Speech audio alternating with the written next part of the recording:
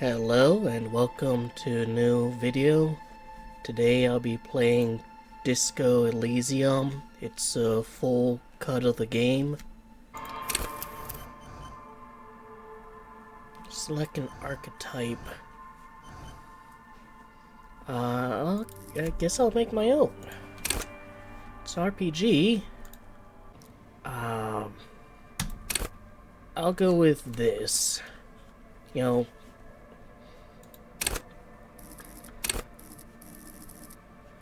Intellect 4. I'll do logic.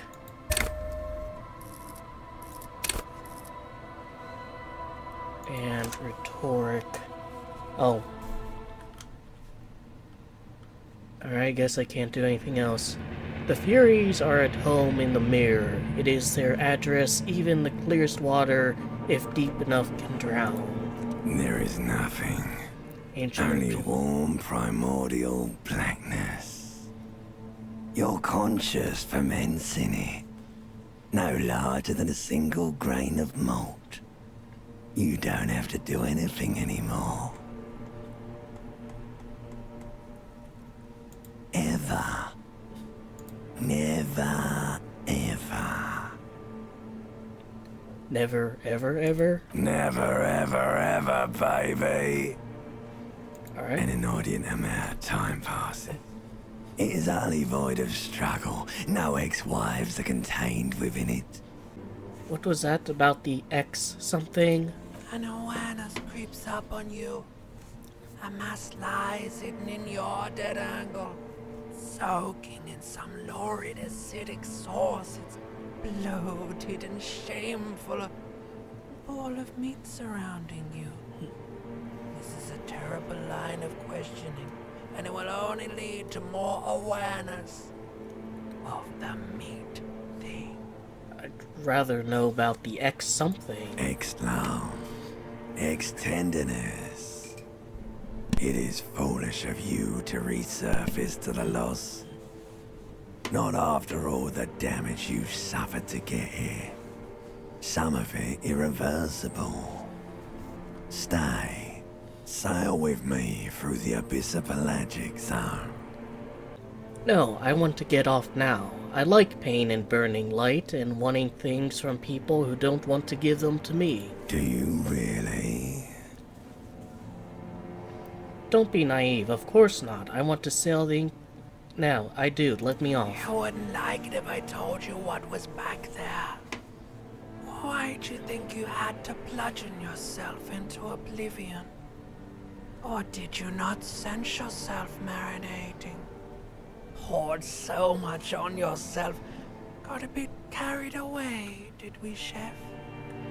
Fear and apprehension. You should ask what's out there first. Wait, I did this to myself? Yes. Your one disco mother. Well, that's half of the title. Tell me what's waiting for me. There's this giant ball there. An evil apes. And the evil apes are juking it out on the ball. You're one of them. It's basically all just evil apes juking it out on a giant ball. How big is this ball? You can't even make out it's a ball when you're joking it out. It's that large. How small are the apes? Infinitesimally small.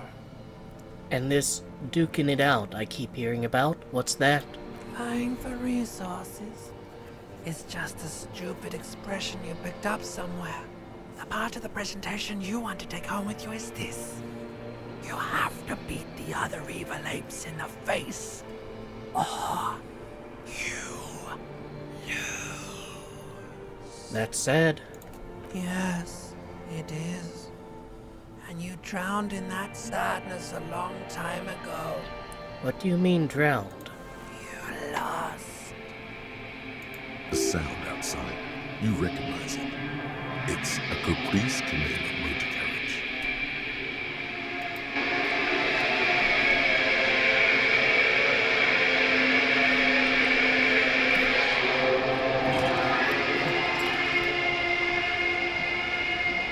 I guess that's me.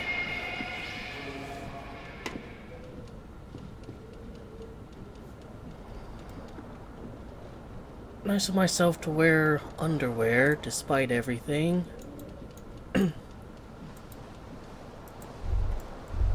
Alright, so that lets me know what I can interact with. This magnum-sized bottle of Commodore Red is empty.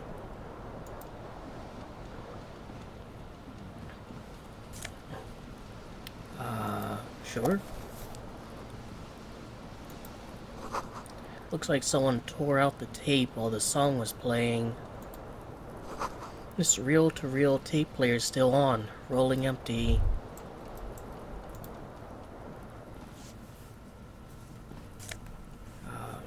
Green shoe, left foot. Sure.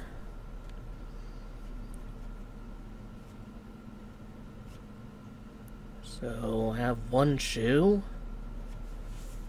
And there's my items. Used to be a tape in this case, but was destroyed in a fit of rage. Something about Etenir's single smallest church in Saint Saëns must have rubbed someone the wrong way. The label says the song was recorded in 40. This green crocodile leather shoe has a high heel and chrome embellishments. It fits your left foot perfectly. Now all that remains is to find the other shoe. I have 2 points of health, 3 points of morale. I guess, like, I'm limited in how high I can go by, like, that. Alright. Let's see. There's a coat here. I presume I'm not going to be walking this slow the entire game. Disco ass blazer. Looks like someone skinned this blazer off some long extinct disco animal. It has an enigmatic white rectangle on the back and right sleeve. So it does. And I can rotate my character. Which probably isn't very good for his hangover.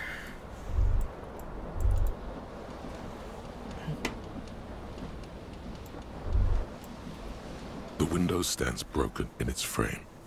Cold wind blows in. Visual calculus, easy 9, assess the damage. The shards face outward. Whatever broke this window came from the inside.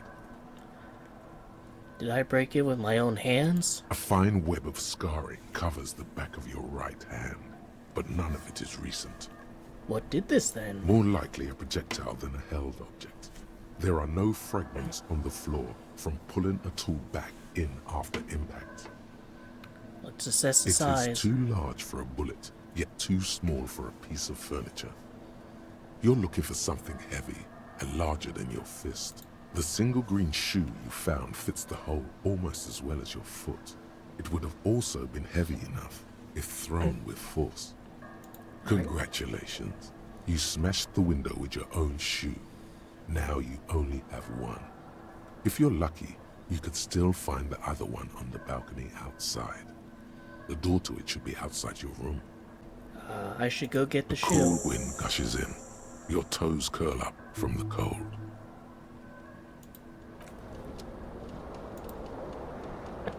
See, it's This tie. fan has 2 chain pull switches.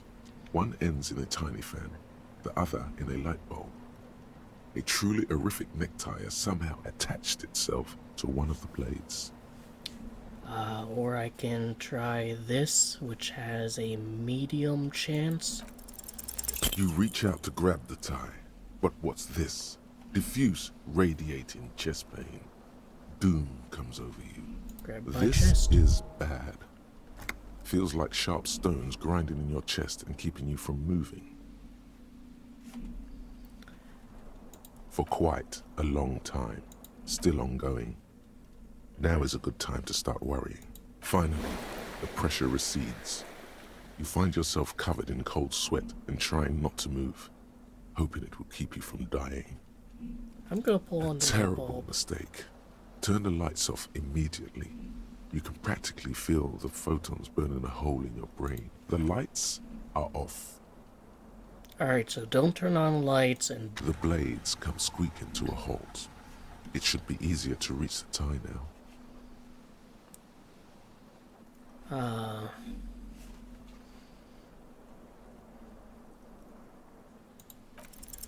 You swoop up and catch the tie.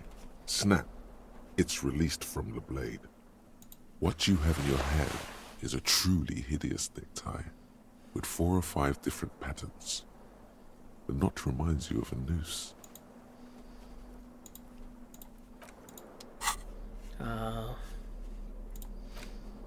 Yeah, that is a pretty gnarly tie.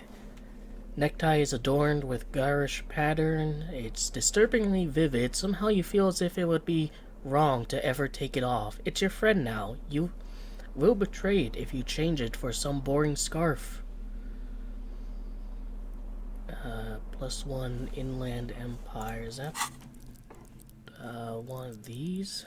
Do I even have like any skill points that I can use? Like, I guess like I need to get to 100 experience in order to get a skill point. Alright, just learning the game.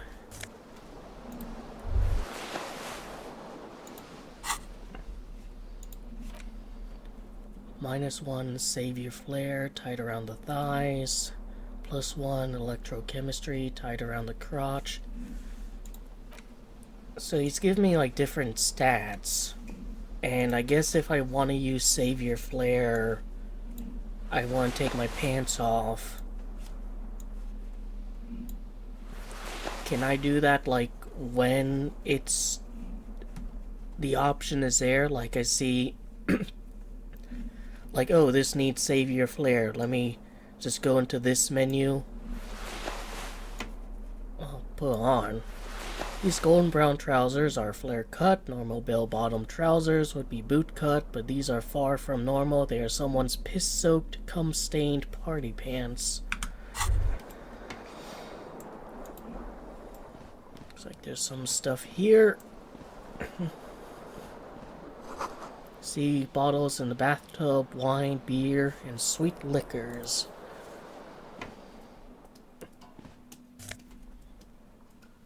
+1 conceptualization, -1 suggestion. White satin shirt used to be fancy, used to really catch the light. Now it smells like someone took a piss in the armpits. Real statement to wear. Unsavory odor. Alright. So, I guess these are like... Alright, I'm figuring it out. Let me look at this. A mirror hangs above a bent and broken sink. In a fierce discharge of masculine energy, someone has ripped half the faucet off. Continue. Hot water sprays from the base, and steam covers the mirror. You cannot see yourself, just the outline of a man. Suddenly, you realize you have no memory of the face that awaits you there, underneath the soft vapor. Really? Nothing? Really? All recollection of the person you are, the people in your life, and even the world you're in has drowned in a sea of blood alcohol. This was no mere night of drinking. It was a deluge of world-ending proportions. Alright, I guess I'll As wipe you the mirror. slowly reach your hand towards the surface of the mirror. Abort. You clearly have not thought this through. You won't like what you see there, and you will never unbecome it. I don't care. Behold.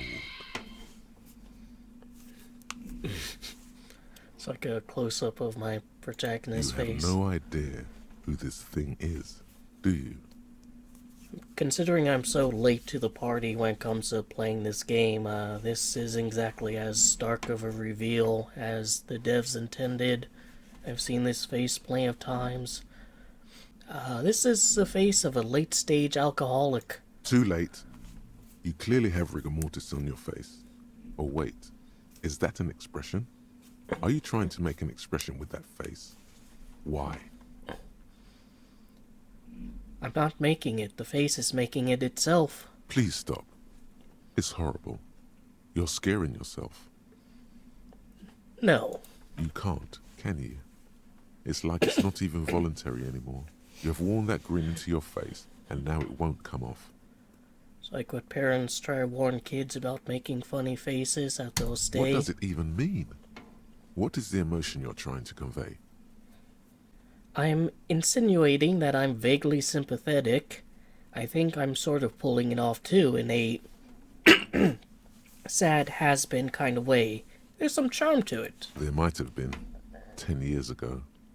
It's little more than a cadaverous spasm now. Alright, so we're both low, so maybe I shouldn't do it. It's interesting how, like, this is one of the things I even have stats in, and it's low. I'll just leave it be. No dice. Notice the obligatory shining carpet pattern. It's not a horror game as far as I can tell, and yet that pattern is still there. You see it in just about every horror game, like, out there. It's half expect to find it in Scorn. You must value privacy. Door has been locked from the inside. And actually, this game has a slight history with Scorn. It was one of the games that was part of this conglomerate of humble bundle financially backed titles back when it had its previous name. I think it was like Ride of the Furies or something, before they changed it to Disco Elysium. This was back in, like, I think 2015. So yeah, this game and Scorn in some ways are like sister games. You hear a jingle. Keys are clinking in the pocket of your flare-cut pants. It says, whirling in rags, on the aluminium key ring. There is a single key on the ring. The number 1 is etched on it. It should open the door.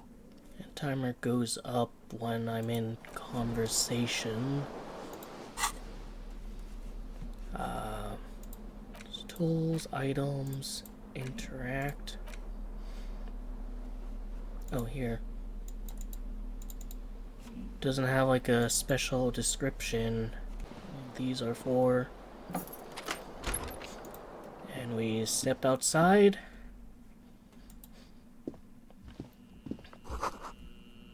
Step Kedra 9 degrees centigrade. Could you put that back? I'd like to read the rest of it. 19 degrees centigrade clear.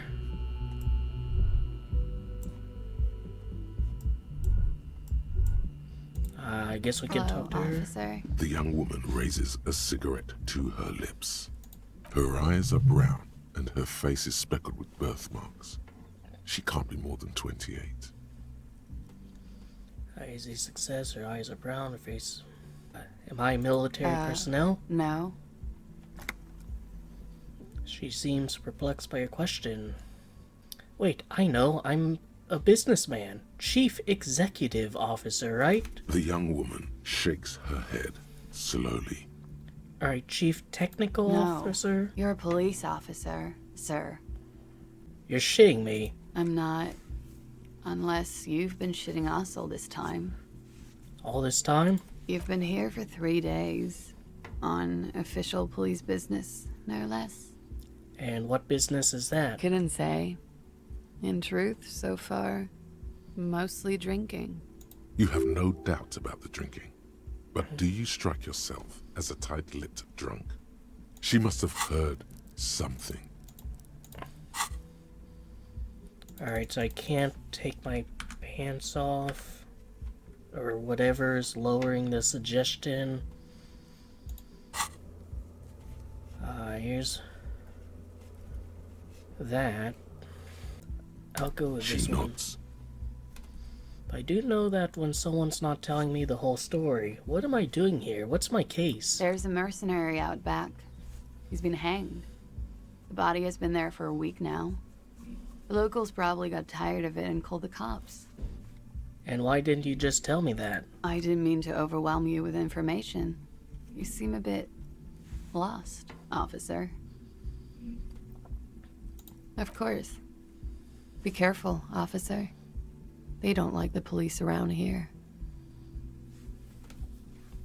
Something stirs in you as she's about to go. Call it an instinct, a need. The need to ask questions. It's like you said the words a million times before. She looks back at you, a light glinting off her eyes. Before you go, I have some questions for you. Yes? Your room is almost next to mine. Did you hear anything last night? There was the usual ruckus. Loud disco music. Did I have any visitors? I couldn't say. It's impossible to hear people speaking from over here. Loud disco music? Oh, yes. Various artists. Ostentatious orchestration prime among them. She raises an eyebrow, waiting for the name to connect Oh, with you. that. Yeah. Whoa. The less said about OO, the better. Oh, were huge where I come from. I was very young then, of course. Like 7. Life gets hard, but we go on. Yeah, we go on, alright. I don't know about that.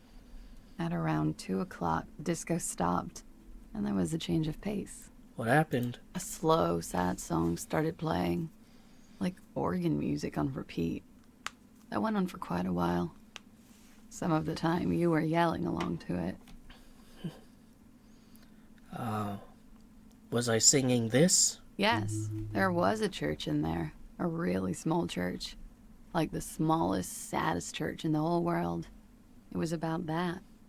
And also, What else? that it doesn't matter anymore and that we're alone now. It was difficult to tell. The song itself was very quiet and soft, but you sounded like a winded boar, sir. It was hard to understand what you were singing on top of it. I'm sorry. Don't be. I was going out later anyway. It didn't bother me. Then what happened? Then you started screaming and trashed the place. Are you sure I wasn't being assaulted? No, it didn't sound like there was a fight. It sounded like someone was trashing their room. A window was smashed. The tape player, probably. The song stopped. And furniture, too. A real destructathon. There was screaming. Then I think you passed out. Was there anything else? There was. I think you screamed that you didn't want to be this type of animal anymore. I may have misheard, but it was sort of memorable. I went out afterwards. Everything was quiet by then, around 4 or 5. And that was it. Tell me, is it 51 now? It's 51. What century? The current century? And that's what? What number? Centuries don't have numbers. They have names. And this is the current one. How many centuries have there been then? Civilization has existed for 8,000 years, sir. She grins. What's so funny? You're right. There is nothing funny about civilization. Okay, you can go now. Glad to have been of assistance. Alright, so a little bit of world building. Looks like she left a nice long stub in the ashtray. It's still smoking.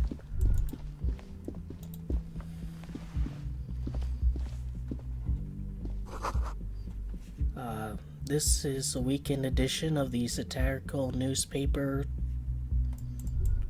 And it quit out before I can look at. Guess I'll go downstairs.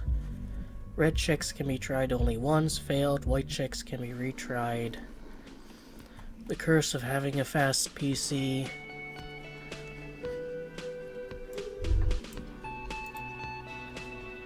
Everything looks kind of dingy and run down. This is where lyrics would be. Big old karaoke mic just waiting for someone to sing into it. Maybe that someone will be me. Speakers connected to radio, the music is seasoned with static. But everything has a kind of like looks like concept art more than anything. You can see the brush strokes.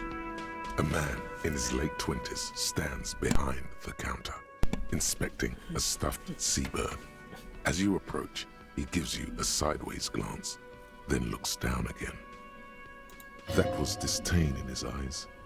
Even now he's purposely ignoring you. Look at the stuffed bird. A competent work of taxidermy. The white and brown seabird lies among piles of coasters and drying mugs. One of its wings broken. The man is trying to mend it. Looks like the bird was ripped off the shield that was used to mount it, most likely on a wall. This is the Great Skua. The seabird is the symbol for the discovery of the Insulindian Isola, the part of the world you are in right now. Something about it makes you feel bitter. Can I help you with that? Look, your buddy is over there. He looks at the doors where a man in bomber jacket is tapping his foot on the floor. Why don't you go and talk to him, okay? I'm a cop, and I talk to whomever I please. He pretends not to hear you, concentrating on the bird instead. Something tells me you don't like me. Oh no, you're a hero. A real hero cop. Could the massive property damage upstairs have anything to do with this? You're being sarcastic. Am I? Or did you ride in, take the body down, solve the murder, and not trash my hostel room? Oh my god, I did all those things? No, you see, actually, you didn't. You haven't done anything even remotely useful since you got here. What have I been doing then? Have you seen me around? No, I haven't seen you around. I'm not always here. Looks down again, keeps plucking at the bird. Are you the bartender? No, I'm not the bartender. I'm the cafeteria manager. What's the difference? I have 3 cafeterias to manage. 3. Sylvie tends the bar here, not me. I'm only standing in. Where did Sylvie go? She just, you know. His eyes dart from left to right. This man isn't lying, but he is hiding something. She just what? So now you're a cop. A competent, looks like this is the great. Something about it makes you feel bitter. What happened? Let's see. Look, your buddy. Why don't you go and... He pretends not to hear you, concentrating on the bird instead. Alright. I mean, you can, like, go back and repeat dialogue trees and game saved. Menu has been wiped clean, only the word Monday is written on it. Alright, so there's no, like, normal years, but there is normal days. Turn the music down a bit loud. This is a water cooler, large bubbles rising to the surface. Woman's hand wrote yesterday's menu. Today starts in a man's handwriting. This royal pinball machine is unplugged. Hello, sweetie. You shouldn't keep your colleague waiting. She nods toward the man in the orange bomber jacket. Sign reads, Mess Hall reserved for Union members. Doors open 1600 hours. A bespectacled man in an orange bomber jacket is tapping his foot on the floor. Looks like he's waiting for someone. As you approach, he narrows his eyes and extends his hand in greeting. If an assault were launched on this building right now, if the windows came crashing down and the whole world descended upon you, this man would hurl himself in death's way to save you. You are sure of this, but why? Alright, so he's my partner, and I guess over the course of the game, best friend. Hold on, who is he to me? He is your half-brother. Hello, I'm Kim Kitsuragi, Lieutenant, Precinct 57. You must be from the 41st. You realize he's waiting for your name. This is your chance to come up with a really good name for yourself. Get creative. Conceptualize. Concentration makes you squint your eyes. Your name should be deep gold and orange, like a forest fire. looming on the horizon, but mixed with the stench of liquor rising from your breath. You're 2 steps closer to it, but there are still many to go. It is not yet time. Okay then. He processes the information, then It looks disregards like we had a little scheduling error on Sunday. Saturday too, actually. Have you had time to talk to the manager here? What he means is, he has been trying to meet up with you for 2 days, but you have been otherwise occupied. You mean him, not towards the cafeteria manager? Yeah, I just talked to him. If you don't mind, we should talk to him again. Ask him for a rundown of the area. Now that I'm here as well. I understand the scene is out back, right? It also wouldn't hurt to assure him the police are finally here. In full force, I mean. Have you mapped out the initial interviews? What interviews? At the 57th, we like to prepare an initial list of persons of interest, and then just skim the surface. Prepare the field, get to know the players. You don't do that? Maybe it's not an inter-district practice.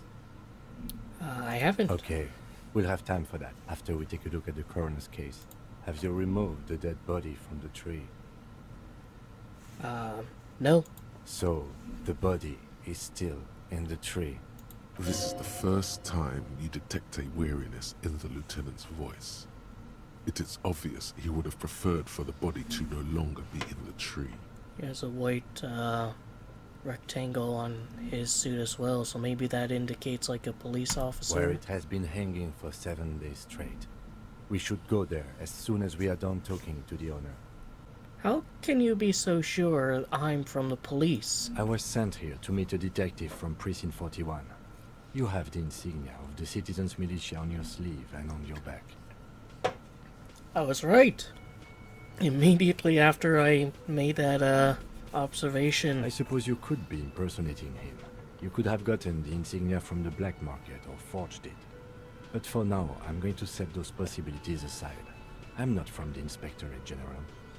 Inspectorate General means internal affairs. What he's saying is, he's not from the Rat Squad and isn't supposed to suspect such things. Ah, you mean the Rat Squad. No need for derogatory terms. They're only doing their job. Okay then. He nods. And I guess he's partnered up with me. But I can't remember anything. I can see you drank last night and the night before, and that you are still drunk now. But I have seen officers go through worse. Much worse. If you need something for your headache, there is a general store nearby. But as I said, the dead body should be our #1 concern. Alright, let's get going Up then. to you, officer. If you're about to embark on an investigation, shouldn't you have a badge? You mean you don't have a badge? I have my badge. I'm a policeman and I have my badge. Oh. If you didn't have your badge, then that would be very bad. You would need to report it on my shortwave. But since you do have it, we can go straight to the task at hand. Lieutenant Kitsuragi is now in your party. You can talk to him whenever by interacting with him. Alright. Well, let's get the skinny on this area. Talking to the manager again. The man with the unimpressive beard notices you approaching. He drops the ledger he was holding and turns to the lieutenant. Mr. Gart, right? Lieutenant glances. You run this place. Just a little notebook. Yes. He responds tersely. I am Kim Kitsuragi from Precinct 57. This is an inter-district investigation, so joining me from Precinct 41... He looks at you, realizing he still doesn't know your name. What is gold and orange like a forest fire, but smells like liquor? Are you kidding me? No, man, help me out. What is gold and orange and smells like liquor? It's you. It's obviously you. You smell like liquor. And you're orange. See? Everyone agrees it's your color scheme. We're on the right track with this name thing. Is this what you get when you call the police now? We've been waiting for a week here. Sir, I understand your concern, but we are here to do a job. And for us to do it, I need you to stay calm. Yes, of course. I know it took us a while to arrive at the scene, but it also took you a while to call us. It was you who placed the call, correct? No, I only just got here. It was probably Sylvie who called you. She usually works the bar here. I'm only temporarily taking over her duties. Alright, sticking with the same Do story. you have her number? As a matter of fact, I do. Looks behind a pile of coasters, finds a slip of paper, hands it to You said you Lieutenant. just got here. From where? Are you a local? What, of Martinez? No, I live in Jamrock. I only sometimes come here to keep an eye on the place. This is just one of the many, many cafeterias I manage. You manage 3. But you still know your way around, yes? In case we need directions. Yes, I know where some things are, but as I said, I don't live here. I just used to work here. And I'm not going to start working here again, if that's what you think. I didn't imply that. Detective, He probably means this is where you step in and ask your questions. Right, then, questions, I've got His this. face expresses profound doubt in your having this. Where exactly is the body? Behind this building, there's a courtyard. They hoisted him up on a tree there. And how do we get there? That's easy. See that door there? First you exit through that. Then to your right, you should see a big hole in the fence. A really big one. You can get to the courtyard through there. No need for the keys. The hole is big enough for the Franco-Nigerian cavalry to fit through. Who killed him? I don't know who killed him. I'm not the police. That's your job. Did you kill him? What are you, crazy? Of course I didn't kill him. Why did Sylvie go away? Haven't you asked me that already? What is it with you and this woman? She has nothing to do with this. No. Before I asked you where, now I'm asking you why. Okay, you got me. She went away because of the dead body out back. And because I asked for her number. That's why Sylvie went away. I hope you appreciate that. thank you. Lieutenant says he opens his little notebook at cover, numbers safely tucked away in a small pocket. Didn't go well? I asked an employee out. She didn't want to come, but felt obliged to. It was a bad idea. Now, what is so goddamn fascinating about that for you? It's got nothing to do with the lynching. I guess I like to be thorough. Good for you. Was there something else? I'd like to get back to what I was doing. That's all. Let's go. Not so fast. You owe me 130 real.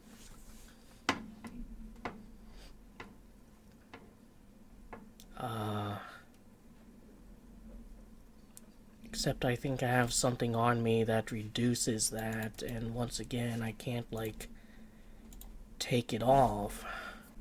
What's real? Oh, excuse me. You owe me 130 real. He pronounces the R with a mock The aristocratic IIR, accent. or Inter-Isolary Real, is the global reserve currency. Whatever part of the world you're in right now, it's safe to assume he means you owe him some money. By real, do you mean some form of street cred? No, you don't owe me street cred. You owe me money. You owe this establishment 130 real. He points to a red ledger on the counter. What do I owe this place for? Let's see. 3 nights at a tariff of 20 real comes to 60 real. Then there's the window you annihilated. The hole in the window was the first thing I saw when I came to work. So don't try to tell me you didn't. That will be 40 real in damages. Another thing you've annihilated is half the bar. You've run a tab of 30 real. Actually more, but we'll round it down to 30 for your hard work maintaining the stability and order of Revachol. That's 60 plus 40 plus 30 equals 130 real. And yes, real is still money. His math checks out, but what exactly is money? What are you, a philosopher? Since I woke up, I have had trouble remembering even the most basic concepts of reality. Money is what grown-up people use to pay for things. Things like this hostel room or or 8 bottles of potent blend, and 9 packs of Royal Extra. We use it for everything, really. And where do I get it from?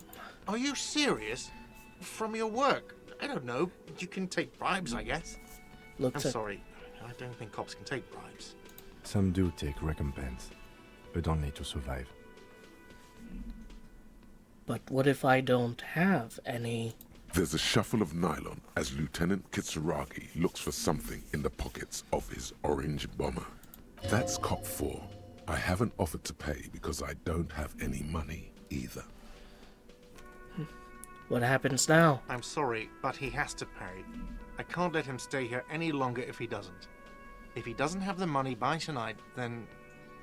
Officer, maybe you're better off working this from home for now. You live in Jamrock, right? It's not that far away. I don't remember where my home is.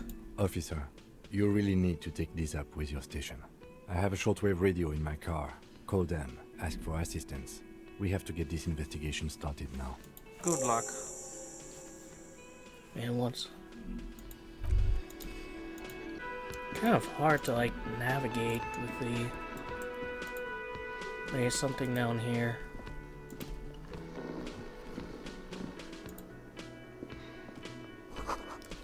A bottle of rum has been knocked over, beautiful dark liquid spilling out.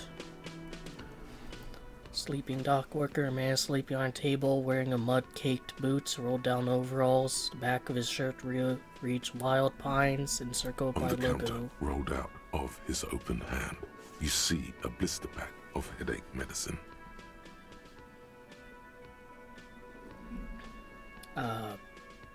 Pick up the The pills. man does not mind.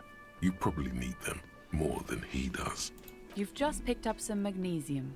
This item is stored in the bottom left corner of the screen above your character portrait. Use magnesium to heal your morale if you have morale damage.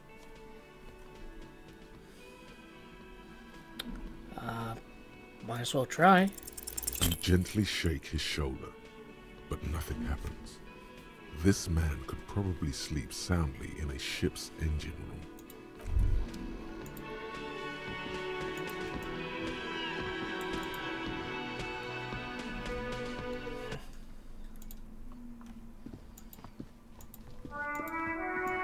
Alright, guessing that's a hole in the fence.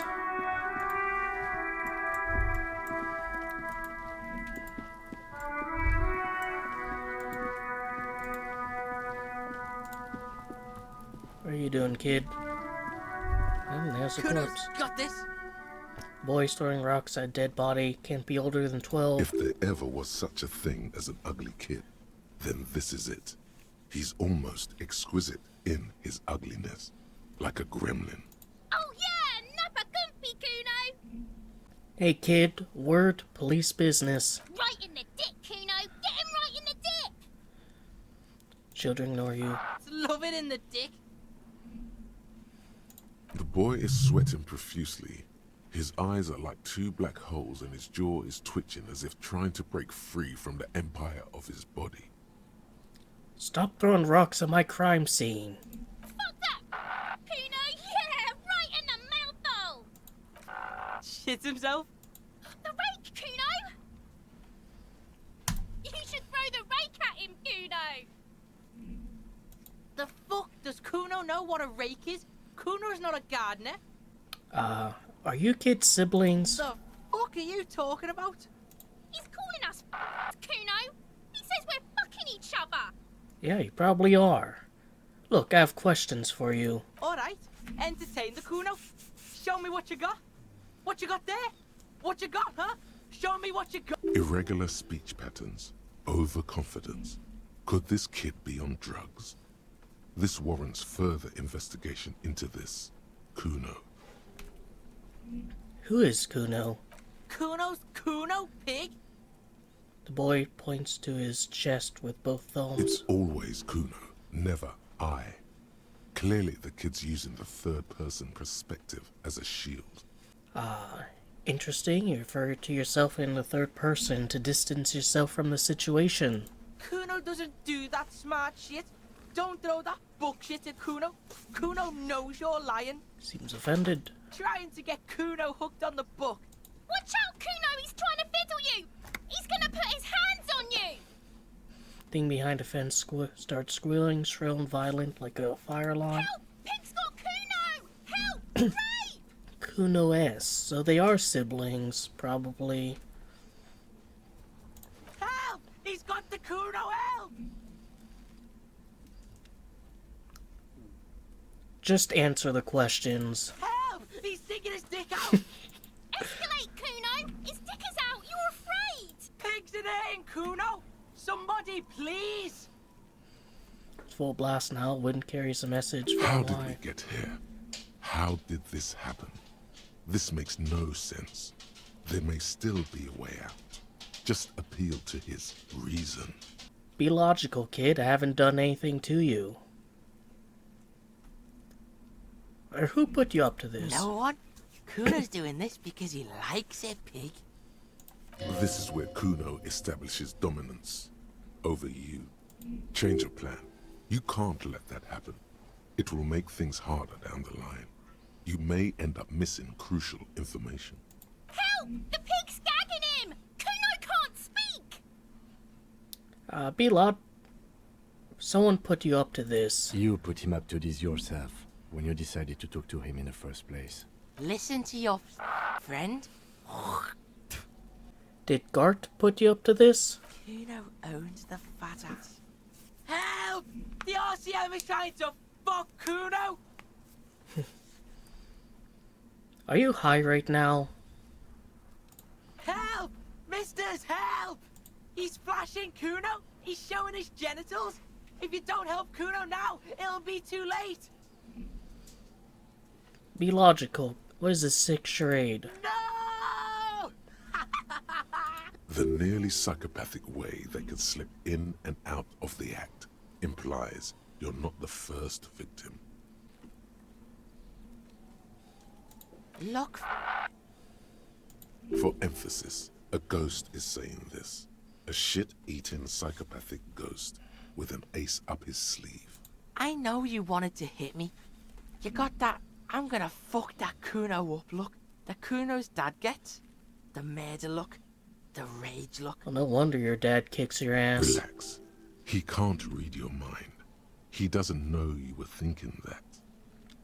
How do you know that? You can't see inside my head. Can you read my mind, Kuno? I can. Kuno can smell that violent shit. I know what you were thinking. I'm gonna fuck that Kuno up. I'm gonna shut his shit down. You know what? You should have hit the Kuno, because now you're nothing. You're a joke to Kuno. Kuno laughs at you. Kuno turned you into his prison, bitch! No, you're not. We can just leave. Bitch, you're gonna be in this shit with Kuno forever! A peepo is a type of hat, by the way. Nice peepo. You don't talk to me about my fucking peeper! You don't know where I come from! You're just Kuno's bottom bitch! Just tell me about the crime Kuno's scene. kind to his bitch. Ask your questions, but remember, this changes shit. Click, click, click, click! What do you know about the body? Shitload, pig.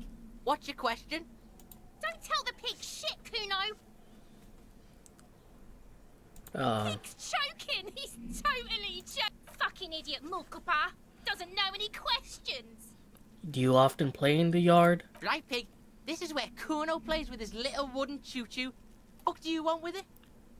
Yeah, whatever. Kuno doesn't give a shit. This is a white check you can retry, so I might as well. He's on your crime scene, bossing you around. And he's been here for some time too. This is where he hangs out. You have to get more out of him. He could be useful. Go with option 2. Kuno, listen, I know this boundary pushing thing is new to you, but it's old news for us grown-ups. Get your snout out of Kuno's ass. Kuno knows how hard Kuno pushes it. Kuno pushes it hard level. You should give up, Popo, or the Kun will keep fucking it out of you.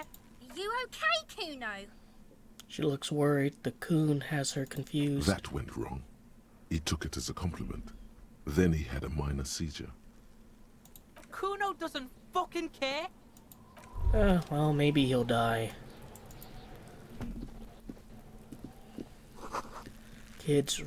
Ladder's rickety but still climbable. Someone's trying to grow herbs in a greenhouse. Corpse looks at you with bulging white eyes. The face around them does not look human. It's swollen and ready to burst. His lips are fish-like and his tongue like a ball gag in his mouth. He has like armored legs. You seem to be holding your breath. Look down. A cargo belt twists his neck at an unnatural angle. The body below appears stiff. It's letting out an ungodly rot. The smell seeps in, even through your clenched nostrils. God, what is that? Why is it so bad? Active decay. It's okay to throw up, officer. No one is judging. He's about to blow! Cop's gonna blow, Kuno! Alright, run up to the kid and just throw up on him. So far, like, I can't do any of these, checks. Smells like spoiled meat and curdled dairy. A human being decomposes. This winch mechanism has been oxidizing for some years.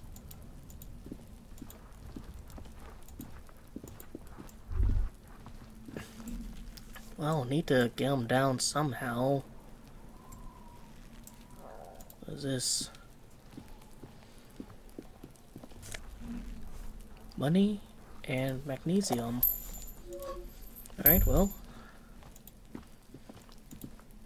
Getting a little bit closer, paying off that debt. There he still is, looking right through you with his white eyes. Try that. The smell is repulsive. It pushes in from your mouth, more instant and more familiar than anything you'd expected. Try to walk away.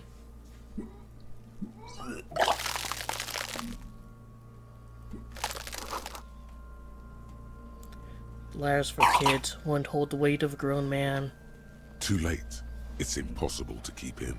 Your body curls and pushes it out, burst by burst. That's probably good for my, Until a getting pool of vomit sober. lies under your feet, and your throat stings from the stomach acid. fucking corpse. Keep it. The hands hands you a blue handkerchief. Thanks. The hangover is clearly making this worse for you. You could use some ammonia to clear your head. Okay, where do we get ammonia from? There is Frit nearby, east of the hostel. They usually have a small apothecary. If they don't, Point to greenhouse. there's a greenhouse here, and a gardener with a wheelbarrow on the corner of the whirling in rags. If she works here, she might have something for the smell. Pretty clever. Acquiring ammonia will provide a modifier to the white check. Modifiers make checks easier and allow you to retry them.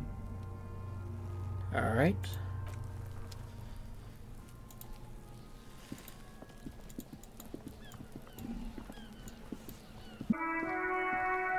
You see a set of tire tracks in the brown slush that covers the plaza mosaic.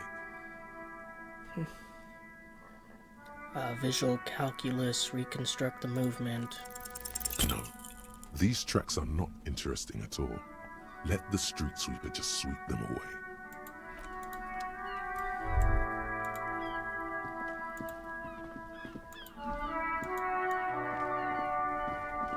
Alright, this is how you move. Heap of snow in the wheelbarrow. The RCM in Martinez. What can I help you with? I have some questions for you. Of course. What can I help you with? My partner told me you may have some ammonia. Can I have some? Sure. I'm done with it. Takes a small capsule out of her breast pocket and hands Go it to easy you. on that stuff. It gave me a terrible headache. We need directions. Of course. Where to? What's in the west? It's just water. No, actually, I think they call it the Martinez Inlet. There are some islands in the bay, but they're hard to reach. In the south? Some shops and a bridge. The canal bridge leads to the coast, but it's broken, I think. Some kind of accident, probably. What's on the other side? Just coast. There's a little fishing village there, and a fish market. But that got closed down ages ago. What's in the east? The harbor gates. Some kind of commotion, I think. I don't follow the local politics. A fleet store too. And north? There's the pier, the Cape Side apartment buildings, some more tenements. Not a lot, really. That's all for No now. problem. Of course. I won't hold you back. Her gloves. You get the feeling that you need them. You have a dead body to deal with after all. I'll be fine. Pigs go home. Street name is illegible.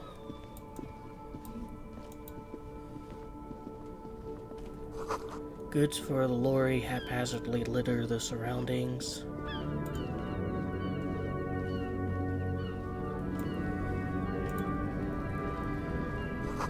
Glossy magazine, most able-bodied man. This issue hosts a top 10 list. Jump Jams, Populace mag.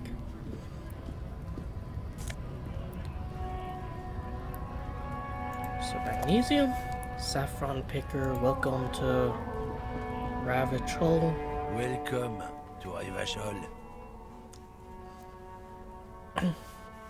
The remark isn't addressed to you, it's addressed to the lieutenant. Because he's Asian, I guess. What's a Ravachol? Don't you welcome to Revachol me. My grandfather came here from a 3,000-year-old racist isolationist culture, while your ancestors came to this island a mere 300 years ago. Every school of thought and government has failed in the city, but I love it nonetheless. It belongs to me as much as it belongs to you. You tell him. It's men like you who keep Revachol divided, making it that much harder for everyone to climb out of this post-war limbo. What he means is, fixation on the Revacholian nation makes it harder for Revachol to actually attain self-determination. He's right. You're undermining our best shot at real self-determination. Oh, come on, man. I just said welcome to Rivachol. It's a lorry driver thing. But you see, I'm an officer of the RCN. It's actually my job to make sure you behave. I would advise you to remember that. Silence. The air between them becomes tense. Your partner needs backup. Now's your moment to shine. Fucking A, Kim. I've got your back. You two make a cute couple. You know that?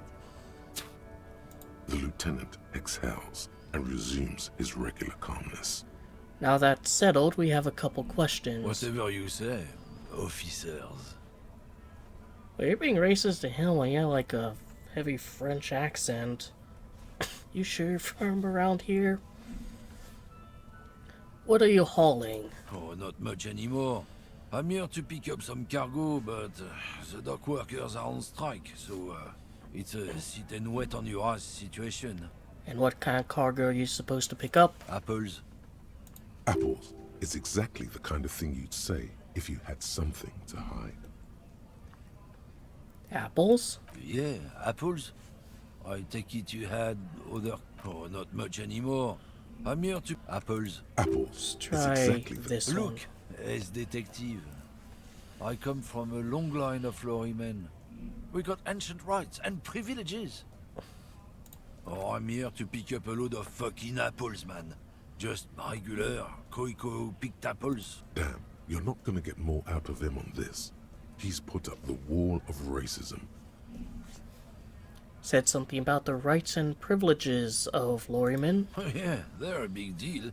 My great-grandfather was a carter, had a royal license and everything. We've tried to hold on to our privileges. And that's a privilege? Sure fucking is. We have a guild and everything, huh? Very ancient. Very prestigious. So it's a kind of union. Hell no. It's a guild. Invitation only. Unions work for the rich fucks. They're basically the same. Been trying to fuck us out of our heritage in the name of profit, but you can't replace experience. Stop recording and starting recording. Just close the dialogue box. And I can no longer...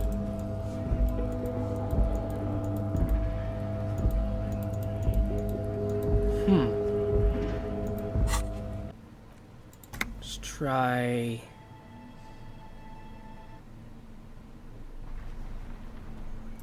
Yeah, now everything's back. Did I get the...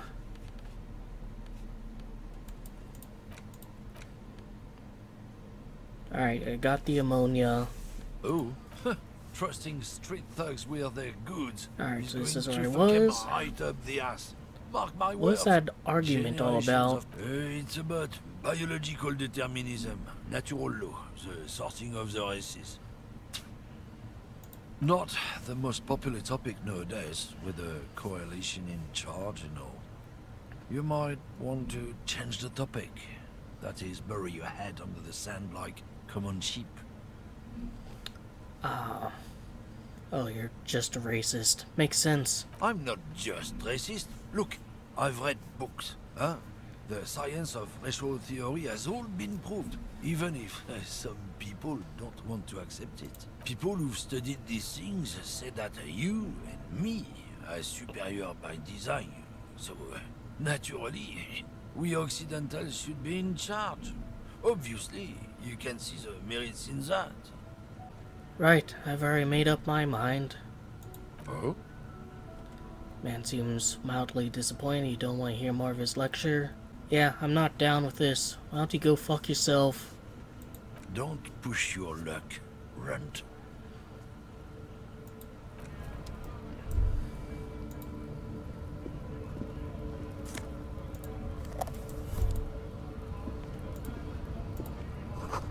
Frite.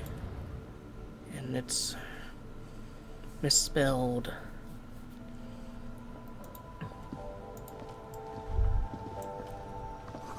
Melancholy pop song plays on the radio. The tear machine stands in the corner. A sign says, 1 bottle equals 10 cents. What's this machine? Oh, that's the tear machine. Yes, but what is it? It's a machine for tear. You know, you find tear outside, like bottles or whatever, and put it in the machine, then it gives you money. I see. How do I pick up tear for a tear You machine? need a bag, I guess. We used to have some, but we gave them all out, so feel free to use it if you find a bag, though. Alright. Way to get income. I can get Welcome a bag. to Frit. Feel free to look around or something. Everything is out on the shelves. What's that magazine she's reading? You mean this? Looks at the cover, boasting a colorful photo of 2 girls kissing. This is Pop Stars. It's got, like, famous people in it. It's not for sale. Looks like it also has something called Police de la Mode, featured on page 34. This speaks to you. It's where they rate different outfits famous people wear. It's kind of funny. They're kind of mean. It's about who's the most stylish. Who's a numero uno guy in there right now, and does he look like this? No, I don't think so. We are not the fashion police. We're the real police. Well, let's proceed. Okay. I'm not really supposed to be chatting to anyone, but Can you tell me anything about the dead body? I don't really know anything. I mean, I know it's there, but I haven't seen it, so How long has it been there? I don't know really long. What do you think happened? I don't know. No need to worry. It's just standard procedure for us to ask around. If you hear anything, let us know, okay? Okay. Scratches her nose. Did you know the guy who died? Not really. Not really. Does it mean you knew him a little? No. I didn't know him at all. Alright. Uh-huh. What's this? Yellow roses, dozens of them. Tulips too. And brought my own overalls.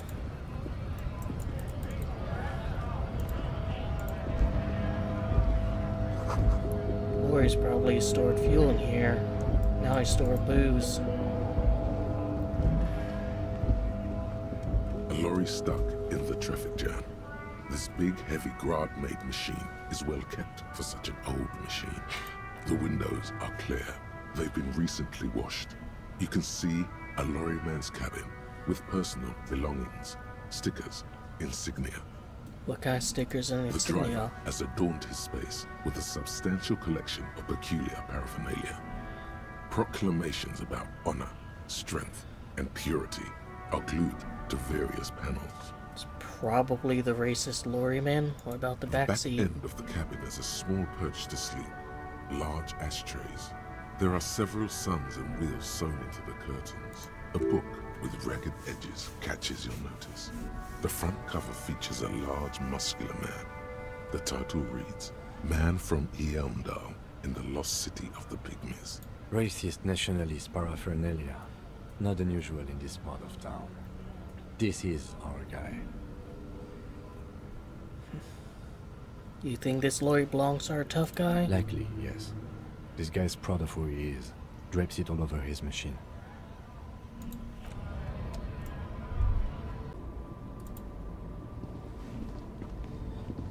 An old monument stands in the middle of the traffic island, pointing toward the sea. It looks as if it's been reassembled piece by piece, secured and mounted in the air with the aid of numerous ropes and rods. Who is this? A silver plaque on the statue's pedestal reads, I am Philip III, the Squanderer, the greatest of the Philippian kings of Revachol, son of Philip II, the opulent, father of Philip IV, the insane. What did he do? You have no idea what you did a week ago.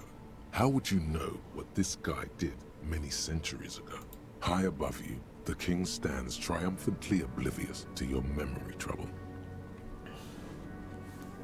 So I guess I can't do this unless I increase my encyclopedia score.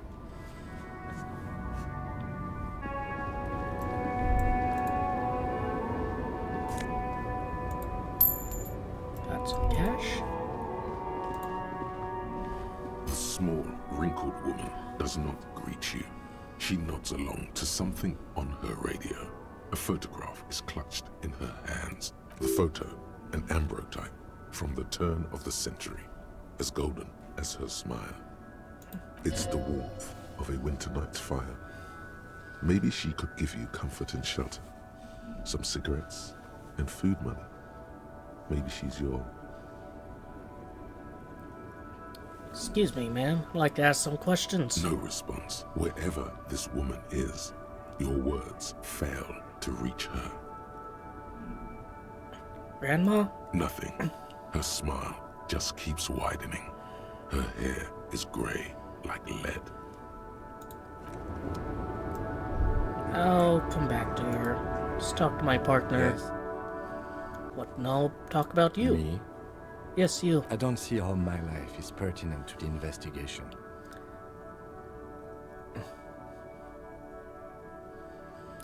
Come on, Lieutenant. Open up a little. If you insist. What do you want to know? You don't look like other people around here. That's because I'm half Seolite, or quarter. My father's father was from Seoul. So was my grandmother, but from my mother's side. It's not an interesting topic. What is Seoul? It's a part of the world, officer. A geopolitical entity, and a geographic division. I told you it wouldn't be interesting. Seoul is a protectionist, isolationist, pan-Isolari state west of the Insulindian Isola. Actually, it's quite interesting. Some would even say mysterious. You're only making it sound uninteresting. I still want to know more about Seoul. You're barking at the wrong tree. I don't speak a word of Seolite. I've never met either one of my grandparents, and I've never been to Seoul. I'm a regular Revacholier. Seems almost proud of these things. Do you ever talk with yourself? What do you mean? You know, when you're thinking, do you ever have conversations with, like, your brain? I have no idea what you're talking. The lieutenant's conceptualization skills must be rather rudimentary. The lieutenant is a police officer of the old school. His concerns are material and extrinsic. But this isn't an old school case.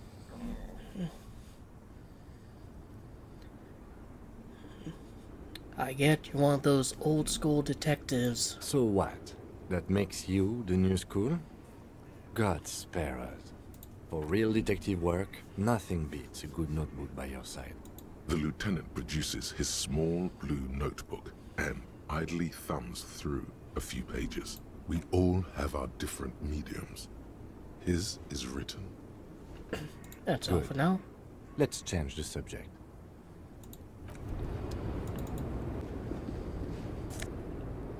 White tank top.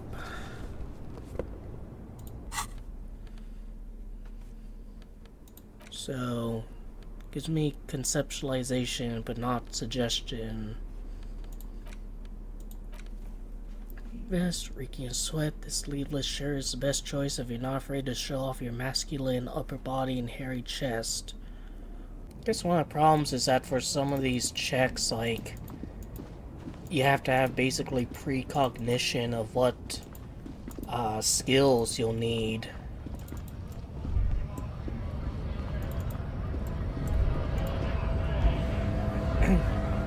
Bastards! Stab leader. We have a right to work! Man yells to the harbor gates, his voice is louder of the lot and oddly screechy for a man his size.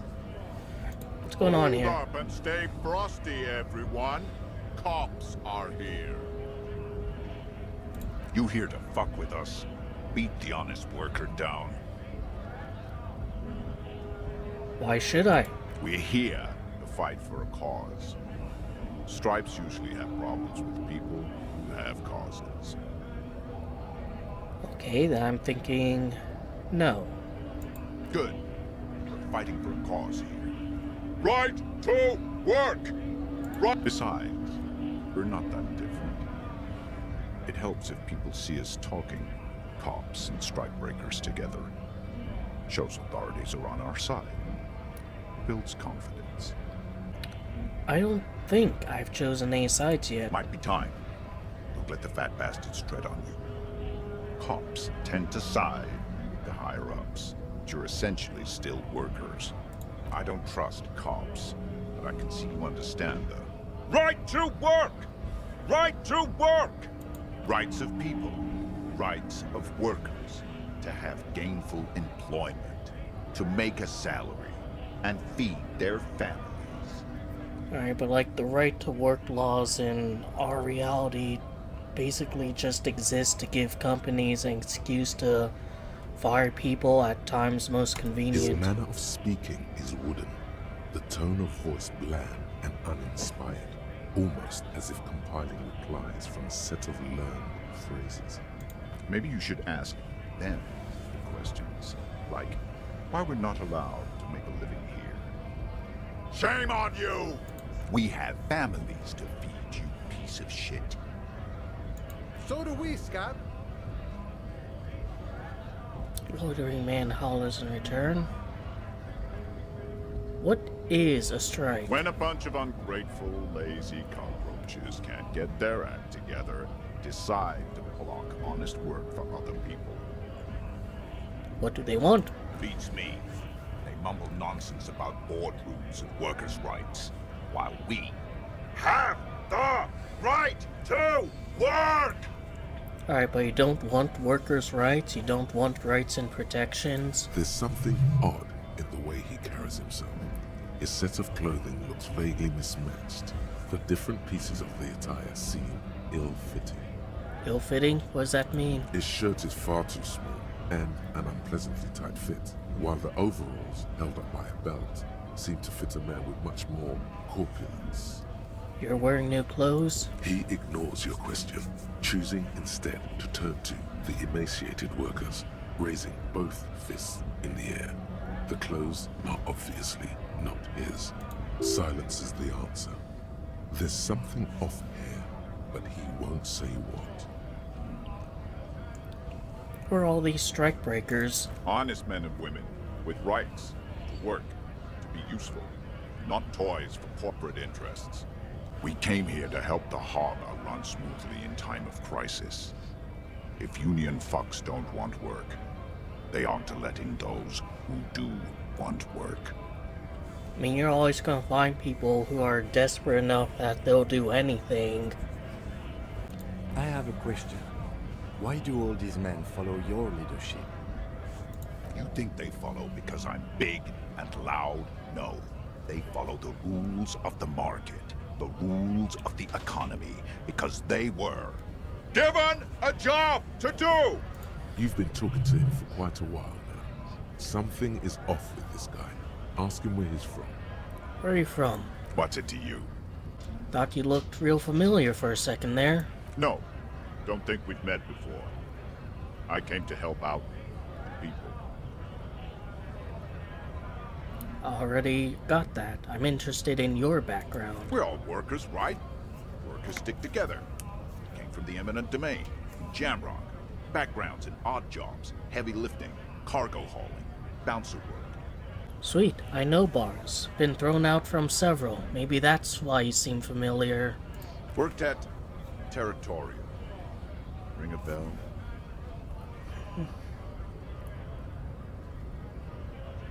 Never heard of it. Are you lying? We're done here.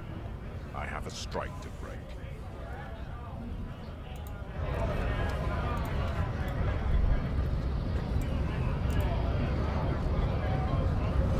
Says GRH. This guy. Scab? Asked man with jolly eyes, tilting his head. You're hazy on the notion of a scab. Smells like politics, though. Maybe it's got something to do with the flask he reaches for from time to time. What exactly is a scab? A kind of a worm, content with mere survival. They come, they want to do our job for shittier pay, screwing over both themselves and us. Everybody loses. Where do they all come from? Beats me. Somewhere in the ground, I think. You don't seem to like them much. Gotta be bloody stupid or freaking evil to scab. Or I guess scared, maybe. But scared of what? Of who? Personally, I'd rather beg than scab. If the gentleman shouting on the street came begging, maybe they'd have gotten something. Have you tried talking to them? We've explained the matters, but they don't listen. This lot would be reasonable and go home if the big guy wasn't riling them up all the time. Big guy. He means the leader of the scabs. I'm not a scab, I'm a cop. I was just messing with you. No one's ever seen a cop scab. Imagine, you cops going on a strike, but then another cop comes in and says, let us cop for less money. Speaking of, what brings the RCM here? To the Wild North? Come to see the strife? Came to investigate a murder. Murder, huh? That sounds like a lot of hard work. You'd never see me investigating a murder. Maybe you want to help me solve it by telling me who did it? Of course, Policia. It wasn't me. You can rule me out. Easier. He didn't do it. It's the truth. What's a strike about anyways? You know, serious business. I'm sure the big boss will be glad to tell you. You'll have to ask him first. He's a chatty guy. Wants to talk about the strike. Return once you've met the union boss and are on a better footing with the organization. I need to know what's behind the gates. I'm exploring. My friend, I respect the right to roam. The open range awaits. Does this mean you can let me through the gates? I don't operate in that capacity. I'm not a granter of passage. The passage grants itself. If it's all so simple, why don't the strikebreakers just go up the stairs? That simple. I just walk in. Aye. Walk right past Measurehead and go in. Measurehead? Yeah, the 2.5 meter tall Semini supremacist there. Walk right past him. Right. Press the button to unlock the door. Uh-huh. Then go past him again. And you enter the arbor through the office. Stop. So you're saying it's actually quite difficult? Don't worry, I'm sure it's not completely impossible. For example, you could best measure head in a physical confrontation, or you could convert to a Semini supremacist worldview. Or maybe it actually is completely impossible. Has any of the scabs tried converting to his worldview? Jean-Luc himself would say the philosophy has proven overly heroic for the scabs to convert to. Not enough intuition. And anyone beat him? Not yet, no. He's incredibly strong. Sure.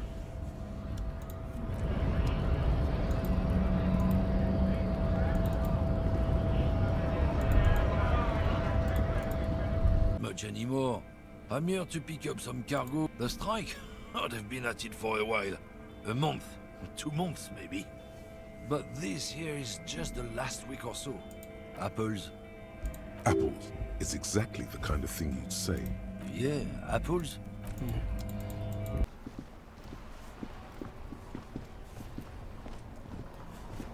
Before you stands a motor carriage. The bodywork is covered in blue and white livery, bearing the number 57. Vapor emanates from the large engine on the back of the vehicle. It hasn't had time to cool off yet.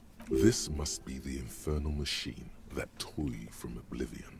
The Caprice Kinema motor carriage.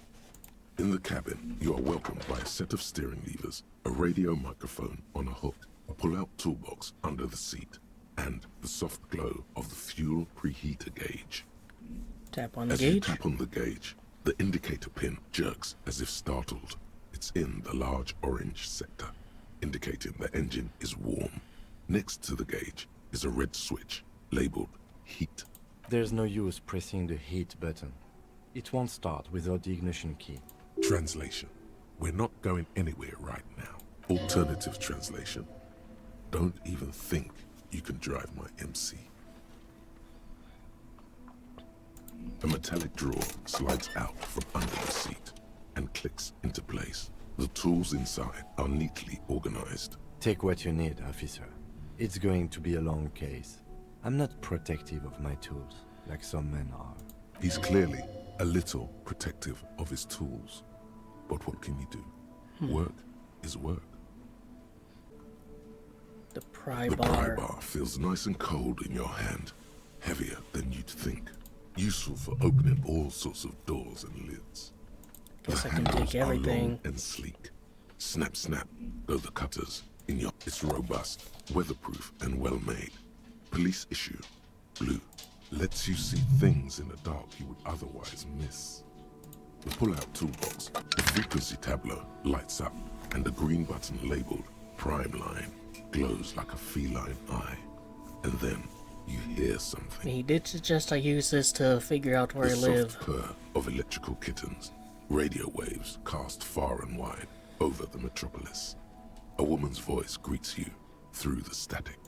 This is Precinct 57. Hello, Lieutenant. How may I assist you? Hello, Alice. Please assist our colleague from the 41st precinct here. I'm putting him on. Hi, Alice. This is Officer from the 41st Precinct speaking. Nice to meet you. This is Officer Alice Demetri, Precinct 57. How may I assist you? I need you to connect me to a civilian, a Sylvie. She may have reported a murder. Of course. What is her number, officer? Kim, didn't Gart give you Sylvie's number? Yes, hold on. Her number is 005 1944 298. Received. Hold on, officer.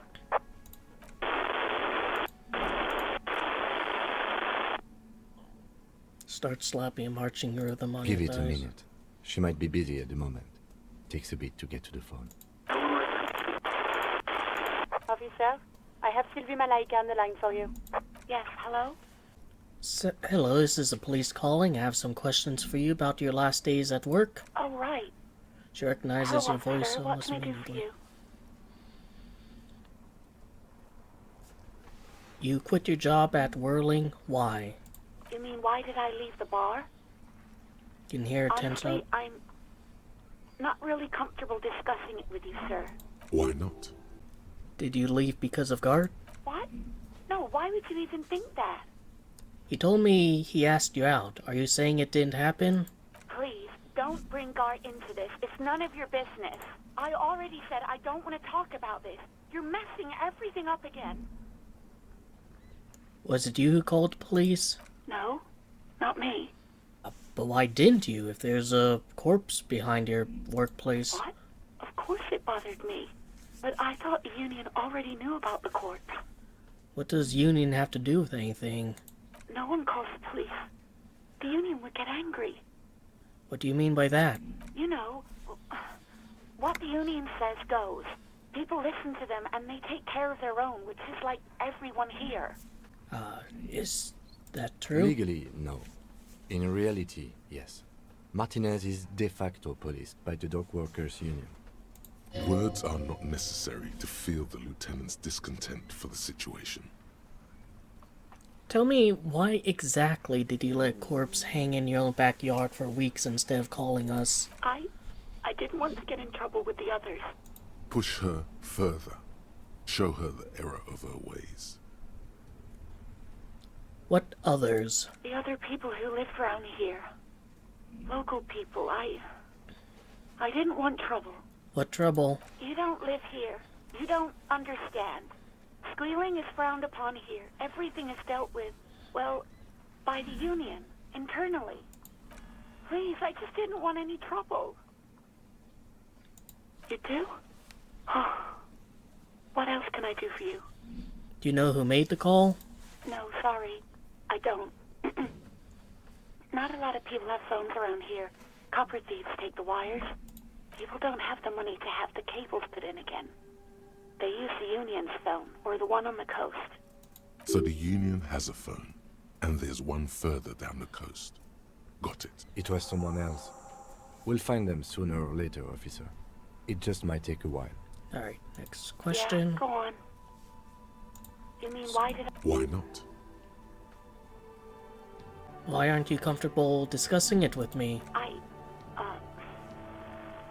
Let's just say I left because I needed to get away from someone. What? No, why would you even think that? Sylvie, don't be afraid of that pig. You have to stand up for yourself. Please, don't bring Gar into this. It's none of your business. I already said I don't want to talk about this. I do hope so. Please, don't call me again. Bye. Wait, why does she seem angry with you? No. Really? She doesn't have a problem with you. It must be someone else she's angry about. Some other guy. Like Gart. You know women and their constant problems. Yak, yak, nag, nag. How's one supposed to get the love going like that? That's where you step in. You're Lieutenant Love, matchmaker extraordinaire. Help the poor girl out, lest she turns into a... Yeah, not a spinster, my God. You have to intervene on behalf of Love. First, calm her down.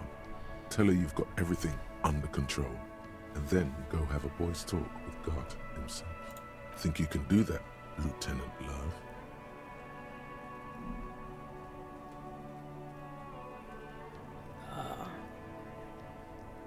I'm gonna refuse. You're just a gimp. What? You want to be more empathetic? Call was terminated by the other party. Anything else, officer? Connecting with the 41st. Just a second, officer. 10-2, 10-5. This is 41st. Come in. Over. A scrawny old man sits in a dusty cubicle, smoking, with a large white rectangle sewn on his vest. In front of him is a box-shaped apparatus with an array of wires and antennas. The radio switchboard. The man uses relay code. You got this. You're a cop, and cops know relay code. 10-4 station 41, got urgent business, over. 10-4, message received. 10-5, relay message. 10-18, state your message, sir.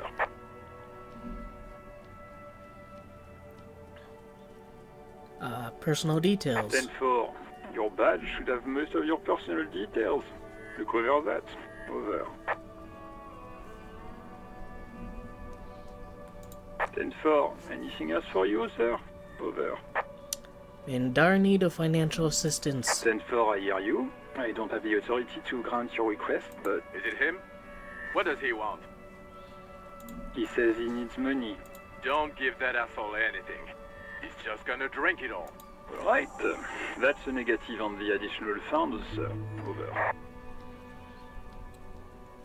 It's paramount to the investigation that you grant me more money. He says it's important to the case. isn't getting a red cent. You can tell him that. Request denied, sir. Over. Come on, I'm begging you here. I don't even have a place to sleep tonight. He says he's in trouble. Doesn't have a place to sleep. Well, I guess he'd better crack the case before sundown then. Vigmar said... Just take me home. He said, it's okay. You can do it, sir. Over. What is he saying? Did you want anything else, sir? Many of your colleagues are also here. Over. He's trying to keep you from further embarrassing yourself in front of your colleagues. Let us address them now, sir. Over. What if my badge is say- missing? 10-9. Over. Can't find it anywhere. Basically, it's gone. 10-4, message received. This is a very serious situation. I need to 10-22 the captain. Over. Any other good news? He's saying he lost his badge. He what? He lost his badge? Who lost his badge? Dick fucking Mullen. Who do you think? It's Officer Dick Mullen from the bestseller Dick Mullen and the Lost Identity. Dick Mullen is not your name. It's the name of a fictional detective who would not lose his badge. Defend yourself. Immediately. They're laughing at you. Ha ha, officer has lost his badge. Ha ha, like I'm the first cop to ever misplace his badge. He says this has probably happened to other policemen before him and laughs sarcastically. Oh god damn it. Is he fucking kidding? The whole station's gonna be dicked for this. Satellite Officer Vigmar is wondering if you might be joking and adds that this tarnishes the reputation of the entire... Mullen dicked us. 10-4, I hear you, officer. I'm just going to make a note here that you are in pursuit of your misplaced badge. Over. Fuck me. Mac, come here. You've got to hear this. Dick Mullen lost his badge. What's going on? Super Cop here lost his badge. He lost his what now? His badge. He lost his goddamn fucking badge. Enough with this now. I have other things to discuss. 10-9, come again. I didn't get that. Over. New heights even for Captain Sober. Ask him. Ask him if he's lost his gun, too. Sergeant Orson wants to know if you lost your gun too. Check your pockets. Check your... Holy fuck. You don't know where it is, do you? Oh god, it's not here.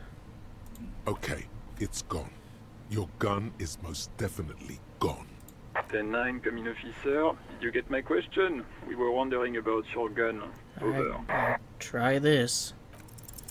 Even before Seriously? you can get the words out, everything gets scrambled in your brain. He says he didn't lose his gun. Or his fun, whatever that means. Ask him to describe it. His gun, not his fun. Just the gun will do. Satellite Officer McLean requests a description of your weapon. Over. Oh, request a description, huh? We'll give it one. Describe the plasma gun. For stars, it's massive. Got flared cooling vents along the front and hydrogen flasks sticking out too. 10-9, come again, please. Over. It's got a magnetic accelerator and arc that accelerates the energized ball of periwinkle blue hydrogen-based plasma to near light speed.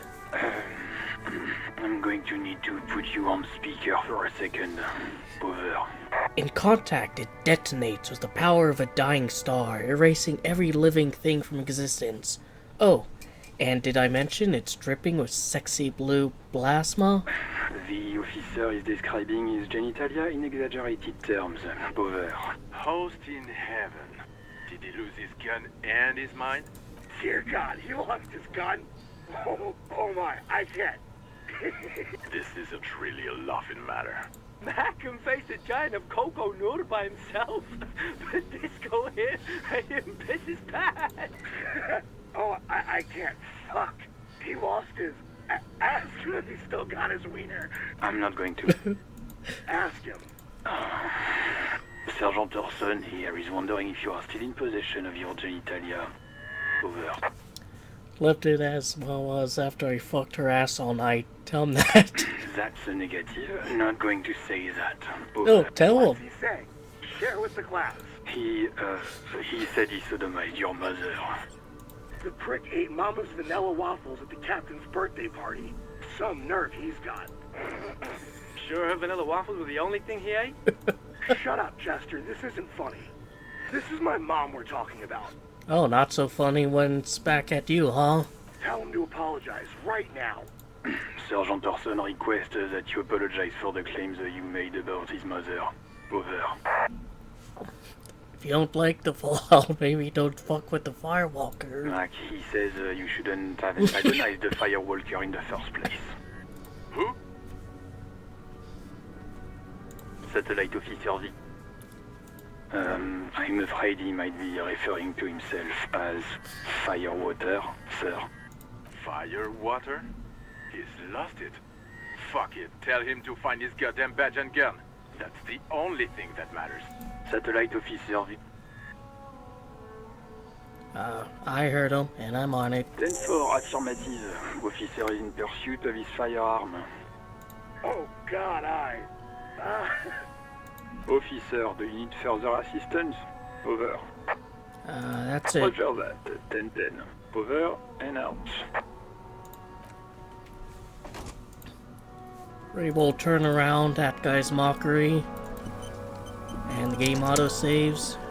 Probably because I'm looking for my gun. Some great tectonic force has cracked this pavement like an eggshell. Wait, trash can might be money. There are balls inside. Only had a bag. There he still is, looking right through you with his white eyes. The body below. Alright, so is there something I can use?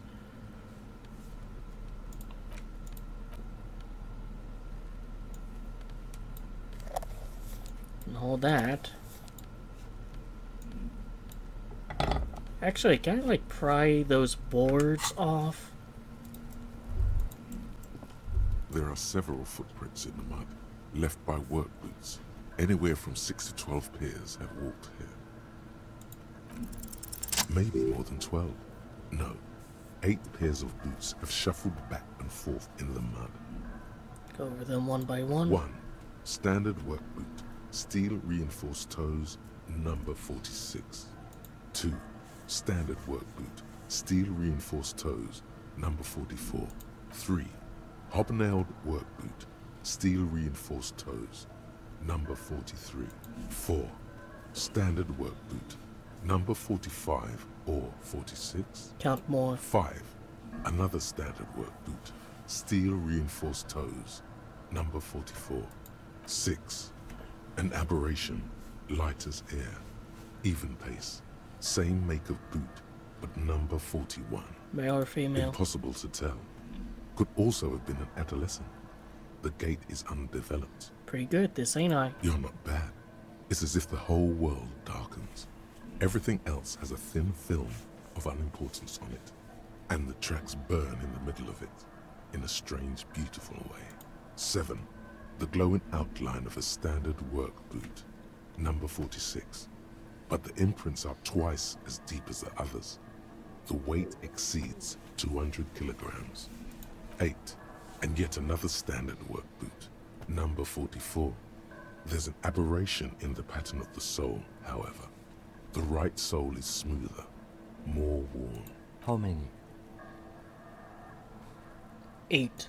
I was pretty off then. I counted 20. Same guys are going back and forth. I never got the hang of it. Hyperopia. Do you see anything out of the ordinary? An aberration. One soul is smoother than the other. Interesting. Let's name it the old soul. Do you have any ideas, Lieutenant? Someone operating a workbench with a pedal? Like a joiner at the harbor. Or maybe a drummer? So one of the people we are looking for is a drummer? No, it's not. Forget I said it. We are not looking for a drummer. Think you tried telling a joke? Perhaps it could be a driver. A driver would wear out the right shoe before the left.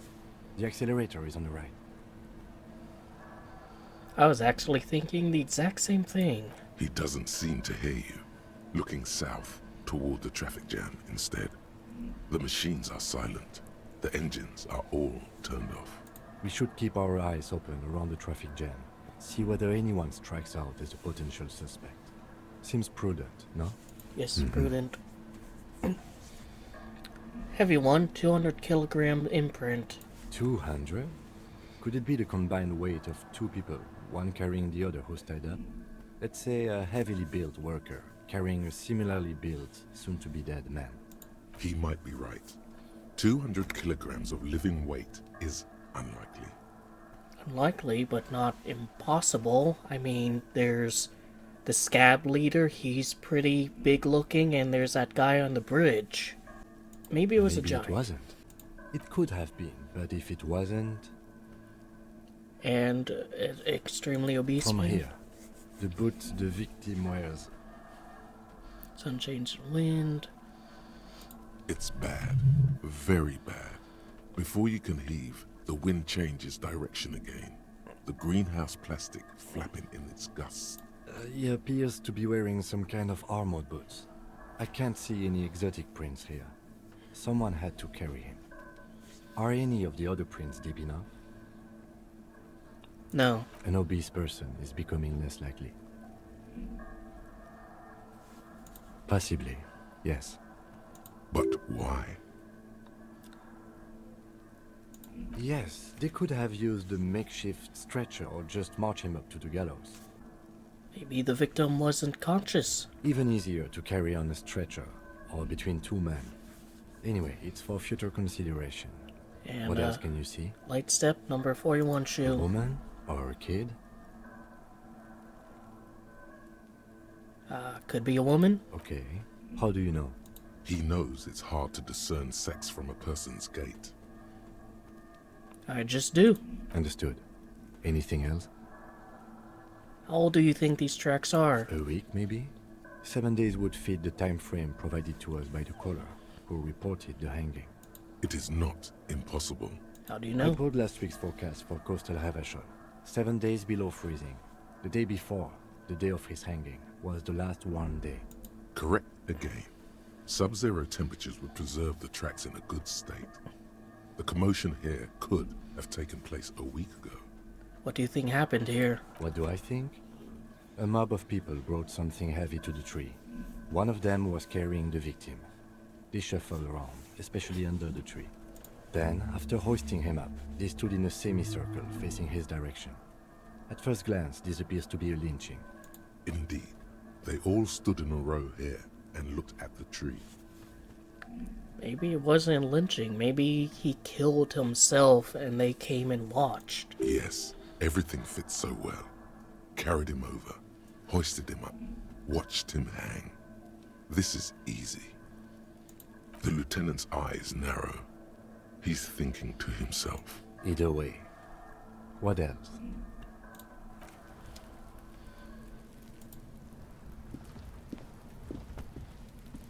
There he still is, looking right through. The ammonia only makes it worse. The combination forces tears out of your duct. The second time, not so much. When the vomiting is done, your cheeks are wet with tears.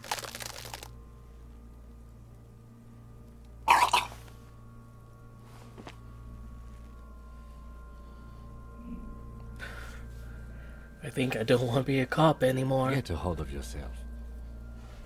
Feel your hand pat your back The rhythmically. weight is reassuring, like a crenel on solid fortification. I've seen strong men turn themselves inside out for hours. You are facing tough odds here. Alcohol withdrawal makes it considerably harder. Why can't I keep it in if I've been a cop my whole life? I've seen captains puke their guts out. It never gets easier. You never get used to the smell. Every Monday is cadaver day. Throw up, investigate. Throw up, initial autopsy. Throw up, bag it. Then drive to the station. Maybe throw up on the way there if you didn't bag the thing tight enough. You seem to be fine. I think I've lost my sense of smell. A white lie. Not being hungover helps too. Can't do something else? That's probably a good idea. Clear our heads. But before we can do that, you need to get your shit together. Okay. We should go talk to the locals. find something else to do while the wind changes. It's pretty... You've gained a thought. When this dialogue is over, go to your thought cabinet and internalize it for special bonuses and effects. Give it half an hour. Get yourself together. Then come back and have another go. Alright. Volumetric shit compressor. Temporary research bonus. Research time 0 hours 30 minutes. Your shit is apart, and it's rather unbecoming of a cop and a human being. It's supposed to be the opposite of that. Together, compressed in a small area. To achieve a solid level of shit compression, squeeze your butt cheeks together for 30 minutes. Do something similar with the two hemispheres of your brain. Talk to people. Maybe that will help. Experience.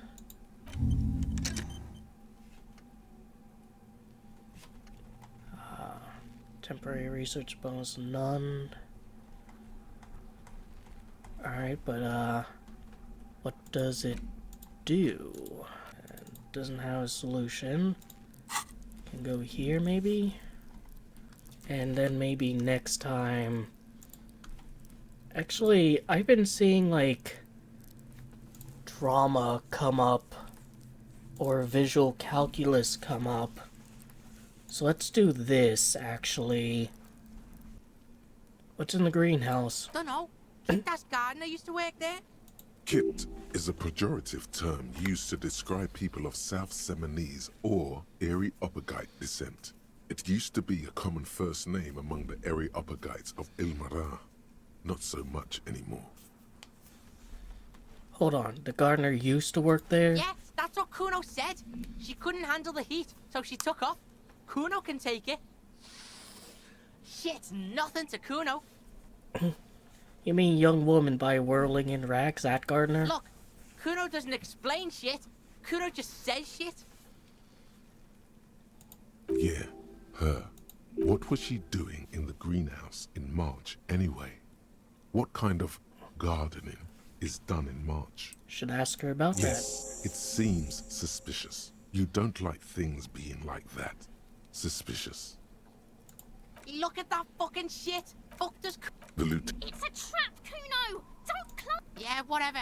Kuno doesn't... Alright, where's that? Actually, what's this up here?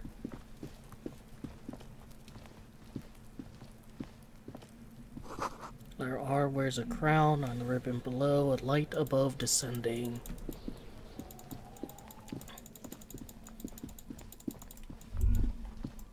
It's like something up there. I can't reach it. Alright, so you're the gardener, right? Just approaching this, Kim, can you get out of the way? This civilian with a It's crowbar. raining again. It was clear just an hour ago. Tell me, what exactly have you been doing in the greenhouse in March? Well, this might be the last snow we get. At least I hope so. Snow has nutrients in it. Helps everything green up in the spring. At least that's what my grandma always told me. Yes, think about the cute grandma, not the weird snow.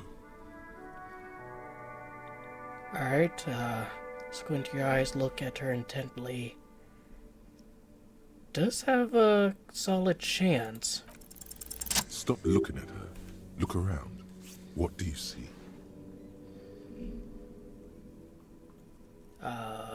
An entrance to a yard? That's right. And the canal, the bookstore, the harbor gates. This is a great vantage point for keeping an eye on you. Are you by any chance keeping an eye on us? No, of course not. I don't understand what this is about. The kid did this, right? The red-haired rat? Can't say a sentence without or kipped. He's always giving me trouble. I was talking to him, yes. Maybe you shouldn't be. I mean, you do your job, but that kid is beyond help. And he certainly won't help you. You've been resting here for quite a while, haven't you? Yes, I'm tired. I understand. The RCM isn't welcome here, and the locals want to keep an eye on us. There's silence, the smallest of smiles. That's okay, miss. Do what you have to do. I think we're done here. Let's go. I have to run. Didn't really go further down. Guess we can see the park bench.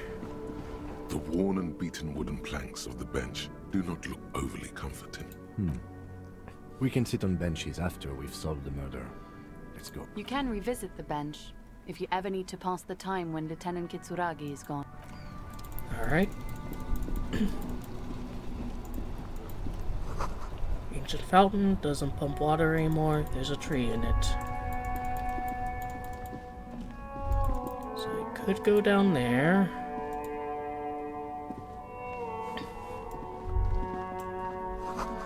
Helpline to a company that controls a drawbridge.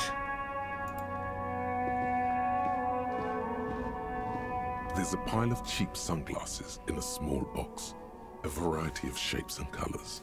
You like sunglasses, officer? I've got the latest styles right here.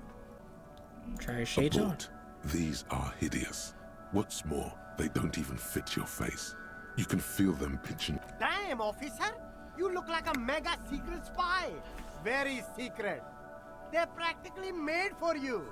I'll let you have them for 2 real and 50 cents. No, you are definitely not buying those.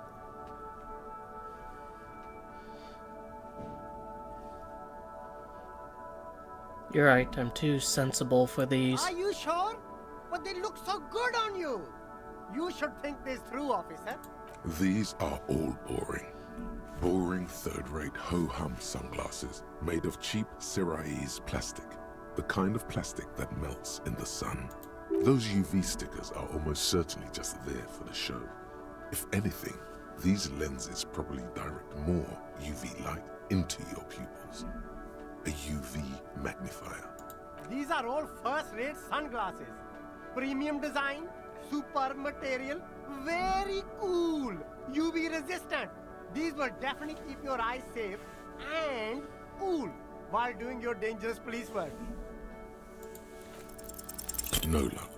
All you find is this lime-colored cellophane visor, produced by a bargain sportswear brand called Amphibian, apparently. There's a malformed green frog on its bent cap. Oh, that visor is perfect for you, officer. It'll definitely keep the sun out of your eyes while you're shooting criminals. Bang, bang! And all for a mere 6 real. Kim, are we firefighters? Something we should be prepared for? I hope not. You don't like it? Sure, Square Joe. No problem. Let's get you some Oh, it's a real frog shit. visor. I'll leave for now, but I'm coming back for that frog visor. There are clothes inside. Cheap second-hand clothes. Don't be shy. These are premium class clothes. Good quality fabrics, best retro. Save the economy? That sounds off. Haven't you heard, officer? We've got to be economically conscious. Recycle your cash, keep it in circulation. Don't buy new things. Buy eco. This doesn't make any sense. Why exactly does the economy need saving? Look around, officer. You see all these premium goods just sitting there, not getting bored? We've got to keep the flow of goods moving. Is this really the economy we want to leave to our children? Bound have children, I think. Too bad, officer. Kids make it all worthwhile. Without kids, who's going to be around to enjoy the economy? Don't... You find your hands deep in tattered and faded garments made from weird polyester blends that make your body itch and sweat in all the wrong places. Economical, but also trendy. Look first-hand, buy second-hand. Keep the economy moving. Well, I can try. No good. All you can come up with are some treated wool pants. You can tell they're too tight around your thighs and too loose around the waist. No luck? Why not take another look, officer? Keep supporting the economy. What's this? Nosafid? Alright, finally have something that can heal me. Roy's Pawn Shop, fast cash or faster something else. Fingerless gloves.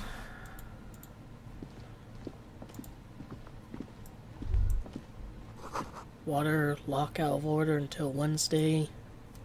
A couple of indicator lights are missing from this control panel. Loose wires dangle from the now vacant holes. In the middle is a lever. Beneath it, a small metal plaque. This panel usually closes the water lock, turning it into a bridge that lets you cross the canal. But there's a crashed salmon and butter sign in the way. Pulling the lever probably won't do anything. Well, let's do it Pull anyways. the lever all the way up until the metal clicks against the contact pins. You hear a soft clunk. Nothing happens. Push it harder. Nothing happens. A cold gust of wind blowing in from the sea interrupts the silence of the situation. The spring brings the lever back to its original position. You still need to close the water lock to get across the canal. Some other way. Wasn't there a sign over there saying functionality will be restored on Wednesday morning? What about you? G'day to you, officers. A burly man hangs out by the waterlock, carving up a generous serving of salami with an old hunter's knife. His eyes are fixed on a man stranded on the other side of the waterlock and on an enormous billboard that has fallen down into the canal between them. Do you know what caused this wreckage? I wasn't here to witness it, but those look like tire tracks on that sign. Weird, huh? Then again, plenty of daredevil drivers in Revachol. The words "daredevil driver" sound ominous to you. Too bad it also takes a year and a day to repair anything around here. Especially a waterlock. The rest of the coast is closed off till then. Can I have some of that salami? Sure thing. Want some too, officer? Why not? Lieutenant ponders the offer for a moment and decides to go for it, takes a slice, but man, shoes aren't. What's further down the coast? Well, there's the fishing village, an abandoned fish market, a bizarro church. Not much use to the congregation, though. There always seems to be something wrong with it. Yeah, not really much else. Just bombed out ruins. What does that lever do? It's supposed to operate the waterlock, but as noted, it's all junk right now. Why is it Safety disabled? measure. Turns out the panel needs a special key to be reactivated. Wouldn't want anyone moving the waterlock with debris still in the channel. It'll be restarted on Wednesday morning. You want to do the honors when the time comes? Do I ever? Great! Just drop in on Wednesday if you want to see the waterlock at work. They say the canal crew will be here at 7:15. The coast part of the map is inaccessible until the third day. Right, bye.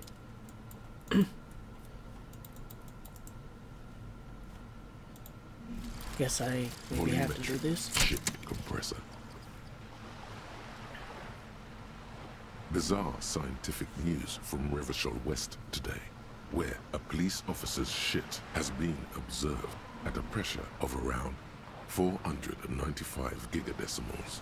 These metallic hydrogen levels of shit togetherness were thought to exist only at the center of collapsing stars, not law officials. It remains to be seen how long the shit's singularity lasts. All endurance, white checks unlocked. Learning cap for endurance raised to 4. And I guess there's other things I'll eventually unlock. Might as well put these gloves on. I mean, gives me a little bit of electrochemistry, gasoline-stained fingerless gloves in navy blue. They've been worn. They're bare, but being made of wool still provides some warmth and comfort. Let's go inside. A lot of crap here. Some kind of machine, an antique cash register. Bust of a woman. The plaque simply says DEI. Dark film projector, whirring away. Mostly military wear with a few more eccentric fashion choices thrown in. It's not often that I see officers from the RCM in my pawn shop. What can I do for you? His courtesy is not insincere, but he prefers being alone with his projector, just watching the movement of light.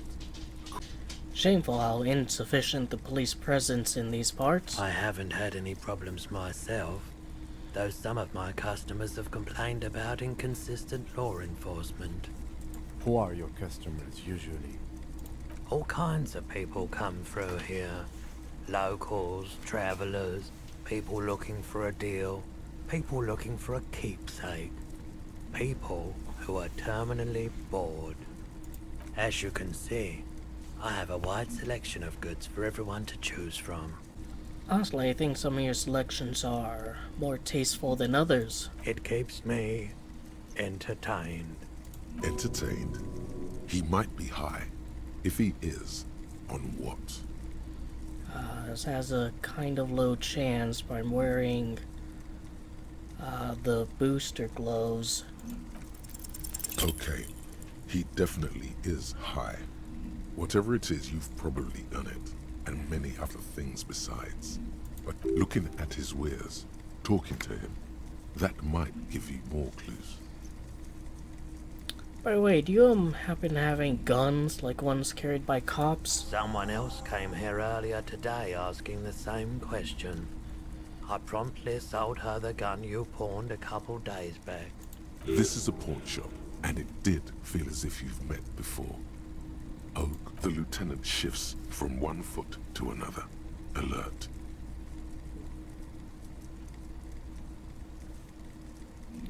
Was the buyer a policeman too? She didn't seem like a policeman, although she kept referring to herself as a pig, which was odd. I found her interest in the gun a bit obsessive, but I was just happy to get rid of it. And truth be told, she was terrifying. Right, so let me get this right.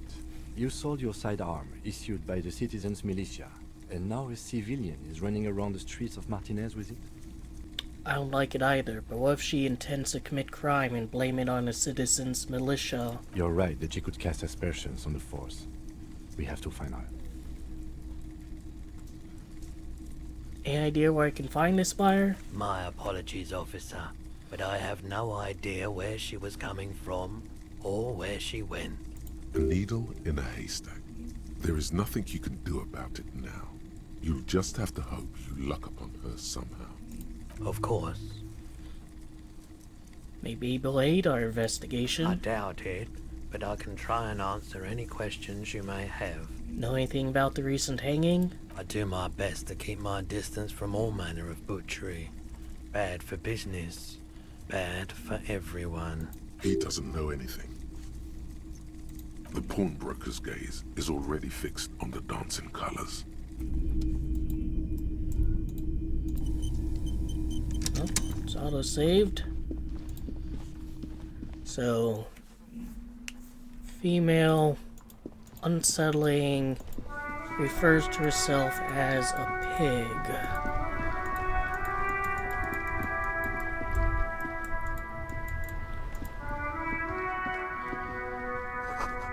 Tire tracks leading onto a roof. The slush and rain has almost washed them off.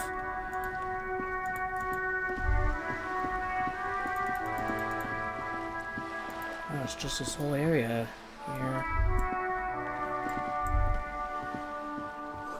This book has a rose, a pistol, and a half-naked dame on its cover.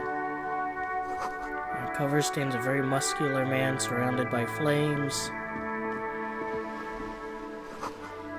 Book about pate. This book, you don't really understand what it's about, nor does it seem important. Book about culture, promotes freedom and roaming upstream. Book about the future, government reads your mind using radio technology. Hello, sir. Step right in. The store is open. I am the law. I know, sir. Are you interested in a new and exciting book? What kind of store is this It's anyways? a bookstore, sir. We sell books, postcards, and some board games. It's called Crime, Romance, and Biographies of Famous People. Whoa, whoa, whoa, whoa. Hold your horses, little girl. What is a book? That is a book. They have stories inside them. It's like someone told you a story in a really long letter. Yeah, a A postcard? postcard is a small cardboard picture. You can write a few words on the other side and send it to your friend or beloved. And a board game? Board games are like little games on a table, made to pass the time. There are several different ones, but sailors here mostly buy cards. Interesting My pleasure. things. Anything else you'd like to know? Some questions? Okay, sir. I'll try to answer any questions you have. I hope they're about books. What's this crime Crime business? fiction is about murders or burglaries or things like that, and the work of a policeman or a private detective who's trying to solve a crime and catch the criminals. Why would anyone want to read about crime? It's exciting to people, I guess. They get to imagine dangerous things, and it's kind of like a puzzle where you can guess who the criminal is or how the good guys are going to catch him. I'm a policeman myself, by the way. The law, as I You said. don't look much like a policeman. Well, what does a cop look like? Didn't mean to offend, sir. Sorry, sir. It's just that you don't look like Dick Mullen. It's not your body that's important to police work anyways. It's your point to your head. Head? Yes.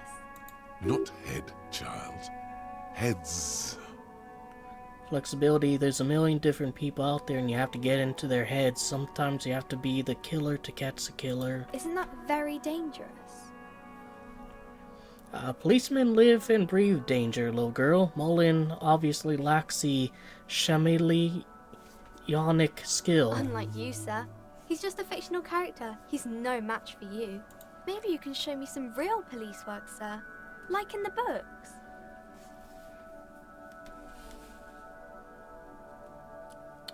What is romance? It's the type of book where there's a rich lady and she has to choose between the good man and the bad man. Or there could be a story about a poor lady getting a rich man. It's about man and lady business, sir. What about poor man getting a rich lady? It happens, but usually the guy gets rich in the process. Or should actually be rich himself, but has lost his family property unjustly, like during the revolution or something. I see. Those are unhappy books, for most of the pages. People sad about what they have lost, but then it all turns out just fine in the end. Well, I mean, makes sense. What about when both of the men are bad? These are not very common. You can't have a choice between bad and bad. Nobody wants to read a story like that. Well, if it's written really well. Well, maybe then it's fine. Maybe if the lady then decides not to pick either, because she doesn't need a bad man. Yes, that would be interesting. What about when everyone's poor? That's really not a proper romance story. That's more like everyday life. Sometimes you have to write about real life things. Not in romance books, sir. These are about nice and pretty people, and everyone is happy in the end. Alright, well, if it doesn't work out at all. I haven't read many of those. Maybe you should ask Mum. Maybe I will. I'm sure she can help out. Anything else you're curious about? Maybe some about other books? Oh, kings and queens and generals of old, or artists and writers, or musicians, those kinds of people. There's usually something extraordinary about them. I think that's why people read them, to find the secrets of their fame. Seems like most people who read those books fail to get more famous from reading them. Reading those doesn't make the reader more famous, does it? But it does make the famous people more famous. Famous people sound like a bunch of dorks. Annette's expression remains ever so helpful, but she doesn't say anything. Never mind. Okay.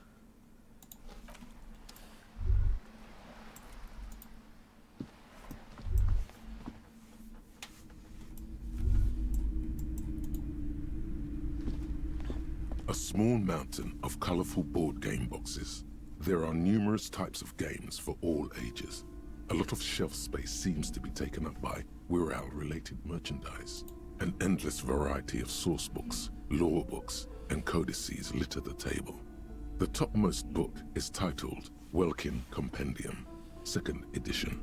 There's also a large hardbound tome with intricate cover art, The Hunters of Katawak, Boreal Creature Compendium, and a Pick Your Path adventure gamebook titled Tales of Wirral, Cavern of Velkrag. Books in a board game section? Who wants to read books? Anything that really catches my eye? There's a box that says Wirral, 3rd edition Mega Setting Supplements module. The side panel notes, a fantastic adventure board game, new maps and miniatures. A sticker on it displays 25 real. That price is steep, but then it's the 3rd edition Mega Setting Supplement, so it makes sense. Well, I do need a map.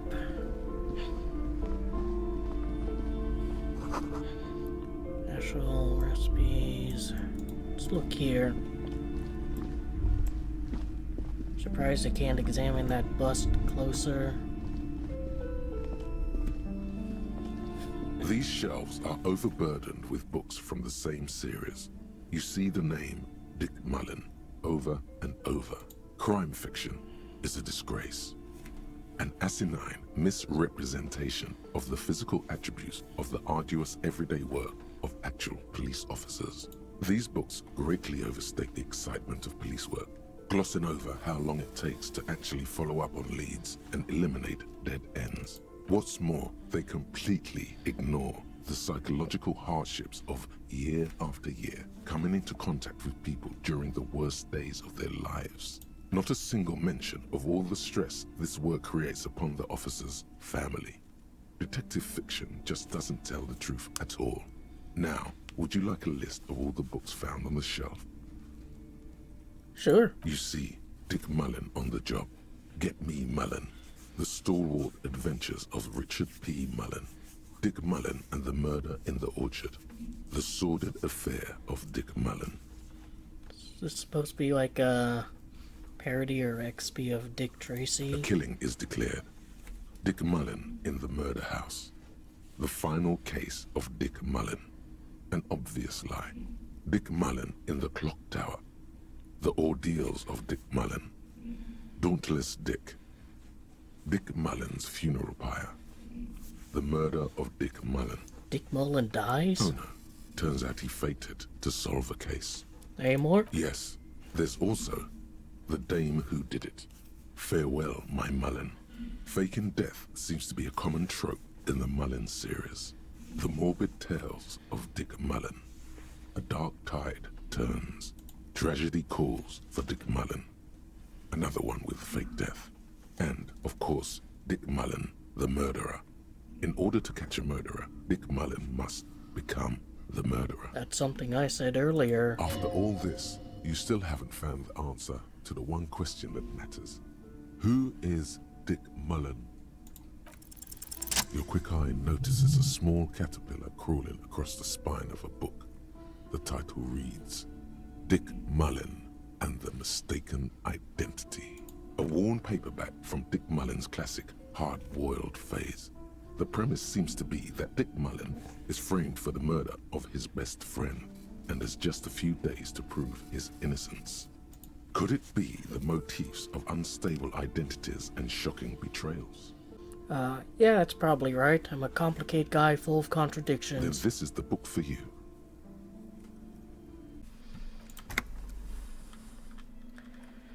And we continue on. Quaint picture book of brochures.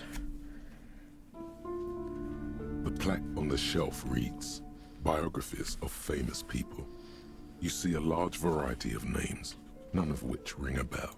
Browsing through all the books with all their names makes your head spin. None of these seem important or relevant. It's all suddenly, a particularly odd title catches your eye. It reads, High Speed Love, the tragic true love story of Jacob Irv and Alfie Delatraz, by one Cecilia Averbrook. What's it about? High Speed Love chronicles the romance between two of the finest tip-top tourney racers in history. One of them is the madcap driver, Jacob Irv. His blonde mane graces the cover. Next to Irv's life story, you see a slim biography of an Occidental rock star called the Anti-Star. He's famous for shooting morphine into one of his eyeballs and cocaine into the other. Sounds like a guy to stay away from. Next to that, Rivasholian radio personality Guillaume Bevy stands in front of a rundown drug den. He's a permanent fixture on Channel 8, reporting on real-life crime and ruining cops' days. I really must insist you buy one of the books. Reading them is not for free. Do still browse though, but not too long. I'm sorry, I did not mean to rush you. You are browsing. Go ahead. Take your time. Time is commerce. What's this? Several maps have been attached to a bulletin board hidden inside the alcove. They're held up by small pins. The board has come loose from one corner. The maps look old and faded. Your eye catches a map of Insulinda, a map of Revachol, and a map of Martinaise. The north coast of a verdant island is shattered by the delta of a river. To the east, rolling hillsides, Le Jardin, Stella Marie. The suburbs of Saint-Baptiste, that's where I am, right? Swallowed up into the megacity. Hudon, it's somewhere to live. Not bad. Then there's Jamrock. It's bad. People shouldn't live there, but they do. Then Forburg. You feel you're just west of Coal City, somewhere above Jamrock and close to Coal City. I'm sorry, officer. The map of Martinaise is the only one available. The other two are not for sale anymore. They're quite valuable, though they might not look it. The map of Martinaise is 90 cents, though. Why is that one so cheap? That old thing. It's an out-of-date map of a tourist location that never was nor came to be. From when some design studio people tried to spruce the place up 4 or 5 years ago. They also renovated the horse statue, set up those coin-operated viewers, and designed the new street lamps. The place does not look like a successful tourist trap, does it? What happened then? They didn't get that far, for some reason. A shame the project never got going. Would be nice if someone fixed Martinaise up. All these ruins are bad for business. Yeah, I should actually get this. Always good to be informed of your surroundings. You've acquired an interactable item. Investigate this item further by going to the Interact tab in your inventory.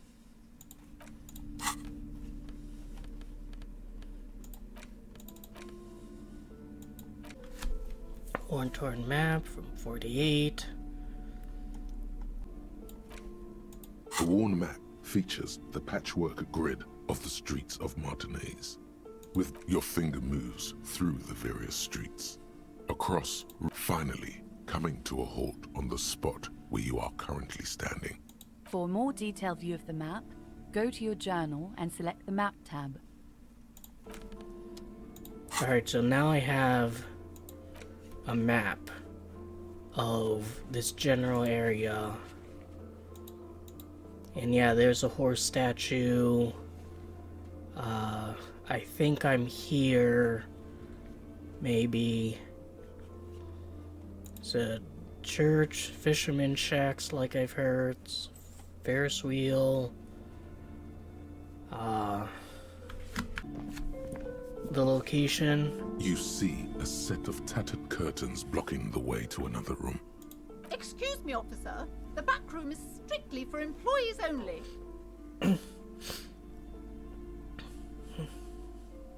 What's behind the curtains? Nothing.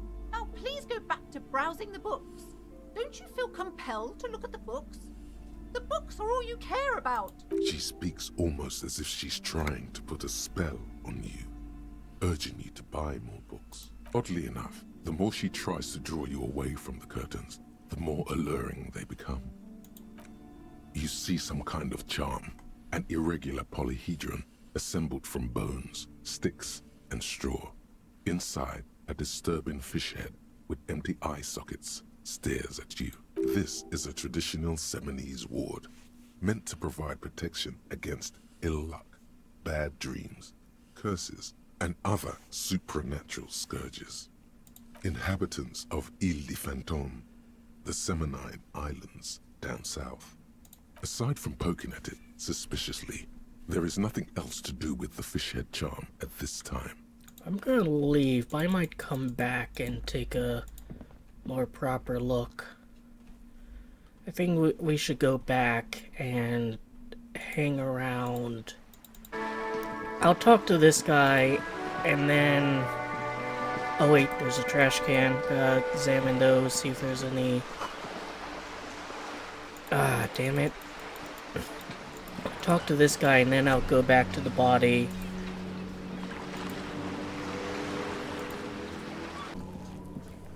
There he still is, looking right through you with his white eyes. Try it the body now. below is entirely dedicated to that corpse smell. Emitting it is all it does now. I can try it again. As you breathe in, the odor comes over you. It's a smell of the mind telling you to run, and your stomach to wring itself empty. With your hands at your sides and your eyes squinting, you stand in it. Do they always do that? They do after 7 days, yes. We are deep in decomposition here. The man before you is naked, but for a pair of underpants and enamel boots. His skin is greenish, marbled with decaying veins, and blotched by lividity. A fading web of tattoos covers his chest and shoulders. The cargo belt used to fasten him to the branch above appears industrial in strength. The material appears to be ceramic. Its clean white stands in stark contrast to the decaying flesh above the knee. The man wore thick polymer socks, probably for padding. A fine array of interlocking plates covers them. Delicate and fragile, they feel alien to the world around you, out of place somehow.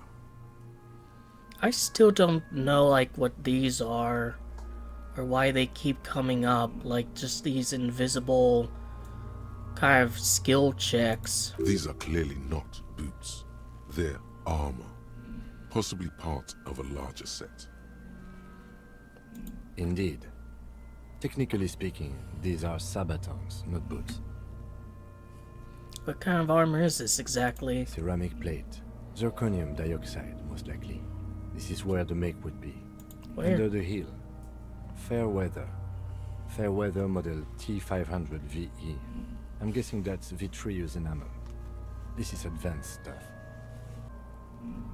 This material looks out of place here. It is. It's expensive. We've requested similar material for our tactical units for years now. The constabularies deemed it too costly. In that time, we've lost 6 men to semi-automatics. How much are we talking about? For a full set, about 4 years of wages. For the northwest region of Revachol, an officer's average yearly income is 5,500 real, unadjusted for rank. Wait, my yearly pay is 5,500 real? Not too much, yes. Pathetic. I need to hustle more and hate less. I have no idea what that means. How could this man afford such expensive hardware? That's for us to find out. My initial report on the area suggests he was a security guard for the harbor company. But that's just hearsay. He's looked pretty advanced for a security guard. I agree. This equipment is way beyond what a guard can afford. The locals probably scavenged it. It would be odd if he had more on after 7 days. We should keep a lookout for these pieces. The armor could yield information. Maybe he'll know something. No, he must have worn something precious underneath his clothes. They've removed all his clothes to get to it. They did not just strip him for the putrid rags. They usually hang them completely naked for that. La puta madre, the Mazda, the Besmerties and the like. This one still has his underpants. Fucking talking about underpants. Clearly, Kuno would like to interject something here, but there's not enough for him to hold on to. A small bell-like sound fills the air, like tapping on the side of a porcelain cup. The pry bar in your hand is itching for some action. The metal connects with the same ding. The sound does not appear to get louder. Did you hear that? A click? This is a kinetic redistributor. It spreads the incoming energy horizontally, from plate to plate. When the plates connect, there's a click. That's the sound you heard. See these lines? Faint, organic lines cover the plates where they separate into smaller ones. These plates then divide into smaller plates until there are hundreds of them altogether. Like whirls of floorboards, the design looks organic, influenced by highly resistant wood materials, like lignum vitae and ebony perhaps. If trees were made of porcelain, this is what their cross-sections would look like. The smooth, glossy surface fractures into ever more intricate interconnections, peaking on the right sabaton, where you notice. The whirls are in the shape of a letter and number combination, E50, 100, 1000. Good. Can you read it to me? We have a make and a number. That's something. We can use the radio in my kinema when we're done. Either station can chase it for us. This feels dangerous. Are you sure? The stench fills your nostrils. As you push downward, an ominous creaking sound comes from above. Stop! Pig's gonna pull his head off. Brutal! You're about to pull his head off. Do it, homo! Pull his head off. There's no point performing an autopsy if you do. We'll have compromised the coroner's case. Indeed, from this angle, it does look like the neck isn't going to take much more. Being dead for a week has all but liquefied his muscles. What are you trying to achieve anyway? Why are you hanging on to that boot? How many clues do you need? You already found a number. Besides, there's no way you're getting them off. All the organic matter in his body has been flowing down into the boots. They are fused to his feet now. Why do you think the locals haven't scavenged them yet? You're sure there's a way to peel them off, but first the body needs to be down. And second, it would probably be better if the lieutenant wasn't around. Alright then, you can pay the hostel bill in honor points. How many honor points have you collected? Processing will take care of them. With the situation in the morgue, it will yield nothing. But we must pick our fights. Should we continue? The cadaver slowly twists on the cargo belt. The hangman's knot is pulled tight by the weight of the corpse below.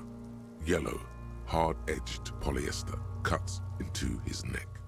Above, a sliding buckle ties the belt to the branch.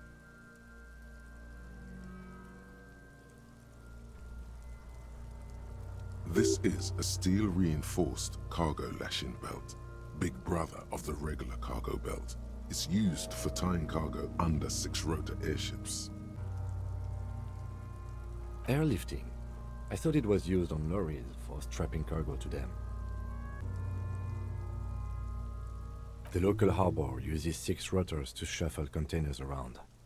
I get the sense they use whatever was on hand without paying much attention to not incriminating themselves. The brief suggested as much, politically motivated by the ongoing strike. Did you not get a briefing?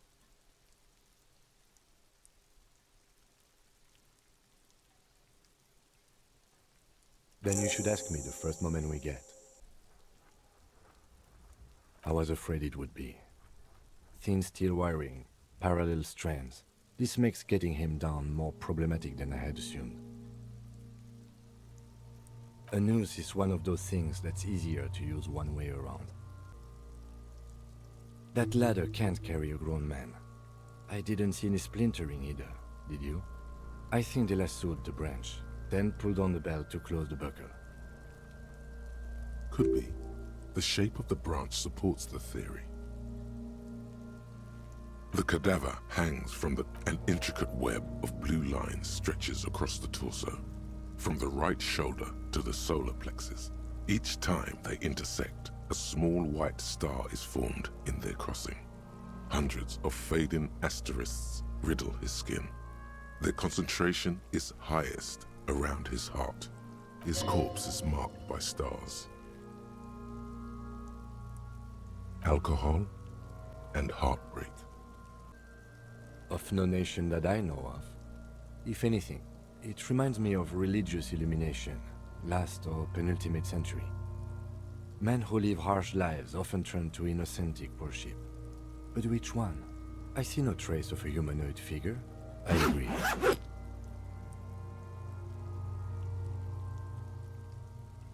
He takes a thin piece of milled aluminium from his coat pocket and pulls it open. Sounds like a sword being unsheathed. A Trigger Sunshine. Mini. Trigger is the world's leading manufacturer of intercommunication devices, primarily projectors. The camera before you looks familiar somehow. Shit, Kuno! What the fuck is that? An instant color camera.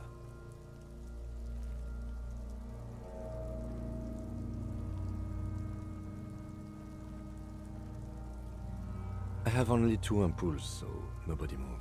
I don't want to waste one. A sound, a shrill flash, followed by the breaking of a small ampoule of glass. You see streams of color pour onto the thick, glossy piece of paper, rolling out.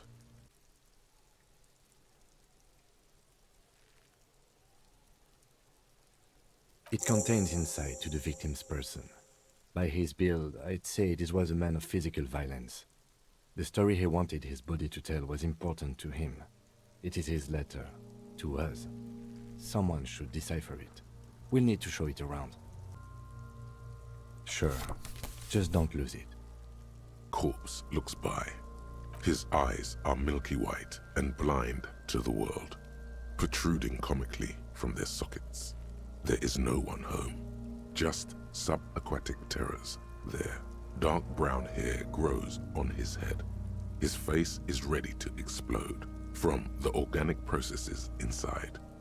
The death's head grin has passed. I'm gone. I'm a joke. Look at me. A killer. A motherfucker. And a killer. Go ahead, copper. Into the wild pale yonder. In the past, way out in the west. What do you mean? It's the power of your imagination. Go ahead. Ask me more questions. You fucking love questions. Because you're a copperoonie. Look at all of them go. Do you want more questions? Coming right up, copperoonie Rooney. This is getting upbeat now. Fuck no. You're no Rooney. No, you don't. Between you and me, your name is probably Harry.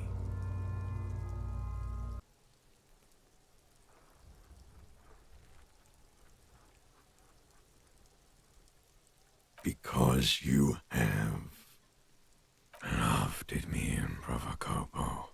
It was love all along. Sure, Lobo. I can ask you a question. Why are you doing this? Looking at my face, motionless, looking into my eyes, standing here. Why are you investigating my murder? I realized I wasn't even recording. Or recording my commentary. Something is on its way. Something hidden. It's coming. A miracle from the northwest, and it's almost here. You can feel it in the air, on your hands, the cold spring air smoothing them over. Do I remind you of someone? A child born with Muller's disease, Harlequinism, grown up miraculously. A baby affected with Harlequinism. You sure we got out of that one? Coppellini. Come back later, Coppo. Amuse yourself with my frank manners and my memento mori features. If possible, also, see me in your dream. As you narrow your eyes, the monster before you blurs into a violent mess of green and pink. This is a trick. You've done it before. Pink is where the blood settled in the first hours post-mortem. You can use it to see if the corpse has been tampered with. Does his position at the time of death match the discoloration? Only the lower extremities are pink with a dash of blue. His fatted hands, thighs, and his neck, just above the noose. The rest of the corpse appears dark green in the cold spring air. His face and hands are pink, thighs too. I see it. His neck too. The lividity goes right up his chin. We have good, well-pronounced discoloration here. The monster comes back into focus. An explosion of color, coursing with dark marbled veins. So, what do you think? I think he's dead, He's beaten up. See the bruises? I do. Most of them are post-mortem. Maybe even all of them. The delinquents have made our jobs harder with their little sport. Stop talking in riddles, coin slot. It means you fucked him up good, Kuno. Fucked him up brutal-like. I think he was up right after death. His hands and feet and neck are discolored. Agreed. Especially on the neck. The belt acted like a tourniquet, keeping the blood in his head. The hypostasis supports a hanging. Could he still been moved after his death? There's always a chance. We should check for ligament marks on his neck to see if they're in tune with the belt. We'll have to get him down first. But there is no breath to catch. Only the cadaver filling the air and your nostrils. Are you sure we finished the preliminary examination of the cadaver? We might miss some of these things once he's done.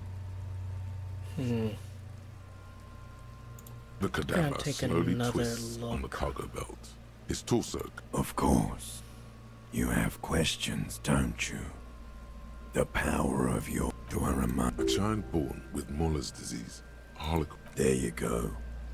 Look at that bright kid. Feeling nausea, vomiting, tenderness or pain around the liver area. Tiny red lines on the skin above waist level. More like days, Coppo. The clock is ticking. Your liver tells you so.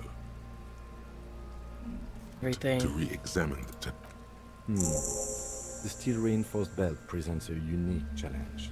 I brought chain cutters, but I don't see a good angle of approach to the belt. He doesn't actually think the challenge is unique. He thinks it's frustrating, annoying, and harder than he thought. The cadaver is a good 1.2 meters up. Neither one of us can reach the belt without assistance. And even if we do, there's the question of cutting the airship strength material. Maybe we could shoot him down. Yeah! Bang bang time, pig! Shoot his head off! How? Where the buckle ties the rope to the branch. That's a good spot to aim. There, the buckle holds the belt together. Where? Ah, yes, I see. If the shot hits that, there might be a chance to release the belt. So I'm guessing these are like just kind of internal monologues that give him insight into things, like his subconscious, and then he can relay that to his partner. But like whether or not these even crop up is RNG. Yeah, now we're talking. They'll miss. The pigs will miss, Kuno. Wait, let me try. The lieutenant's brow is furrowed. He appears too deep in concentration to even notice what you said. Say nothing, let him choose. Silence. With his elbow and produces a lightweight firearm.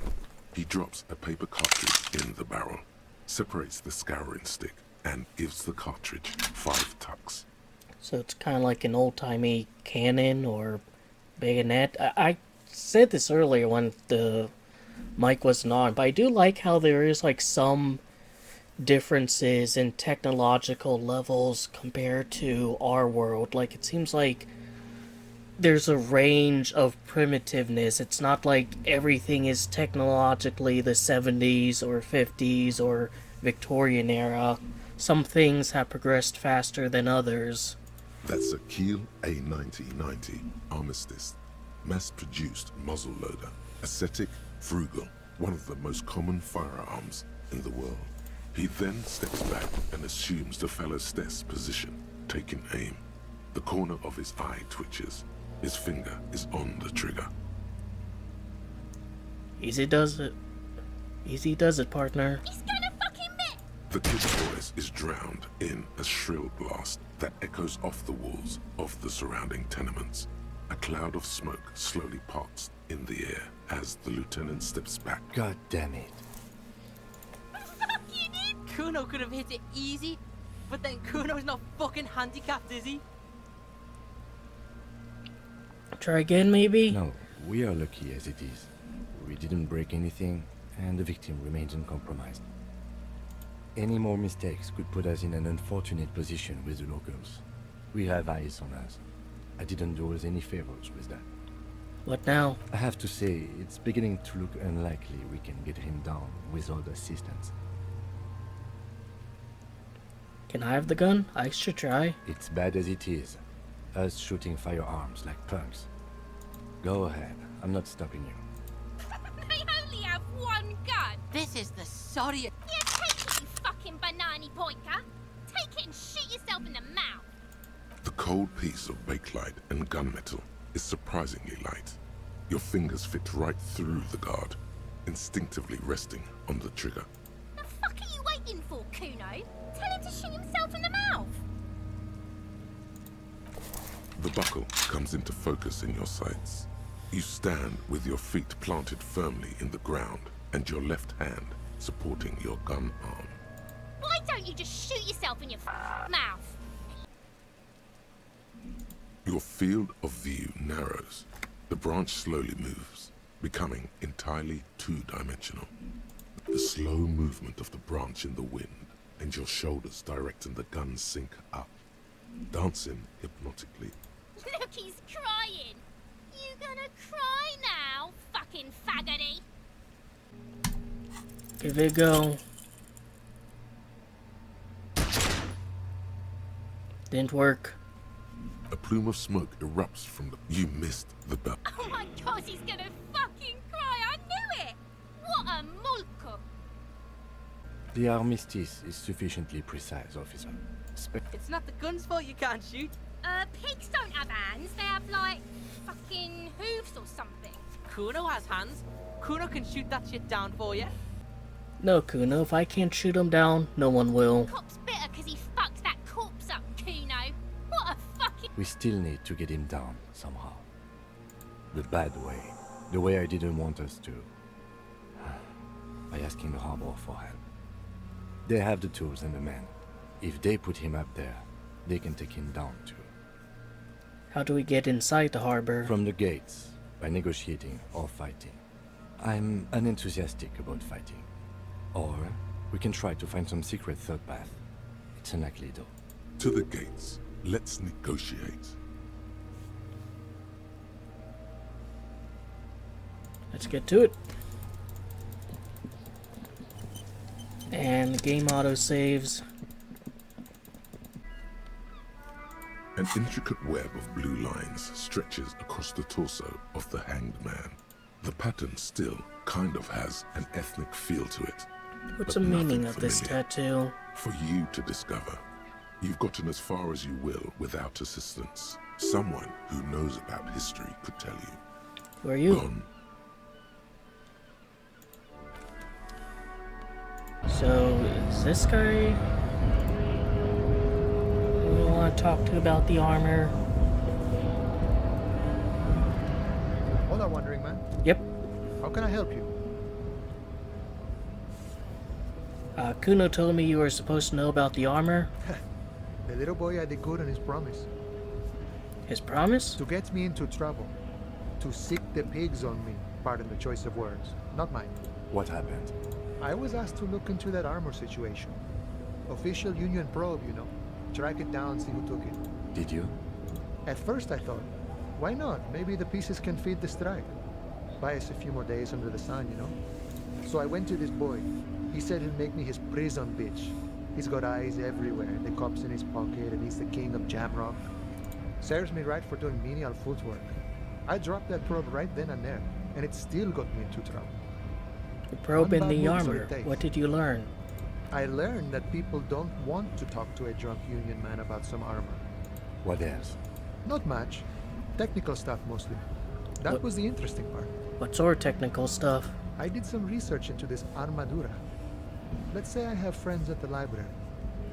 I didn't get into the material science, just how it comes off. How does it come off? In parts. 4 in total. The helmet was the first to go. The kid says he tore it off and kicked it into the sea. I believe him. The boots were still on the guy last I saw. Too hard to remove. So, as I count, there are 2 parts missing. The gauntlets and the cuirass. This is where I left off. Too much hassle. More like a job for some militia. Hold on, 4 pieces, helmet, cuirass, gauntlets, boots. What about the leggings? Oh, they're just gone. They don't exist anymore, if they ever did at all. Forget about them. I did. I'm ambitious. I'm gonna find all of it. All of the pieces. All of it? There are junior officers out there, eager to prove themselves. I would leave some for them, and I would leave the boots to processing, but okay. Let's find all of it. It's implied he finds it unlikely that you will succeed in this. And Mesqui's epic then, all across Martinez. I hope it will be a real bonanza for you. Thanks to you for the cooperation, sir. No problem. If you see that kid, thank him from Call Me Mañana. Thank him for showing me the way. Have some money. Sure thing, my friend. I can help you out. The coin lands into your hand as if it has always belonged there. The swallow returns. Always Appreciate glad it. to help out the RCM. Shame I can't do more. Things are meager at the moment due to... Yeah. You know, the winter's fat is slowly running out and all. Still better than scabbing. Every little bit helps, you know. I'm always glad to help out when possible. Not like these slithering scabs. Good talking to you. Gotta run. Well, you can say I like the guy.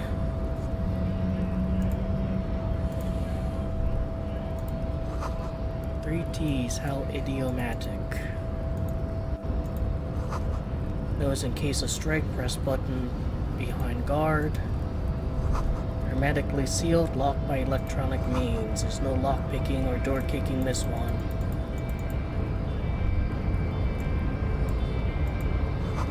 Greater Ravachol Industrial Harbor.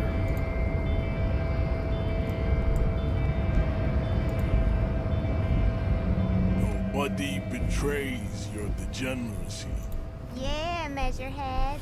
His body totally betrays his degeneracy. Size him up first. Are you admiring my morphophysiology? Ripple muscle passes underneath the skin. It must be frightening to stand in the shadow of this racial pinnacle. Be calm, Sandwich. You are not in danger because you are not a threat to me. My body does not betray my degeneracy. You have succumbed to Al-Ghul. You reek of it. An invisible sword of Al-Ghul emerges from your throat. You cannot see it, but others can. It is making the woman in my company sick. You're right, I'm an alcoholic, and I need that dead body to no longer be in the tree. No, you don't. You need to get another drink. Occidental Haplogroup B4 is done giving orders around here. The influence of the ham sandwich race is waning. Does this remind you of someone? The guy down there? That fat racist over there? You're just him after pumping some iron. Look at my craniology. I am the pinnacle of my haplogroup.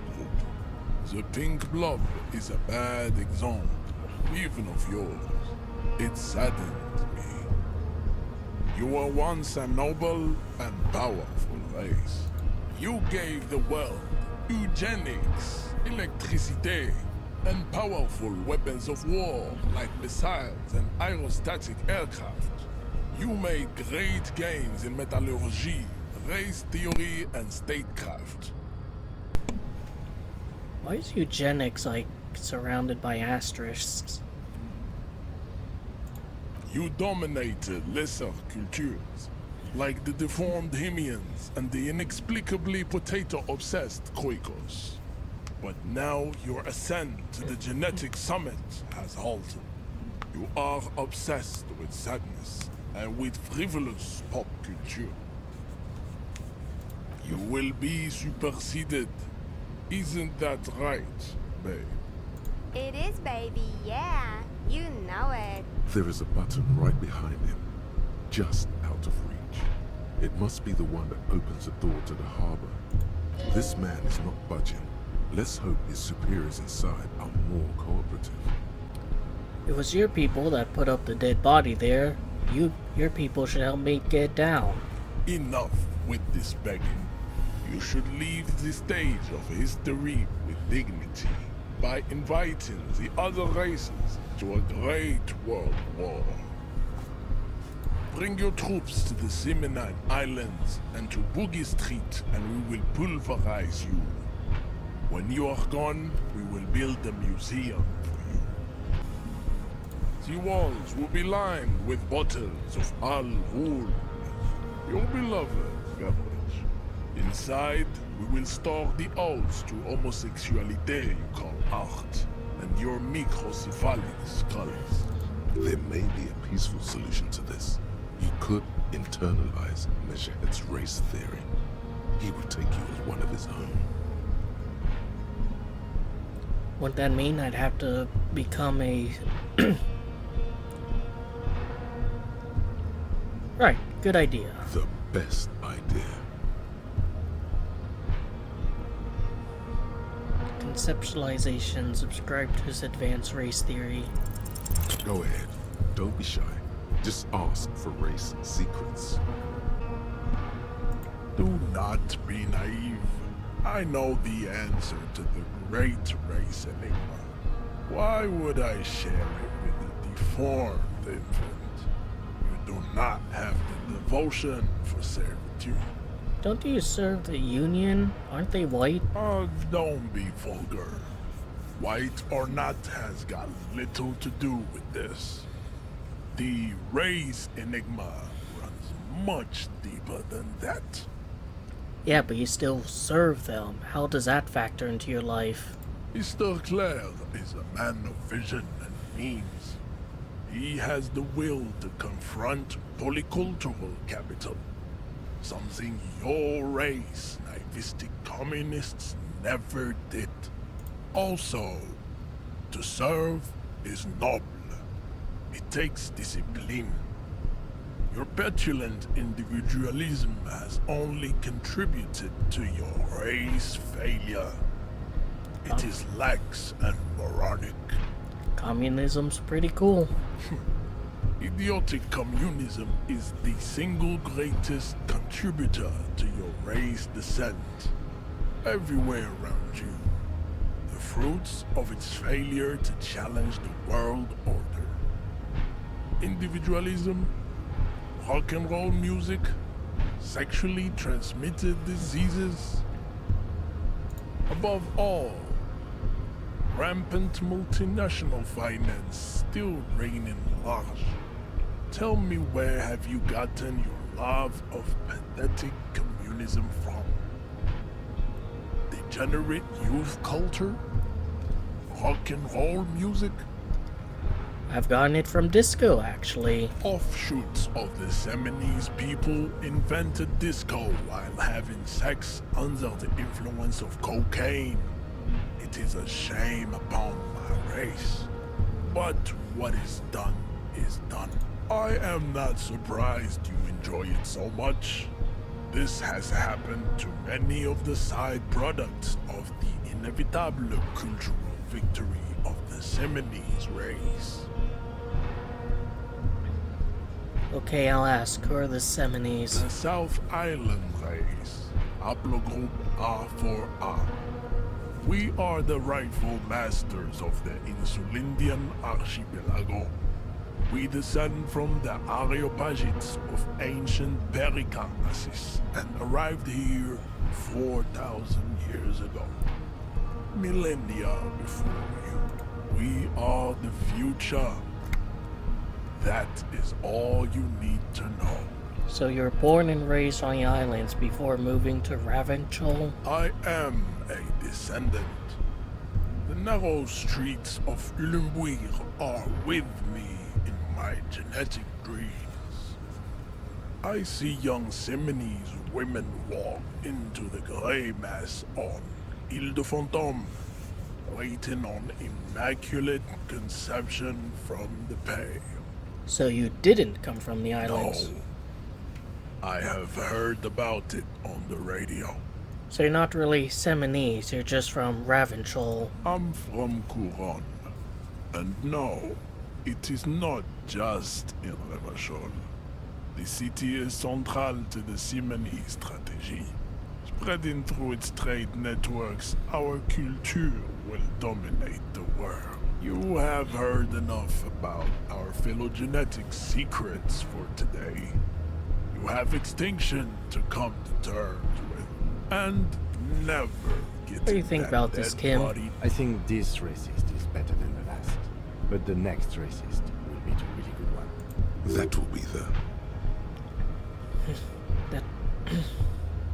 That will be our lucky racist. He will grant us 3 wishes. Your pedomorphic friend has quick wits, a protruding occiput, and an indented zygomatic bone. The lieutenant does not flinch. You should keep him close. The congenital defect of farsightedness does not render him a complete invalid. He still has the use of his mind. What are those tattoos of yours supposed to mean? Racists are generally not very good examples of their race. I am not like them. I am craniometric perfection. I have taken the trouble to permanently draw a phrenologic grid on my skull and features. This should dispel any doubt. I mean, tattoos can be seen as a form of degeneracy, though. Complaining about rock and roll and you're doodling on The yourself? drawings are precise and look true to their pseudo-scientific ambitions. One thing, however, it is not entirely free of throwbacks in the phylogenetic tree. His large jaw, for example, could be a trait indicative of criminalism. Also, his earlobes could be small. Are you sure? I mean, that jaw is clearly atavistic stigmatia. That atavistic stigmata makes Pussy say yes, plenty. Babe, thanks.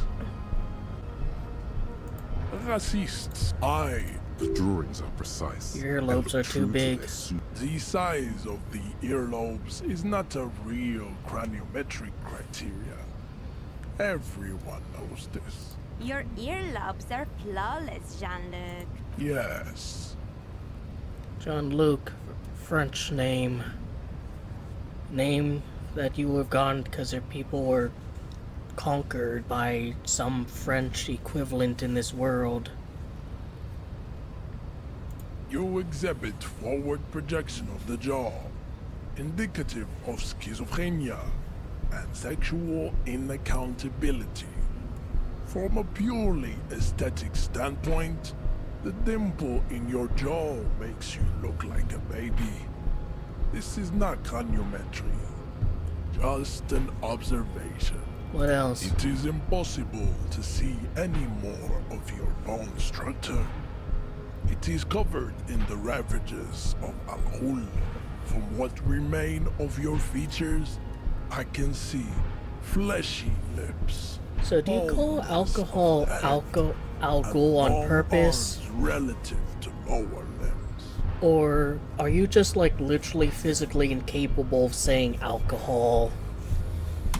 This leads me to conclude you are not a police officer. You are a common criminal, an offspring of murderers and sailors from Sur-la-Clé and Vesper. So, and what my possibly ancestors... even the degenerate sheep herders of Ubi. Your racial heritage is uninteresting. It is the same as all Rivasholians. Your parents and their parents made the decision to reproduce while under the influence of Al-Ghul. That is the only reason you are here. Dude, your ancestors were probably raped by whatever French equivalent exists in this world. He's right there. It's almost impossible to get it on unless you're both drunk. It's too scary when people are sober.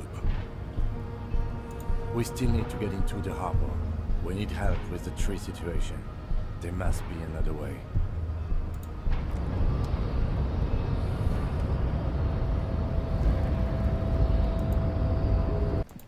I guess I could radio in about the serial numbers. Inside, you see a set of steering levers, a radio microphone. This is Precinct 57. How may I assist you? Could you run a serial number from a pair of armored boots for me? Sure, officer. What's the number? And the make of the armor, if you know it. E50 100 1000. That make and model of the armor is a Fairweather T500 VE. Got it. I'll contact the ICP database immediately. Call back tomorrow. Hopefully they'll have dug up something useful by then. The International Collaboration Police, ICP, is an inter-Isolerde law enforcement service, the crown jewel in the moral intern diadem, alongside EPIS and the coalition government. So tomorrow I can get some more information on that armor, and in a couple days... This Post Lavatorie mail collection box has been heavily vandalized with graffito. A closer inspection reveals 2 bullet holes in the front. Good mail delivery box.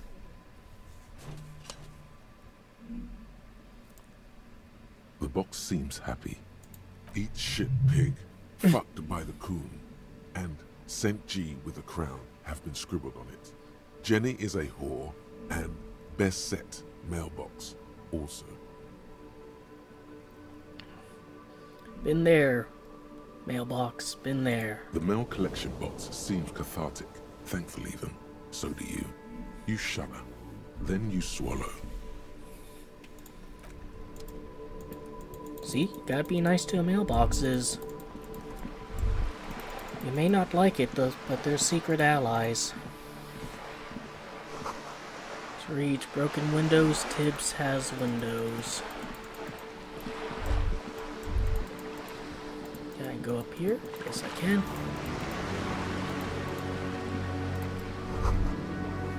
Monday, Sarah surveys the scene.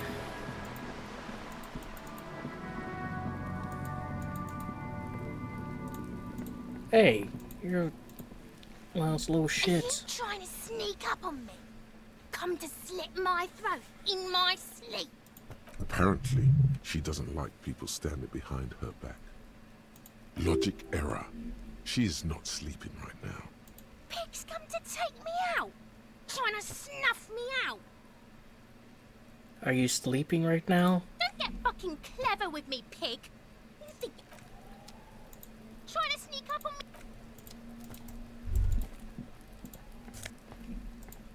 Yes, please. And a little something for morale. This is a wall on the side of an apartment building. Don't think I'm getting that.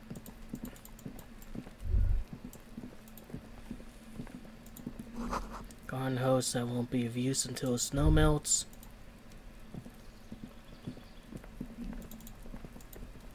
Chairs and tables eaten by rain and rot.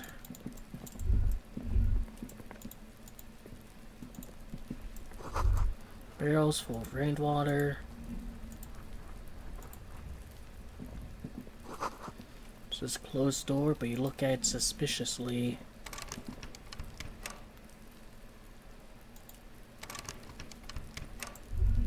Guess I can't go inside. What about this one? I can't get involved in this. There must be another way into the building. That was weirdly loud. Alright, continue further up. Roundabout north. Apartments. There's a girl up there. Did she spill the paint?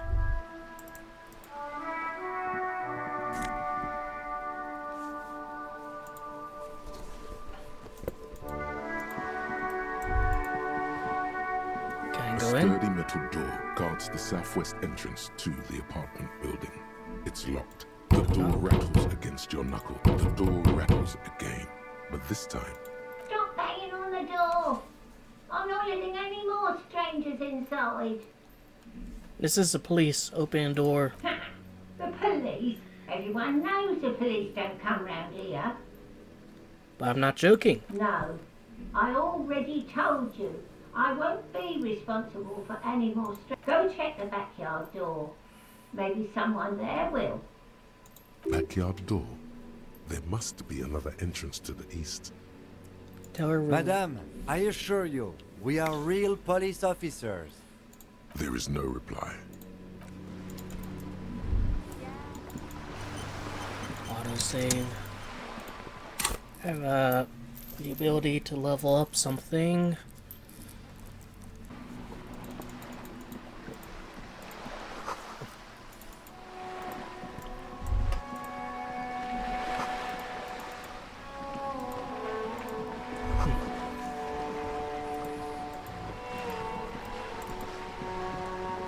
A striking woman leans against the cabin top of her sailing boat, smiling as you approach. Her green raincoat glistens with droplets. A silk scarf is tied around her throat. Good afternoon, officers. I'm Joyce. Joyce L. Messier. I represent the board of Wild Pines, the owners of the harbour. You gentlemen must be from the RCM. Joyce L. What does the L stand for? Beaton, my maiden name. What gave us away? Nothing, honestly. I've said it to every drunk in town, and you're the first one who's responded. Relax. She meant it in jest. Oh, shake her I'm hand. glad to see you here. I was dispatched to handle a strike, not a lynching. Anything I can do to assist the RCM in this matter, That is good to hear, madame. My colleague will take the lead on this interview. I should let you know that he is recovering from an unusual medical episode. Very unusual. But I can assure you of his ultimate competency. How interesting. I wish you a swift recovery. In the meanwhile, you have my full cooperation, and the full cooperation of the Wild Pines group. Do you know something about these tattoos? That's the man who was killed. I'm afraid this is a discussion for once we've cleared the lynching question. So you know something about the tattoos. Better not tie the forestay to the backstay on this. I hope there is something else I can help you with. Can you tell me about the lynching? Quite a few things, I'm afraid. The information I'm to share with you includes sensitive trade secrets. For the sake of my employer, I have to ask for your names and badge numbers. Of course, ma'am. We should have introduced ourselves. I am Lieutenant Kitsuragi from Precinct 57. And this is my colleague from Precinct 41. I'm afraid he doesn't have his badge at the moment. I hope mine will suffice. How curious. Why is that, Detective? Remember when my partner told you I suffered from an unusual medical episode? My lost badge is related to it. I see. So, are you saying you lost your badge during the course of this episode? Could have eaten it for all I know. I don't remember anything. This world, this city, nothing. Oh dear. Some kind of encephalopathic amnesia. I don't even know how to respond. I do believe you, naive as that may sound. I simply can't imagine what you gain by faking such a condition. As I said, ma'am, his technique may be very unconventional. but he is an officer of the RCM. Of course, I sympathize. But I'm afraid I simply can't share anything more until I've seen that badge. She's a professional negotiator. She should be open to some sort of mutually beneficial arrangement. I'll go for... Damn it. Will guide the way. I assure you, it is no small matter for me either. We all share the responsibility for disarming this situation. I hope you have a badge for me as soon as possible. You have so much else. I only have this. She's silent. The wind flaps the sail above her. Officer.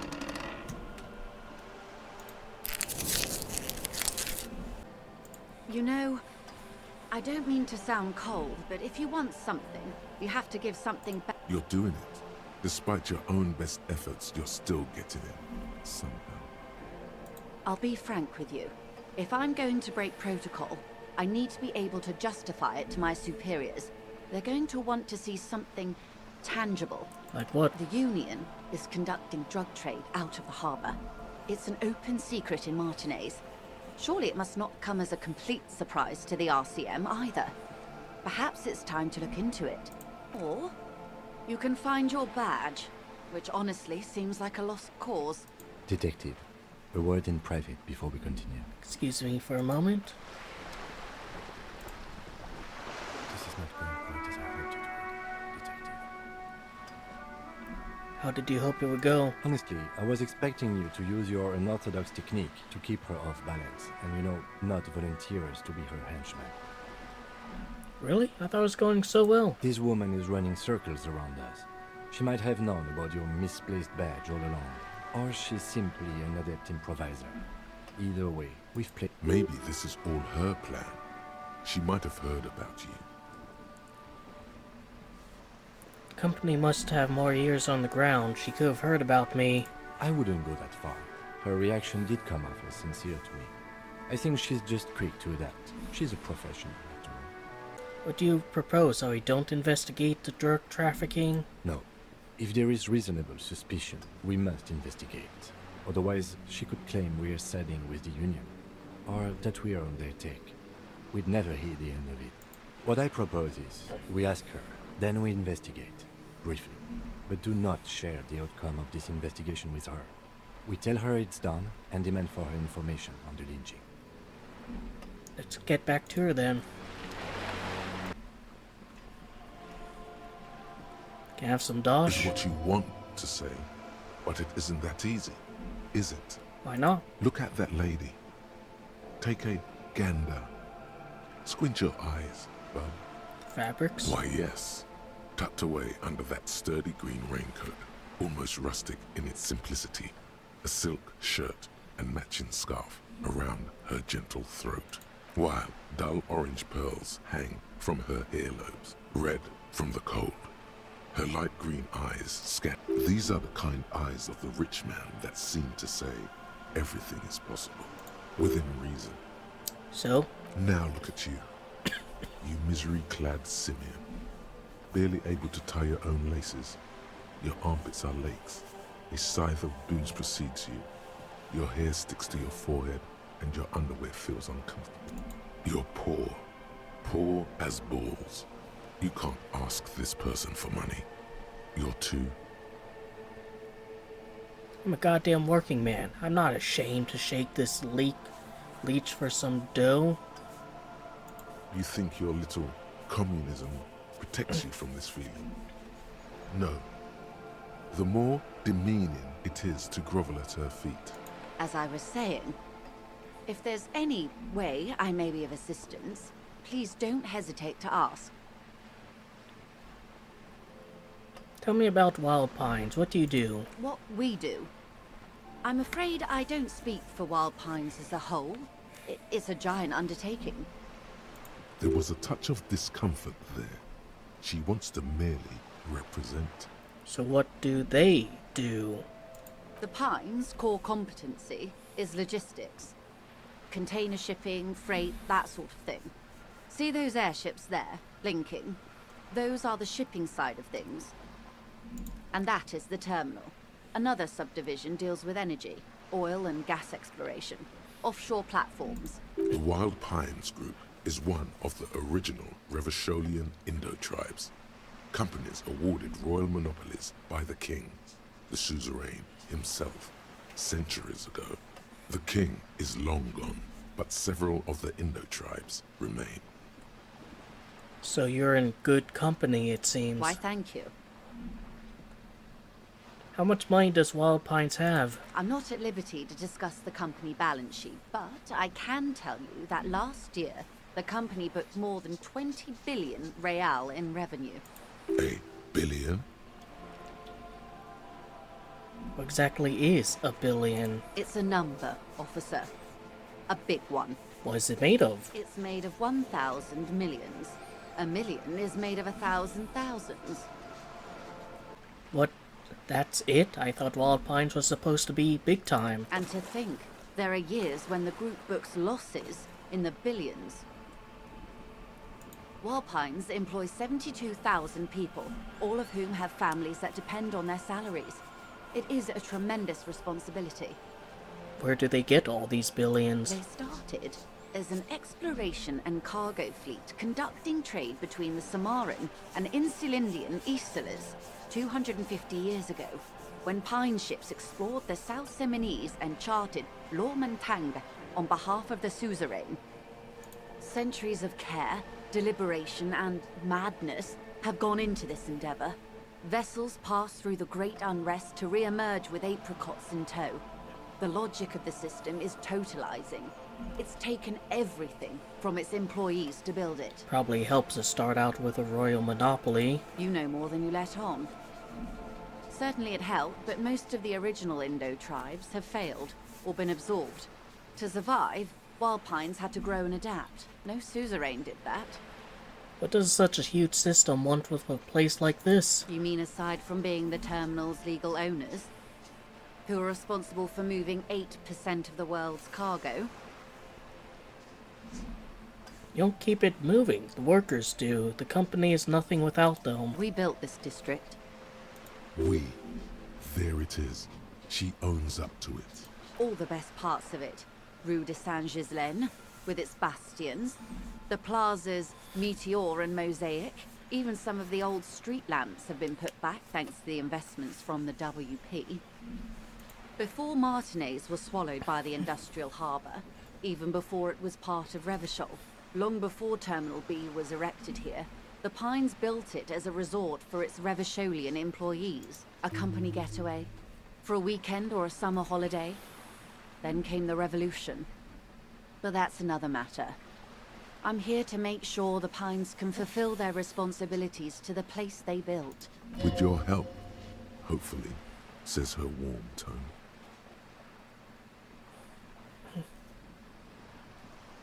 Okay, tell me about this alleged drug trafficking. It's quite straightforward.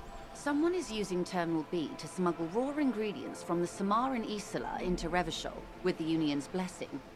Wild Pines has suspected it for years. Ingredients for what, ma'am? Meth and dextroamphetamine, GBL, and various synthetic psychedelics. Honestly, it might be quicker to say what you can't make from the stuff. Let me get this straight. The materials come from Samara to Ravenshaw through the terminal? Yes. After they clear the terminal, we lose track. The actual production is taking place at various sites in and around Jamrock Quarter, north of here. Wild Pine seems to be well apprised of the local drug trade, ma'am. Do you mean to say the Union also produces the product? Sells drugs, I mean? We're in logistics. It's our business to know. And no. As far as the company knows, the Union does not produce it. They transport the ingredients for a cut. Yes, but you won't get anything out of Evrat and the Dock Workers Union. Still. The handoff. The motor lorries at the roundabout. The lorries. Precisely. Someone needs to move the ingredients from the harbour into the city. Once they reach Jamrock, they're distributed to a network of local manufacturers well beyond our grasp. But in transit, they're vulnerable. How convenient that they're stranded like beached whales at that roundabout. Perhaps you've noticed that a number of lorries are tangled in a traffic jam at the roundabout just now. Interview the drivers who are still hanging about. One of them might be waiting for a crucial shipment. I'll be explicit. If you find this driver, I will share company secrets with you. Uncovering Union secrets could also give you an upper hand when dealing with them. We've already had suspicions one of the drivers was present at the lynching. The two might even be connected. Or not. Though, if you have evidence to the contrary, I'm eager to hear it. As eager as I am to share it, Lieutenant, once the job is done. Yes? We'll take the case. Excellent. It may come to nothing, or it may just blow the case wide open. I suspect the traffic jam won't disperse for a few more days. You should have the time you need. In the meantime, let me know if there's any other way I may be of assistance. That's all of for course, now. Detective. Alright, maybe it's the racist one. Because he was like being suspicious about like what he was shipping. And he's, I think, the only one I can talk to. Looking for something, Rod? Come to tell me to fuck off again? You're a lorryman, right? What's your stance on drugs? Drugs? They're shit, man. I don't let anything pollute my body. Takes a long drag on a cigarette. Why not? You know where that shit comes from? Sarah Mirizza, Safre, Ilmara. They take the money from our local junkies here and then use it to outcompete us in the manufacturing sector. I mean, this guy has kind of a French accent, so really, his people probably buck-broke the people of the guy on the wall They there. know they can't beat us in a fair fight, so they have to get us to weaken ourselves somehow. It's racial sabotage, racial economic sabotage. Hold on, but they make Al Ghul alcohol, the Emilera too, I was told they do. Oh, I don't go for that foreign piss. Proper booze is made in Mundi. Or sometimes, I like a dram of that Yugograd vodka. Koikos and worse much, but they do no booze. So you don't smuggle drugs? Not in, not out. I'll never betray the purity of my tribe. So you're telling us that you don't know anything about drug smuggling through Terminal B? I don't know shit. And if I did, I wouldn't tell you. So why are you still hanging here? Most of the other lorrymen left. What do you think? I can't leave the lorry unguarded. Stuff's been getting looted lately. It's those little kips sneaking on at night. If they touch my stuff, the bosses will be on my ass like ass cancer. There was a bunch of spilled boxes in the back of a big lorry nearby. Did see a lorry with the trailer doors open on my way here. Do you know what happened? Yeah, I knew that guy. He was an honest driver who loved this country. We were having a good debate about genetics at the Wheeling in Rags when some kip boys smashed his lock and took damn near everything. Lost his fucking job over it. Since he left, I haven't had anyone to talk to. If they were getting drunk inside the Whirling in Rags, how could they know who broke into the lorry? What? Aren't we allowed to say that he's a kips who do all the stealing around here? That's not road to science, man. If it's not you, then who's running the drugs through Terminal B? Isn't it obvious? Fucking Sealang. That beady-eyed South Samaran. His little side business is a scam. I wouldn't be surprised if he was peddling drugs as well. Who's that? He's a Samaran guy who likes to pretend he's some kind of businessman. Really, he's just selling his employer stuff. Stuff he stole after he broke the seals on his Humanox lorry. And where do I find him? Just follow the smell. It smells like apricot and oil when you're nearby. Yes, yes. Where is he? Looks like I offended your partner there. Too bad. Sealang's usually a little bit south of here, near the canal. You can't miss him. Just watch yourselves. His tribe are natural liars. It's in their blood. He's your man, all right? 100%. I wouldn't be so sure about it. Not until we've heard what Sealang himself has to say. Guess we'll have to pay him a visit. Guess so.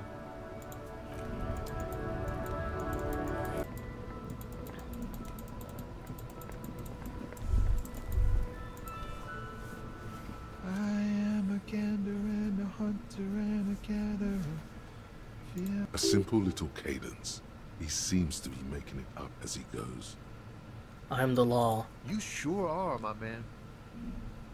From another planet. Hey there. What's going on here? It's the jam, my man.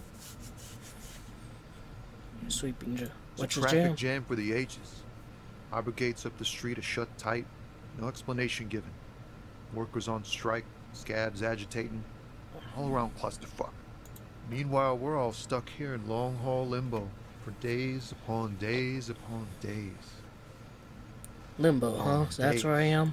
Yeah, exactly. It's official. He too agrees. This is the antechamber of the afterlife. So how long have you been here? Feels like forever. Like I was born on this here roundabout and this was all I ever knew. Just me and the metal and the tires, the oil and the fumes of mazout. Extravagantly phrased, but I can roll with it. Yeah, imagine. It's been a whole week already. So tell me, what do you need? Can you spare some change for working stiff? Huh? Oh. No, I ain't got any money. They don't want to pay for unfinished work. They? The bosses, man.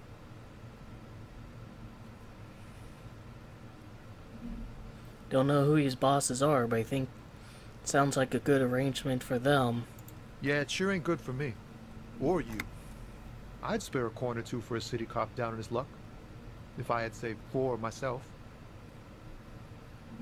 You know anything about the dead man, the one hanging behind the hostel there? He ain't one of us drivers.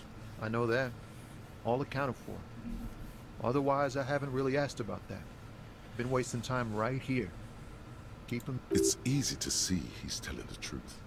He's kept his nose out of the dark stuff. Busy with what? Analyzing the fundamental structural and psychological conditions of being stranded in the midst of a sea of motor lorries and their sad, despondent chauffeurs. And your conclusion? A sense of surprise there ain't more bodies hanging from more trees. What are you hauling anyways? Oh, high-grade narcotics, illegal firearms, stuff like that. Relax. He's merely joking. Wicked, I always wanted a friend in the underworld. Ha! No, I'm joking, my man. Found runs a nice, clean business. This haul of cargo is mostly sporting goods.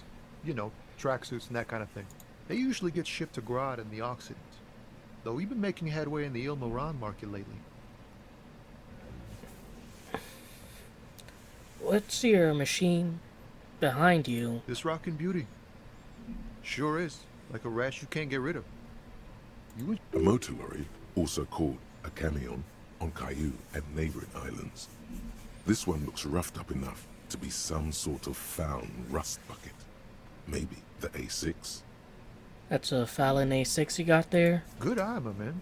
Yup, she's an old one, but reliable. Me and her spent a long time together.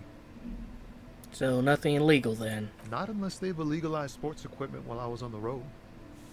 Can I get one of those tracksuits? We're pals and all, but I can't just freely hand out the merchandise. The bosses won't be happy. Fair enough. The man taps his fingers rhythmically against his arm. You seem like a man who knows about drugs. Ah, man. Me and narcotics go way back. Had some good times surfing the psychic waves of my own consciousness, you know? But those days are behind me. There are other addictions in my life now. Why the inquiry, my man? I need to get high and I'm looking for a dealer. Hey, man, that's serious criminal talk. Are you trying to pull some sort of an entrapment thing on me? Entrapment is a practice whereby an officer of the law induces a person to commit a criminal offense that the person would have otherwise been unlikely to commit, usually through some trickery, persuasion, or fraud. Of course not. Then what's your deal here? We have a credible lead, sir. Someone on this roundabout is waiting for a bulk shipment from the harbor to load it on their lorry and drive it to Jamrock. Not me, man. No way. I don't need any trouble. Shit's bad enough anyway. And why are you still this jam's here? got folks up in arms, and I'm afraid it's headed toward a conflagration. Gotta guard the stuff. Bosses don't look kindly on missing cargo, and it gives me time to work on my rhymes. A rhymesmith? This is quite credible. It goes with its cadence and way of speaking. Who do you think could be doing this? Look, man, I try to stay away from the criminal underbelly of Revachol. I'm a guest here. You really need to find another man to probe with those questions. We wouldn't say he's lying, sire.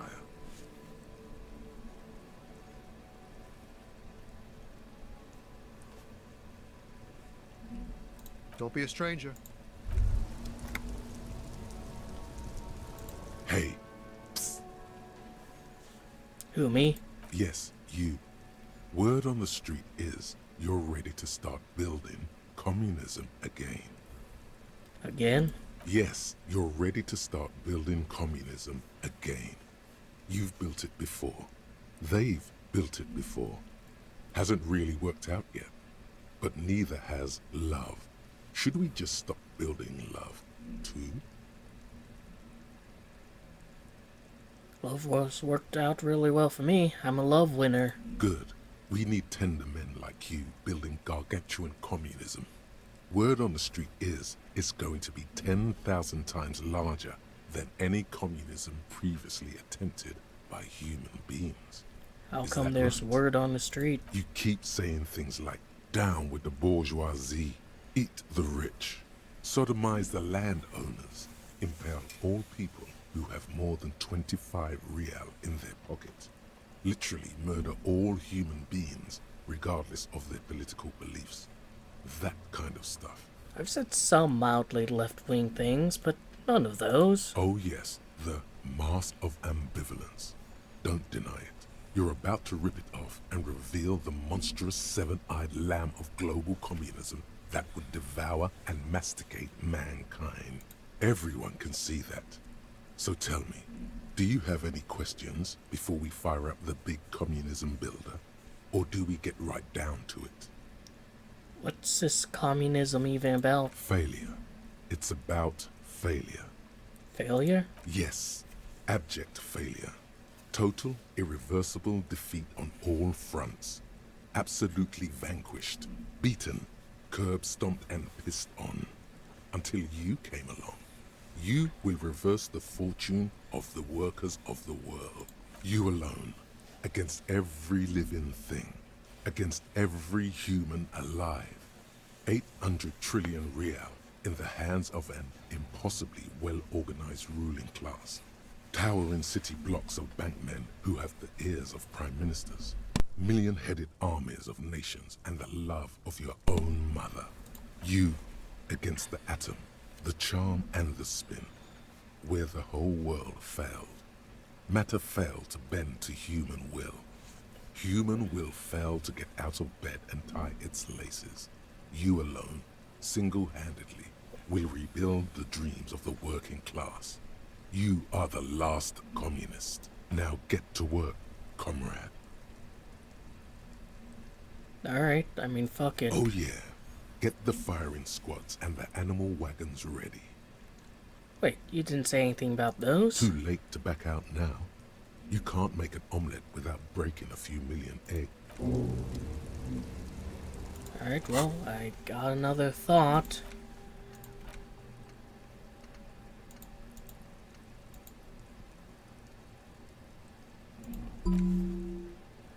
People think communism was some crazy idea that had to come up in 40 years ago.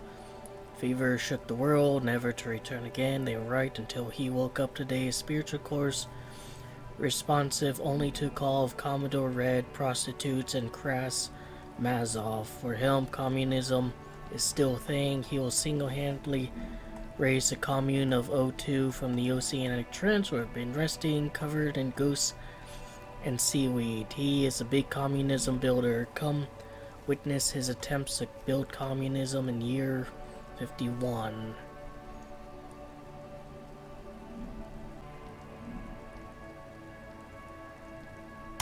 Alright, I mean, sure.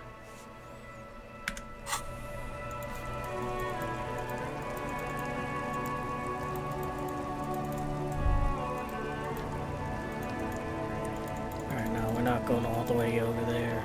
Oh, there's my car. So, or Kim's car.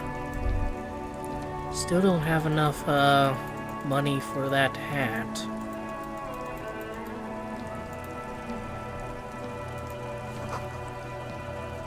Sewers, it's acidic and strangely comforting.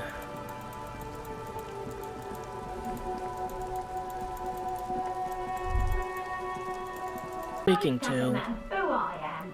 Now go on, get out of it. No, go check the back. Backyard door.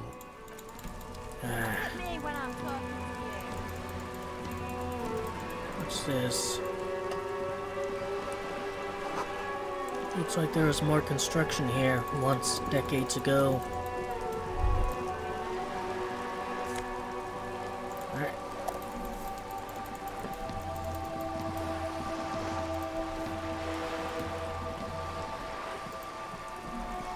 You're back. Good. What can I help you with? Can I have some money? Voila, you're doing it. You seem rich. Can I have some money?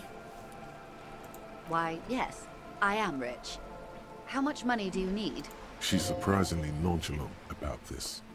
Could it be that she somehow knows more about your predicament than she's letting on? 130? That's a good sum. Not too small, not fantastically large. She removes a few notes and hands them to you. The paper is cold and oily to the touch. So, I hope I didn't just bribe you, officer. It may not be technically illegal under the Emergency Act, but still. I'm an honorable policeman, one of few good men in Reventral. Yeah, I'll go this. You're right, man, that donations are permitted under the Emergency Act, unseemly as it may be, as long as they're properly logged with the precinct. Which he most certainly will do. Now, how else can I help the RCM today, besides... So it seems like if there's something that's like too unlikely, that kind of talking more with that person will make it more likely, or maybe talking with other people.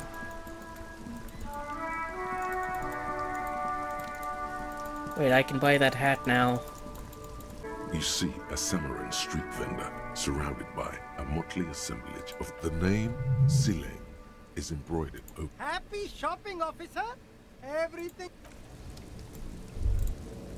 The shine on these sunglasses lasts a lifetime, officer. Sporty and practical, officer. Good choice.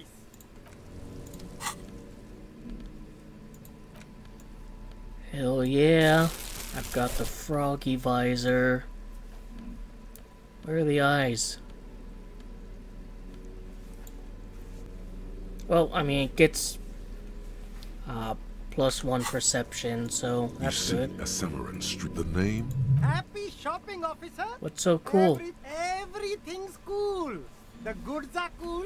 The customers are cool. The place is cool. And one more thing. You're very cool. Bang, bang, bang, bang. Really? You think I'm cool? Oh, yes. You got style. You got personal style. You know what you like. You like premium menswear. Look around and browse. Don't be distracted by the flattery and funny man act. Questions. What are your stance on drugs? Drugs? I don't go in for that, officer. Drugs ruin lives. Unless you're into drugs, of course. In which case, drugs are excellent. Mwah! Tasty, tasty drugs. I'm super into drugs. That's very cool. A lot of the coolest detectives do drugs. Sir, it appears to be true. No drugs in sight. Not in the box of sunglasses or under the speakers. We're looking for a lorry driver who's transporting drugs out of the harbor. He or she is in this traffic jam. That's even cooler. You investigating that and all. But, I am not a lorry driver. I'm just a street vendor. I don't know anything about that. A blatant lie, sire. Yet he tells it with such conviction. But you are a lorry if we didn't know better. driver. Another driver has identified you and your lorry. Who said that? It's the fat racist, right? I bet it's him. He has an agenda against me because I'm an immigrant who works harder than he does. He's a hater. So you admit you're a lorry driver? No, I just said I work harder and he's an asshole. I'm... Realizing he can't get out of it. Smart man. Okay, maybe I'm a lorry driver too. A little. But that's not the most important thing about me. That's my day job. This is my dream. So you were embarrassed to tell me? No, I just forgot. It's such a small part of my life. It's in the rear view mirror now. I'm climbing out of that hole with ingenuity.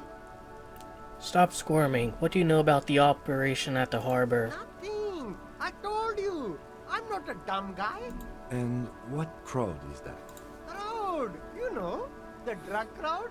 No, he wasn't talking about an abstract crowd. It was that crowd. Wasn't some drug crowd. You know what they are. Tell me now. Shush, please. There's bad people doing bad things here. That's all I know. Please, don't get me into this mess. I spent 15 years working my way up. Here we go. There's a tiny bit of truth on the table. Zoom in on it. If you don't want to get into this mess, you have to give us a reason to move on. It's a she, okay? The other drivers call her the lady driver. You're better off staying away from her. The way they talk about her, she's no lady. Who are the other drivers? All of them. I don't know. I told you all I know.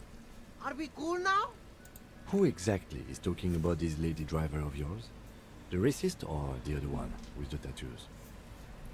All of them. Even the ones who've left. I don't hang out with them. I don't remember who has tattoos.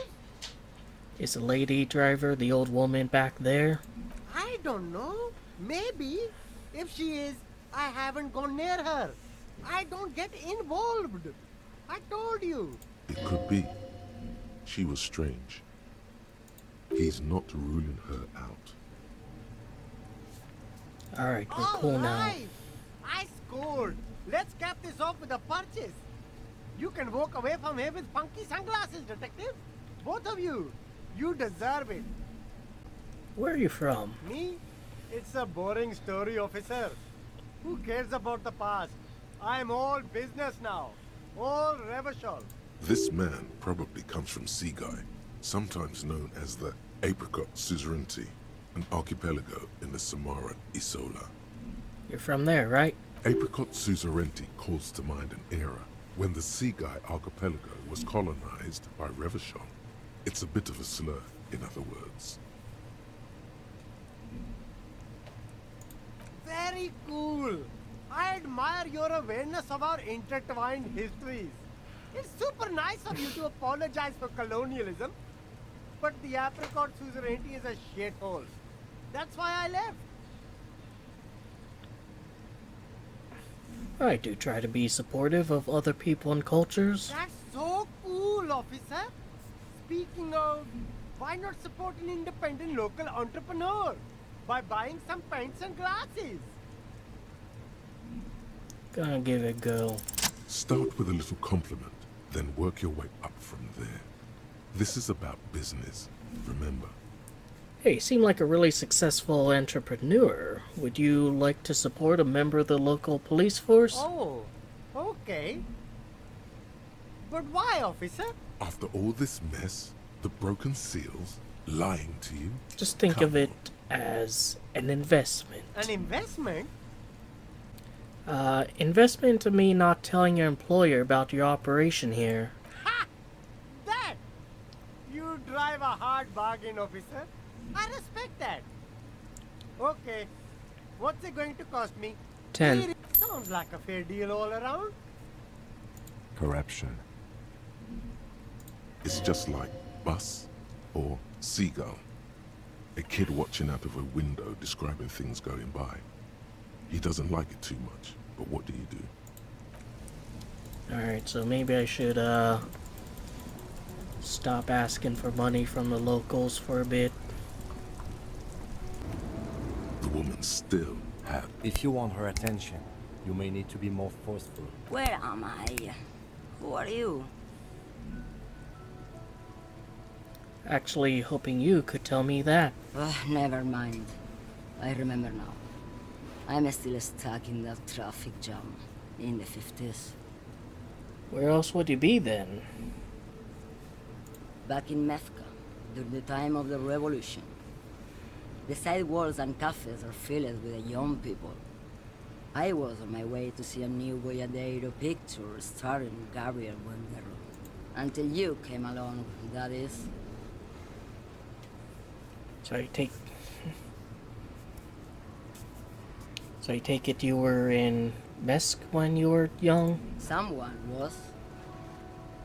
Who is Gabriel Buenogero? This is Gabriel Buendero. A strikingly handsome man looks straight at you, his head crowned with a wide brim hat. His hair is dark as an oil slick, and his jaw the most perfectly chiseled thing you've ever seen. He was the biggest star of his day. Girls used to faint in the aisles of cinema whenever he came on the screen. And schoolboys used to memorize all of his lines. In all likelihood, it's a world that's only ever existed in her mind. Someone? Are these not your memories? They are someone's memories, boy. What difference does it make if it's me or not? They're beautiful. That is all that matters. Beautiful and true. And they will win. They're coming for this, you know? All of this. I wasn't dreaming. I was there, Luman. It was early spring, and the man behind the black sun had just come out. The posters were 20 meters tall. Everything was golden. While you, people, were tearing each other apart over your petty little revolution, in Meth, it was a golden age. The Republic of Mesque is a massive confederation on the Isola of Muindi, the world's largest state by territory.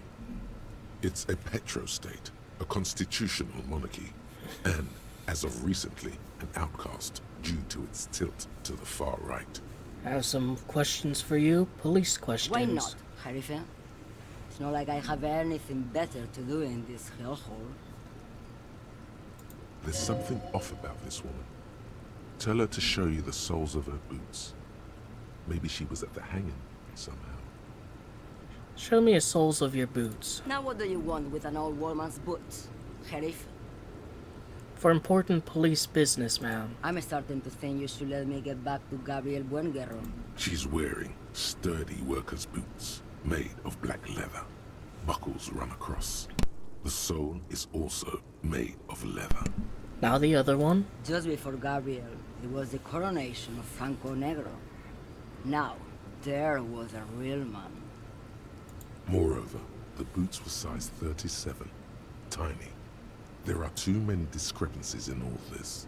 Another discrepancy, although not boot-related, is the coronation of His Innocence, Franco Negro, which happened 500 years ago. Wait, don't you mean it was a coronation? It was. And then it was no more. And I was no longer holding my father's hand. He was no longer descending the stairs in Ryle. The crowd had gone silent. Perhaps it was another Jerife who came and woke me up, looking at my boots, asking questions. Or perhaps it was one of the others in this carnival. I don't remember. As she says carnival, she gestures to the empty square with the statue and the machines. Well, Kim, she's not Odd Soul. These are not the boots that made the I could prince. have told you that from just looking at them. The size is 37. The feet of a little girl, they fit well on the pedals. Are you the lady driver? Did you just call me a lady, Jerife? Oh, aren't you a lady? The woman's malevolent cackling fills the roundabout. I'm a lady like you are Gabriel Buenguerro. Only in dreams. So you're not the driver everyone's terrified I'm of? only terrifying to small children, and to those who used to know me. Yeah, it's not her. Believe me. Why are you scary to people who used to know? And who is the female driver I was told of? How should I know? Do I look like I spend a lot of time with the other communers sniffing around, when I have my movies to go to? Why are you scary to people who used to know you? Because they can no longer recognize the person I once was. Oh, Sim. Before I came, you seemed away. She's just a distracted old woman. We should maybe let her get back to her things. So he doesn't think she's the lady driver? You hear that, Loman? I don't think your partner likes you spending too much time with me. Why is that, Lieutenant? Nothing. I just don't think she's connected. He doesn't want your frail mind caught up in something here. Something unconnected to the case. But connected to this woman tuning out like that.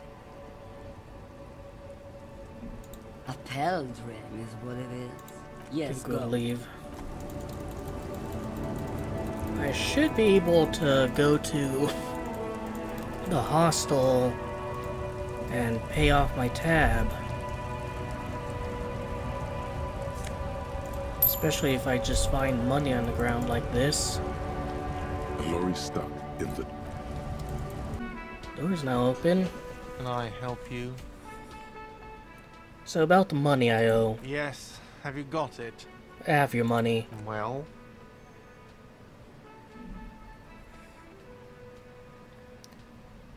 Here. Sorry for your trouble. Great. Thank you, officer. That's all I wanted. Payment for services rendered. It's good you paid before 9 p.m., or your door would have been locked electronically. Please pay for each night in advance starting tomorrow. 20 real per night. I'll take a room here too. Of course. Always happy to have officers from the RCM as guests. Anything else I can do for you? I think I've seen something here at the Whirling Gart, a thing I need to talk about. What thing? Sign says the mess hall's reserved for Union. Yes, not the whole damn Union, thank God. Just the nastiest and loudest faction. They come here in the evenings. Dumb, unruly types. Think they're big shit. But they're good customers. They place big orders and always pay on time. We should find out who this Lord faction is, occupying the booth. Loudness means talkative, and we need info. We don't. We have to wait. They'll show up sooner or later. Men get hungry, even men on strike. You glance at the clock on the wall behind the manager. Huh. Good question. They're probably getting drunk or protesting something somewhere. Or laying low after the, lynching. Why is They that? probably fucking killed that guy or something, and that's why. I have a feeling we'll make their acquaintance sooner or later. What? By the way, you should come back to this thing-based questionnaire if you see anything interesting in the Whirling later.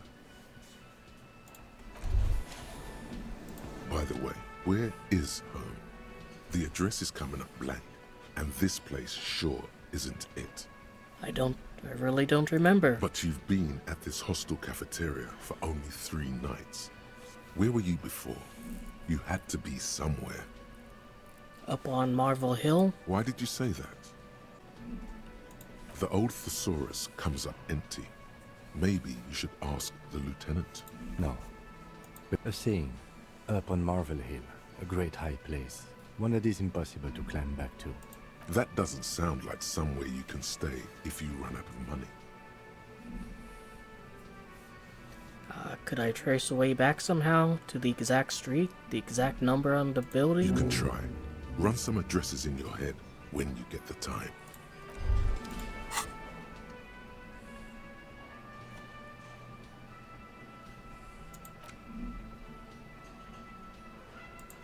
I'm gonna stop this and start this. Trace your drunken steps back home, jump across the raised channel bridge, fall over, get up, get off the asphalt, 20-minute shuffle. Let's see, Streets frozen this time. Here, caked with ice. Walk down Main. Side alley there. Footprints in the mud. Alright, yeah, I'm gonna research that. You should totally sing karaoke here, the first chance you get.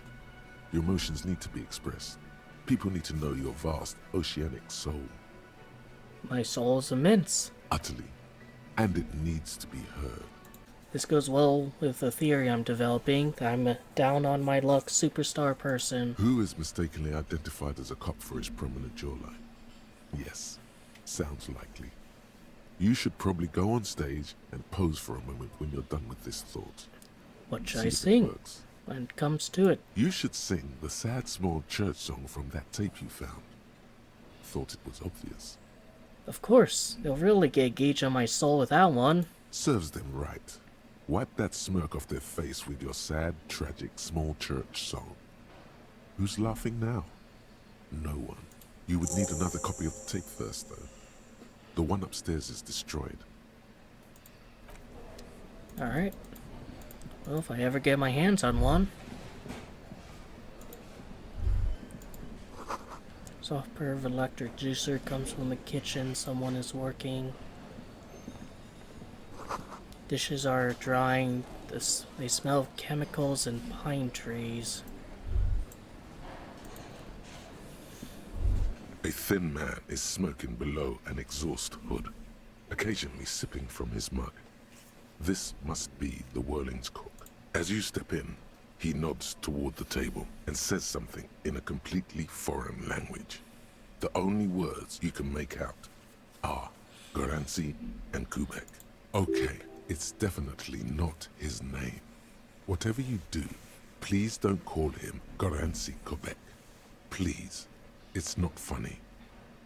Hello, sir. Got time for a few questions? The man puts his cup down and replies something, his left hand drawing arcs in the air.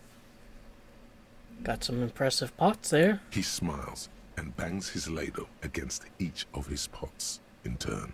It's almost like music, especially with the sounds of assorted dishes boiling and simmering on the stove. You see a heavy steel door with a prominent dimple lock. It's painted blue. You immediately feel drawn to the color. Blue is for mystery. I wonder where this door leads. You do? It's a door in the back of the kitchen.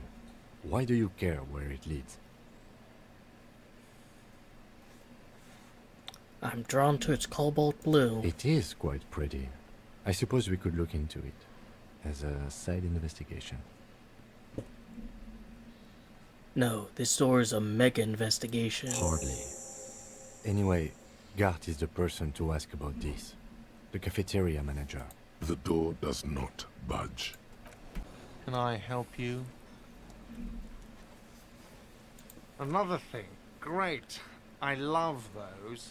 There's a mysterious blue steel door in the back of the kitchen. Oh, yes, that door, sure. There's nothing mysterious about it. It's just a door. Do you know what's behind it? Do you have... No, I don't have a key. I don't know how to get there. And I don't care either. It's not like I've been wondering about it for 10 years. It's just a frit warehouse, probably. Or some boring storage space with a bunch of old junk and dust. Junk and dust. He's attempting to maintain an air of indifference. It's absolutely not convincing. I think you'd like to know what's back there. Fine, okay, a little. But my job doesn't leave me time for wondering about one locked door in one of the cafeterias I manage. So, I haven't opened it. I have cleaned the whole place 100 times over, though, after the animals. And I haven't found a key, so good luck with that. Yes?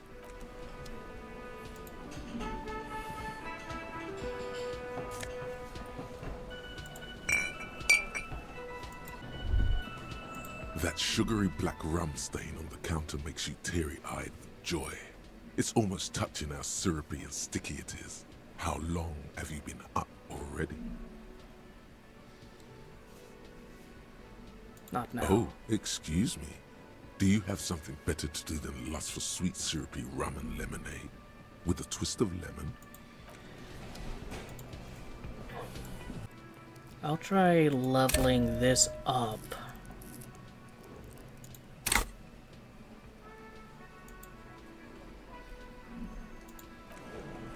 The worker is in a deep slumber. The worker continues to nap, undisturbed despite you shaking him. Haven't I been able to talk to her? Hello, sweetie. Wait, who's Sweetie? Why, you are, officer. Maybe I am. And have you found anyone to be sweet to? I don't know, Wink. Maybe I have. You rascal. I'm too old for you, and too married besides. You must forgive me. I'm getting so scatterbrained. I completely forgot to introduce myself. I'm Lena.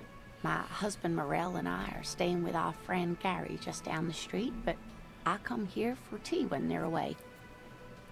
This Lena is wacky enough for the motley crew. Hire her on the spot. Of course, dear.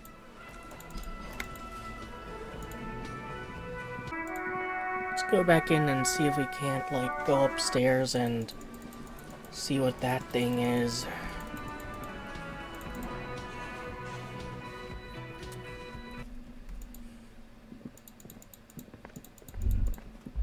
You should pick that fat, juicy cigarette butt from the tray, light it up, and smoke the living shit out of it. Nah.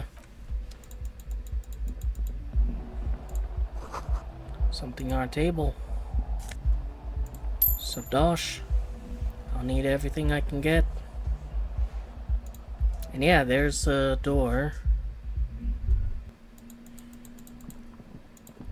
So what is this?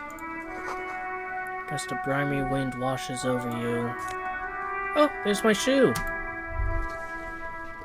There we go. Yep. Bind loose savior flare. And loose savior flare with my pants.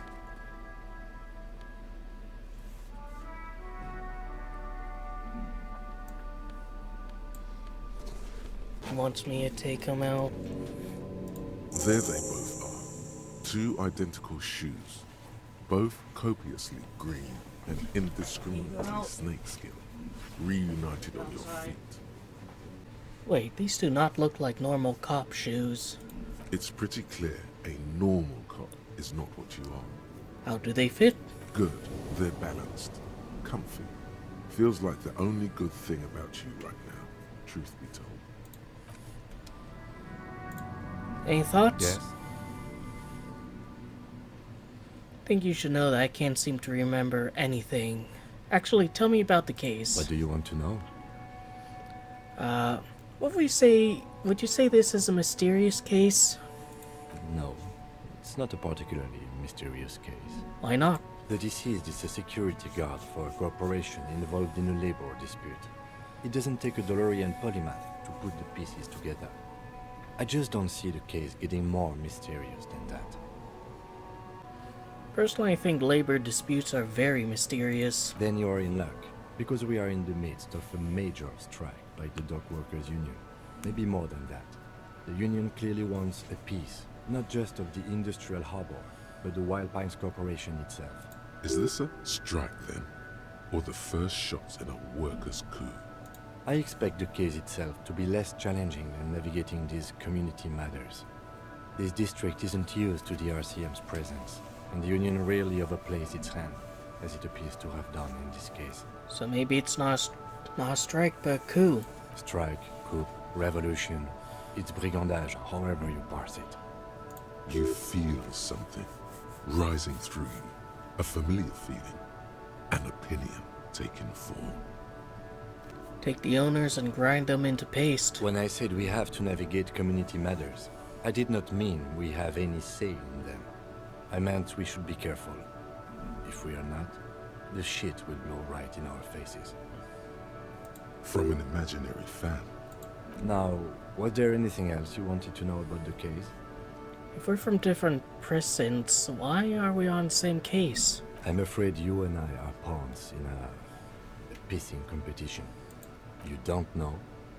I assumed you were in on it. You know what I'm on? Retrograde amnesia. Better still than an imbecilic cop-off.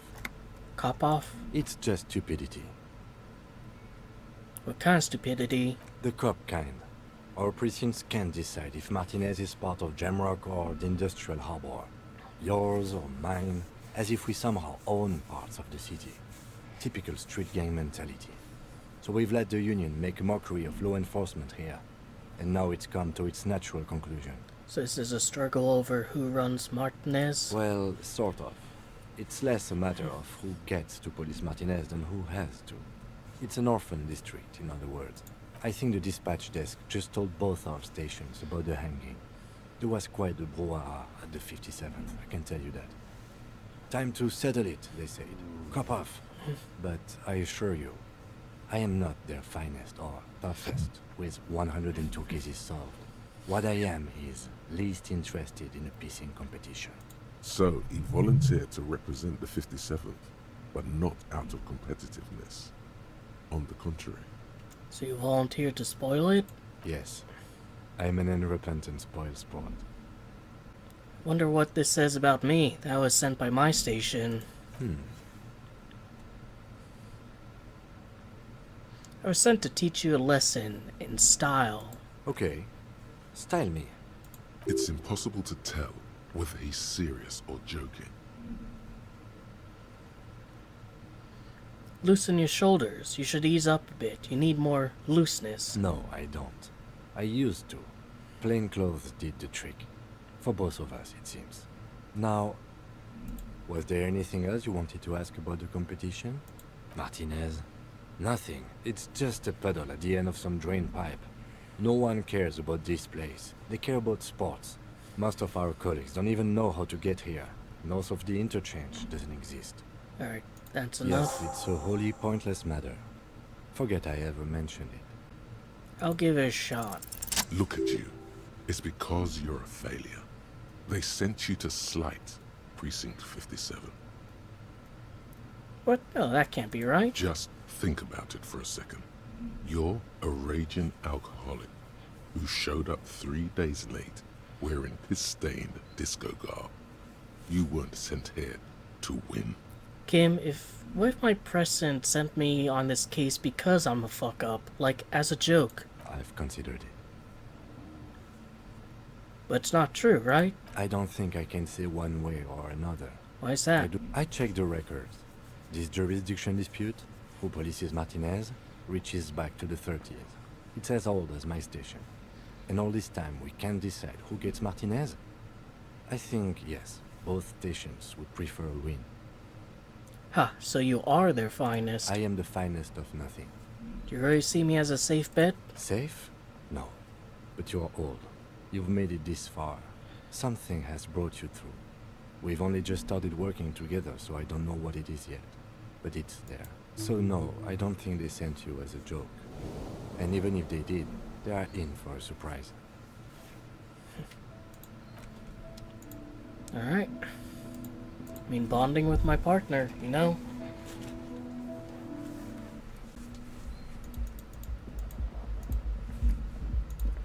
Wanna see my room? Come on, Kim. The bed is cold and not particularly inviting, but it's yours. The option to go to sleep becomes available every night after 9 p.m. No time to rest. You can look in the mirror again. They should have sent a poet. A mirror hangs on the bathroom wall. In it, your face, adorned with the expression. I think I'll want to expand my encyclopedia knowledge. Oops. Before I do anything, can maybe talk to that woman again. The door is closed. There is no answer. You hear the shower being turned on. Somewhere inside, a tremendous loneliness comes over you. Everybody in the world is doing something without you. I'm so alone. The door is indifferent to your loneliness. Still no answer. I'll leave. Don't want to bother her when she's showering. We got information in the sense that the lorry driver's female, and there quite frankly aren't that many female lorry drivers. So maybe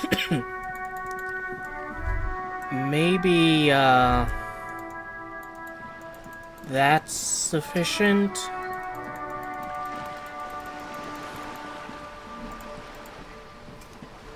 You're back. Good. What can I Spoke with help the lorryman at the roundabout. Word has traveled, yes, but nothing of real substance has surfaced yet, I gather. One of the tall buildings overlooking the roundabout. It would give them a read on the entire quarter. It appears we are being monitored every step we take, colleague. Did we have any other business here?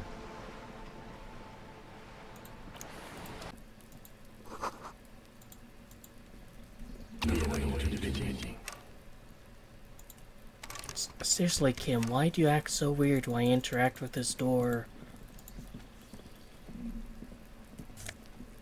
Alright, orange bum hat. And health. That guy. You see a young man on a balcony nursing a cigarette. His eyes have been following you for a while. Not looking for any trouble, officer. Why are you whispering? Sounds like you're already in trouble. Or no trouble for me. I just want to know what's going on here. Let's go this There's no one. trouble. I'm just speaking in a lowered voice. I don't want to be seen talking to the gendarmerie if that's okay. I just want to finish my cigarette. Don't let him go. This could be your witness. The balcony has a great view of the whole thing.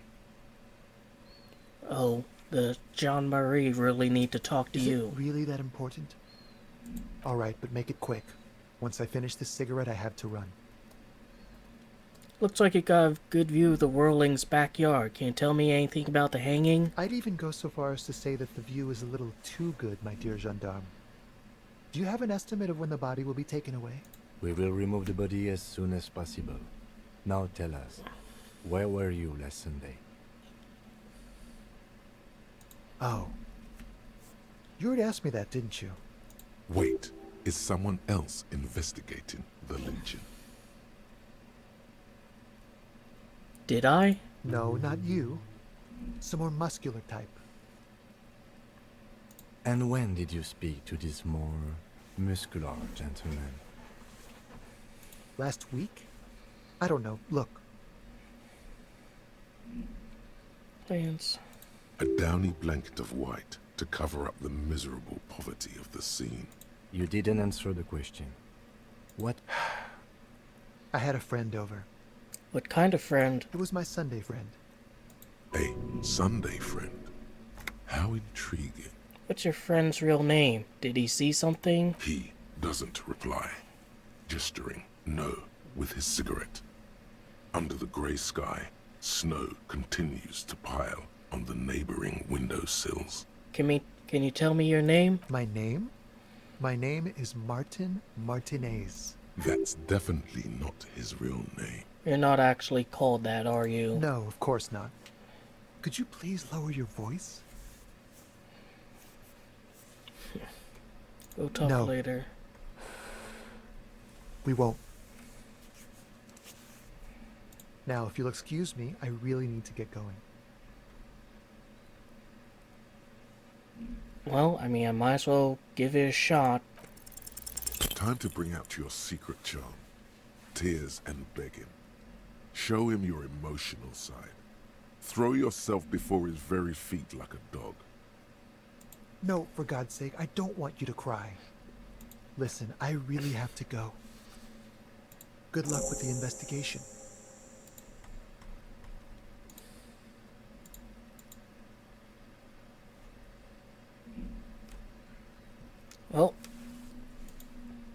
That didn't work.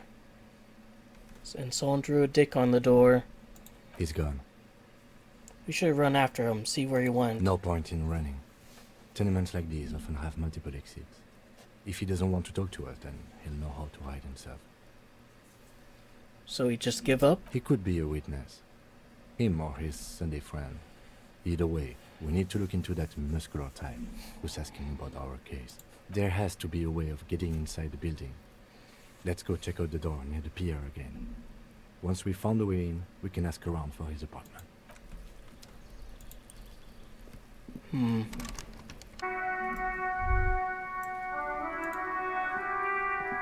The streets will flow red once more. A great torrent rushing down Rue de Esperance. The streets will not flow red with anything. Who are you? I'm Cindy the fucking Skull. What else do you want to know? Date of birth, blood type, the last time I was tested for Hep C. Don't use that tone with me. I am the law. Sod off, pig man. Art is above the law.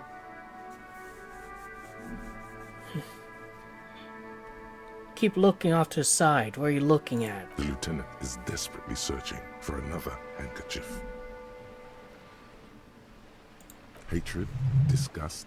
It's difficult to tell which of the two is more present in her girlish features. The woman on the boat does not notice her staring. That Ozon whore. Someone's got to keep an eye on her. Ozon is an archipelago 2 days' travel away from Rivershot.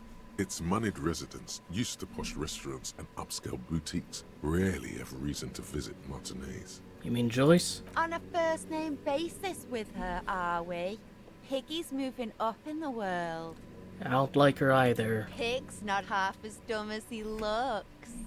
What are you doing on the wall? Can't you tell? I'm painting a beautiful mural, an aereo graffitio visible from low orbit. I haven't really started it yet. I'm waiting for the right words. Visible from low orbit kind of implies that this civilization entered the space age. I have an opinion on this. Want to hear it? Yeah?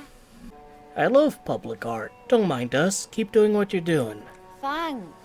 I'm sure the inspiration will come to me now that I have an official RCM stamp of approval. She means the opposite. Do you know anything about the murder? I ain't no snitch, pigstein. Go forth and forage in someone else's shit. No shortage of squealers in these parts. Actually, there is a shortage of people who talk to us in a normal, calm, informative manner. We weren't put on this earth to make your life pleasant, fucko. So you won't talk about the murder, but maybe you can tell us something about the murder victims' missing armor? What do I care about some fucking tin eggshells? Isn't armor art? Art for the, body? Ugh, alright, sad piggy. I'll give you this one. I saw a little girl in the fishing village running around with military-grade handwear. Looked cute as hell. If you haven't been there, the village is a shithole down the coast from the main plaza. Have a good time! No. That's all the snitching Cindy the Skull does for today. Actually, I don't even know why I told you what I just told you. Just my devilish charm and good looks? I have a weakness for animals. It's the animal thing again. Damn it. Or a weakness for police officers, miss. Thank you either way. Catch you later, Cindy. Watch your back, ungulate. You've got... Into the apartment building the smoking man vanished into. Good. We had enough problems with bums and drunks and thieves loitering in the hallway. You have no business here. Alright, hopefully this works. You can't think of anything convincing. Time for some police brutality.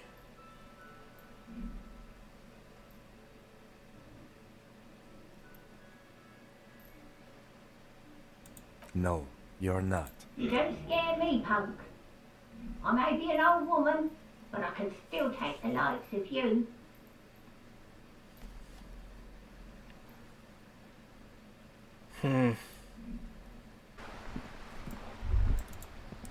I don't think I've talked to these two. Have you no shame? Whining about your back every time you bring out the measuring tape. René, you're a man with a fork in a world of soup. Please, let's just try to enjoy the game, all right?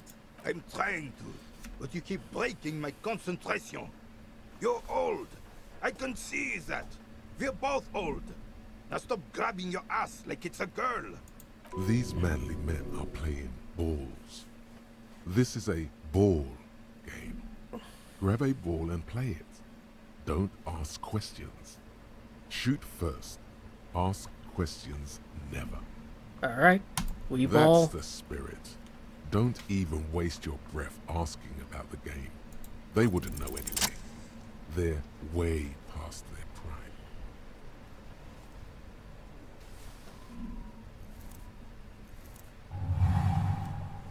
You are immediately surprised by the ball's lack of weight. No matter, you'll make it work. God, this is right. You feel the familiar tremble of excitement and adrenaline that precedes every victory. Time has frozen. A chilly breeze ruffles your hair as you stand there, feet firmly planted. All sounds, smells, even the wind, everything fades until the only thing left is the union of man and ball. Feel the ball. The cold metal ball is surprisingly smooth against your neck.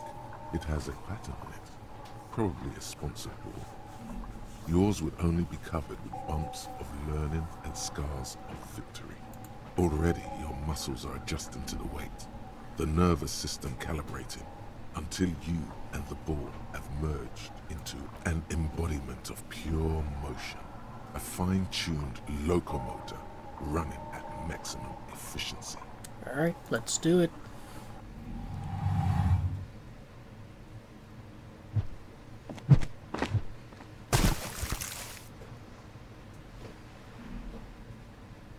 Merde!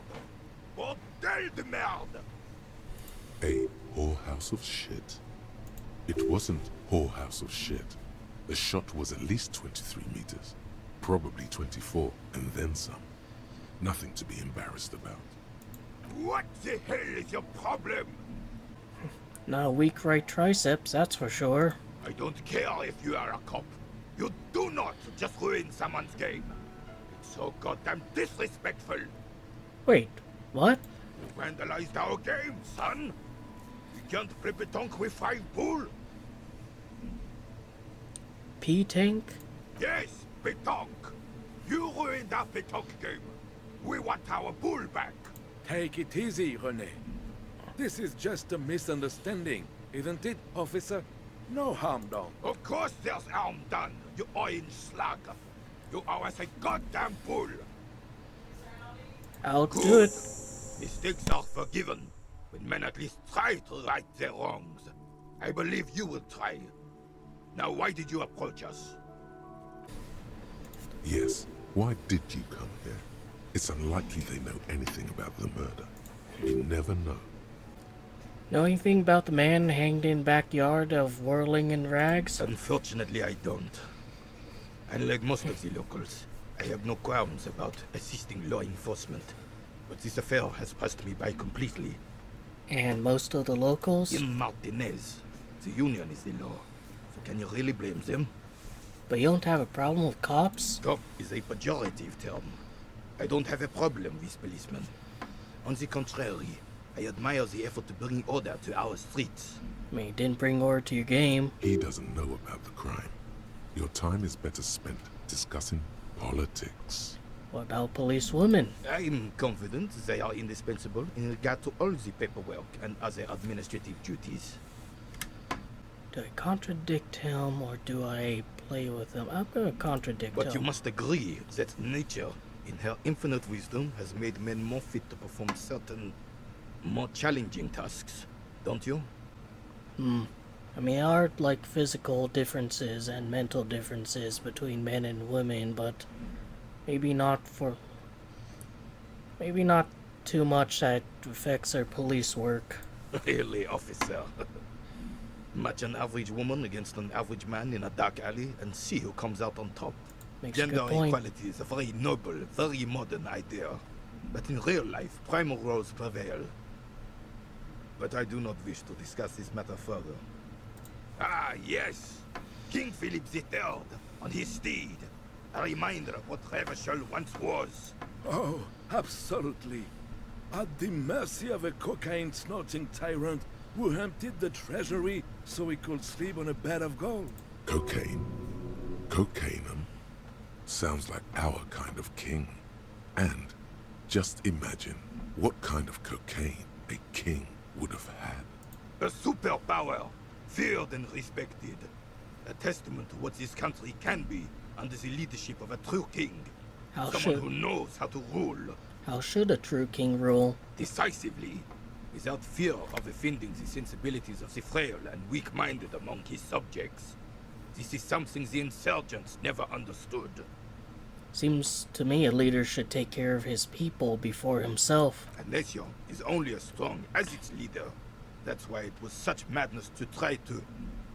I mean, all things considered, like, I'm younger than you, I'm stronger than you, and I took your ball and threw it in the ocean, and you had the audacity to be upset at me, when I'm merely a strong leader doing something without fear of offending the sensibilities of the frail and weak-minded among my subjects. Don't get started on that again. What happened, happened. The Carabiner doesn't reply, but his entire being communicates unbreakable resolve. Knows these assholes always talk about might makes right until someone mightier than them comes around. Then suddenly they understand fairness. Ain't that funny? What's about the cocaine? Oh, old Philip was a big fan of the purple nose candy the nobility loved so much. A cocaine connoisseur of sorts.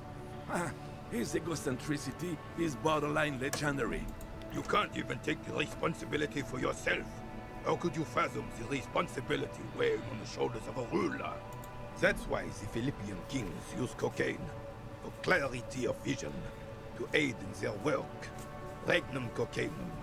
Revachol's finest years. I'm satisfied with this explanation. Of course. Clarity of vision. Awareness. Philip III was even brought into this world with the help of cocaine. The court made him administer the dose to his mother when she was in labor. And it is well known that with the help of cocaine, only the purest, of course, he was able to connect with higher realms. Higher realms? Of course. It all makes sense. He's just making excuses for the king's habits, isn't he? Seems like irresponsible behavior for a monarch. Drug users shouldn't even operate heavy machinery, much less rule country. From what I've seen of the officers of the RCM... But I don't want to get into a debate about drug policies. Right. Seem to be playing in a crater? Yes. The terrain here provides an interesting variety to a familiar game. Do you know what created it? I do. Fire from heavy artillery. But why? Why what? Why was heavy artillery used? Because that's what happens when communards hijack your country, execute your supreme leadership, and turn your capital into a slaughterhouse. You use heavy ordnance to clean up your home. Did you use artillery fire against them? Sadly, no. It was the foreigners who brought them to their knees. We fought valiantly. Too valiantly. So valiantly we got licked. Should have fought dirty, like they did with their suicide sex cult propaganda and mad anarchist women strapped to shrapnel bombs. We didn't so, and we lacked caliber. God bless him, but the suzerain's cannons simply weren't big enough. It was probably a bit more complicated than that. Why shell them here? Because this place is a damn beachhead. Had to soften the commies up first. Beachhead? Yes. The military coordinated amphibious landing to take back Revachol. Martinez was used as one of the 3 footholds in Revachol during Operation Deathblow in 08. The other 2 are off in Stella Maris and the Delta. This here is Blood Ground, where coalition boots first made landfall and cleaned those rabid dogs out. Most likely, we're playing pétanque on their mangled corpses. Blood ground. You got old René going there. Like he isn't hungry enough already. Is that why everything is so bombed out? Damn right, son. They let the fire of hell on this city before they stormed it. And it worked, too. The rest of the city got cleaned up, but Martinez they keep as a monument. And now the Union Socialists are practically running the place. Well, it's your own damn fault. You, we, the coalition, Revachol, whoever you want to blame, never finished the job. Officially, the party never surrendered. You don't even begin to truly understand the players of the table, let alone the specific circumstances surrounding the... What do you think? Thinking men have opinions on these things. Present one. That's how it should be. South Socialists paving the way for the hard-working class to take over. Preposterous! Surely you don't mean it. I'm just sorry it had to be them. After 8 years of fighting those commie hyenas, boiling cats for food, drinking my piss in the mountains. I would have preferred if the Right Honorable King Guillaume returned through Revachol, or even if that damn clan Frisel had risen from the grave and led us. Sadly, that was not the case. Instead, all that is just, holy, and beautiful in the world was wiped away, and now it's neon signs with toothpaste ads everywhere. Foreign influence peddling garbage and stupid music on the radio. This is just what the commies wanted. This was their plan all along. This is what they wanted to replace the role of the suzerain with. The suzerain is the king! Has everyone forgotten already? It's no use talking to you. You were still in Daddy's balls when it happened. When we took our last stand against the filth and rode the cavalry straight into gunfire.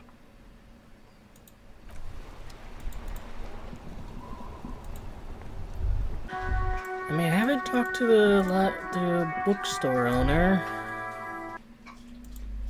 Or looked behind the curtains. Welcome to Crime, Romance, and Biographies of Famous People. My name is Plaisance. Be welcome, and please take responsibility for the energy you bring into this space. So you own a store? I am the proudest owner of our little shop of culture. Who's the little girl outside? Annette, yes, my daughter. I hope she wasn't slacking off again with her nose in science fiction. Tell me, was she at her post, doing her job like a proper girl? Yes, of course. Wonderful! Did you talk to her? Yes. Great!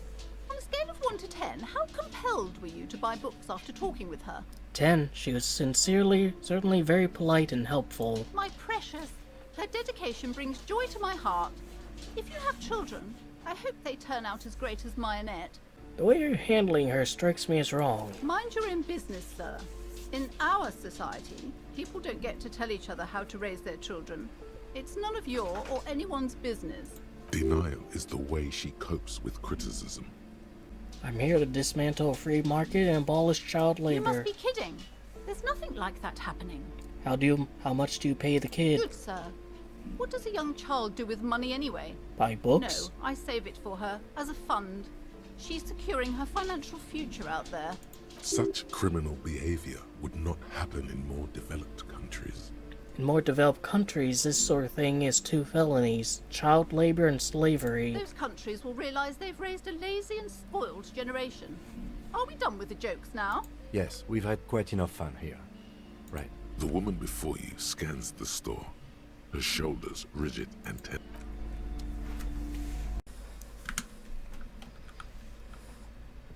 Oh, you can use your keyboard.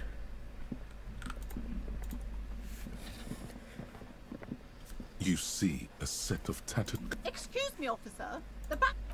Just as you're about to pull apart the curtains, the pet... Sir, don't touch that. I told you it's off limits for the customers. Parapsychologically speaking, we're done if you decide to open them. I won't be held responsible for the consequences. She looks away, mumbling. Why is everyone always messing with the curtains? Why can't they just buy books like normal people? Man, this is different. I'm a police officer. I need to get in there. Why? It's not like anyone was killed there. I'm sorry. I don't mean to be so impolite. Just please don't go there. I can't allow that. You'll only make things worse and unleash the powers. The curtains do seem frail suddenly, not robust enough to contain a slippery darkness. I'll think though for a while. Let's just talk about this first, all right? Talking is always good. Go see what she has to say. There is something mysterious about the curtains. Be careful.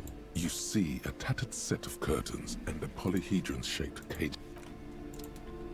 Alright, so what's back there? Welcome to Crime, Romance, and Biography. Be welcome, and please take responsibility for the energy you bring into this space. I am the proudest owner of our little shop of culture. Why are you so upset about those curtains? I already told you, it's just a storage room for employees. Just let it go, officer. Go buy some goddamn books. You're supposed to be drawn to the books. If it's just a storage room, then wouldn't it hurt? Then shouldn't hurt if I just peeked inside. Okay, fine. It's just because this place is cursed, just like everyone said. They don't call it the doomed commercial area for nothing. Are you happy now, officer? Happy that you've ruined everything? Why didn't you just tell me right away if it's cursed?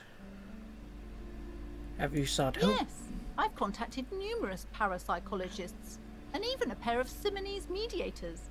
They provided me with the wards. The wards help to keep the doom at bay and protect us against the darkness that lies further in the building. Is your Even pendant though now I fear part of it's the not ward? enough. Oh, this? No, it's a special Himian amulet, blessed by desert pygmy shamans with a spell of compulsion. It's to compel people to buy books. There are numerous spells cast throughout the store. I had the books anointed with a different inducement spell, for example. It's guaranteed to boost sales 15%. Desert pygmy shamans. That sounds like a rather questionable way to describe a group of people. Why didn't you tell me right away it's a curse? It's not good to talk about the curse, not in detail. The negativism, it's dangerous. Talking about the void wraiths angers. Wow. Void raves. You have new words. How does the curse manifest itself? The curse is so much worse than you could imagine. It's a disease, eating at the very foundation. It's the curse of financial distress, of ruin and bankruptcy. Didn't that curtain just move? Wait, that's it? I was hoping for something more paranatural. But officer, there's nothing natural about entire companies declaring bankruptcy. I'm talking about cacodemons feeding off bad business practices and disappointing income statements. There's something wrong with this building, I can tell you. Ever since I arrived, I've sensed an eerie lingering presence, as if I was unwanted here. I could investigate. No, certainly not. I don't want anyone who's not familiar with the psychic arts to get involved in this mess. Stay away. My liege, you know what this case calls for? A para-detective. I could try. Slither up to her, you silver-tongued fiend. Show her what world-class perfidy looks like. Are you sure? Don't think I haven't seen charlatans before. I have returned from the void, a paradetective from a long line of paradetectives. You're no paradetective. You look nothing like one. And you're clearly a drinker. Pardon me for being so blunt, but... You look like one. Hey now, hey. You need the booze to focus, alright? The lieutenant keeps his usual stony calm. He silently picks out his notebook. Go ahead then, rock her world, he thinks. I'll compose some notes. I'll admit, I've had my share of drinks, but only because the spectral realm is parapsychologically taxing. How do you know all this? Here we go.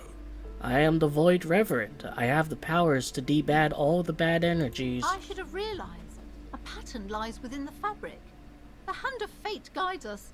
Our meeting couldn't have been mere chance. Perhaps you truly are the one to deliver this woman from the doom. But I am not the only one at risk. I have to think of my daughter. You are certain you can help us? Keep us safe? Just ask I my can't partner. allow any collateral damage to hit us. Oh, certainly so, ma'am. I can assure you my partner is eminent in this particular field. If you promise, good officer, then you might be our last hope. Do you swear it? Thank you, sir. There's one more thing I haven't told you about yet. The entity. Do not act surprised. You know of these things, sire. You have? The entity takes the form of a woman, a witch probably. I've suspected that she must be connected to the curse ever since I first saw her. Did you know that she lives inside the chimney? Chimney, the passage between heaven and hell, of course. Yes, that chimney is part of the building's central furnace, and it's enormous. She has barricaded herself behind some metal security curtains. God knows what she's doing there. Some unnatural magic, I assume. You should go find the entity and ask what happened to all the companies in the building. What? Oh, and please do return to me after you've looked round. I'm quite anxious to know what she has to say about the curse. Unbelievable darkness and ruin. What you discover? Probably just some office space. Don't be scared. So now can go open the curtains. You see a set of tattered curtains blocking. You see a dimly lit room full of dusty furniture and trash. Oh!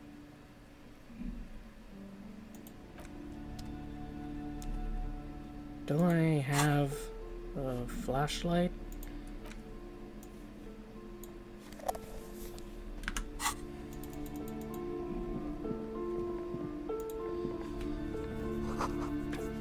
Ghostly silhouette of hair dryers.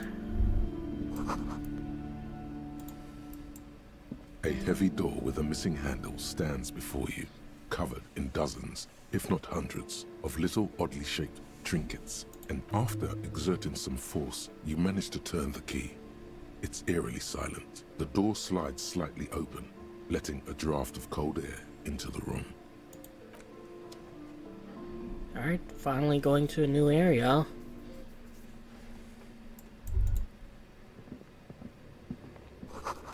Sand is dripping from the punching bag. Poster says, Cetus Fortis, the rest is laid off. Well, I mean, it was mentioned that there was like a strong guy, a muscular guy. The barbell lies on the floor. The color has worn off its weight plates. It's 60 kilograms. Your triceps hum at the sight of these weights. Show the world what kind of beast it's dealing with. There are no collars on the barbell. This is a safety hazard. Why does it feel so familiar? Look, Kim, it's a trap. There's no collars on the barbell. You're right. The weight may fall off. Better not touch it then. What kind of bastard would just remove the collars? It should be a felony. It would be a violation of EPIS safety regulations if the gym was still operating, but it isn't. No one's supposed to come here anymore.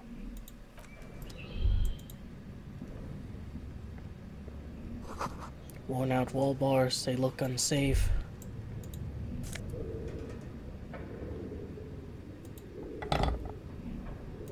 Could maybe sell that at the pawn shop?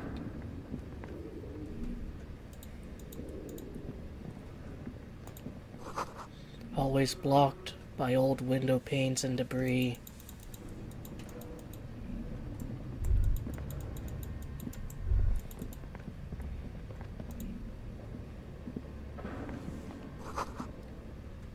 Strange liquid. Wild animals stare at you from dark, stuffed and melted.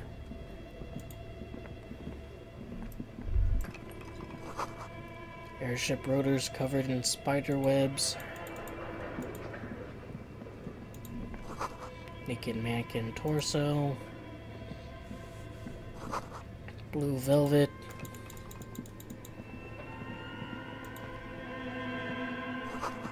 steel rotor blade bearing a slipstream logo. Skis with slipstream painted onto the Looks top like layer. someone tried to reconceptualize their business here. Look, the skis and rotor blades both bear the same slipstream logo. It seems likely that they started out making one, failed to turn a profit, and then pivoted to producing the other. Question is, which did they start with and which did they pivot to? That's a good question.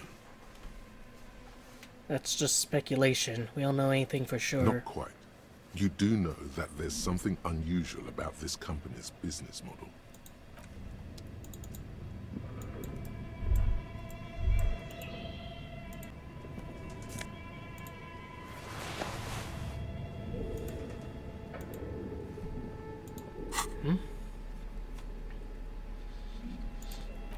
What is this? Worth 50. This cube-like crisscross filament feels oddly fragile in your hands. Its intricate structure covered in dust.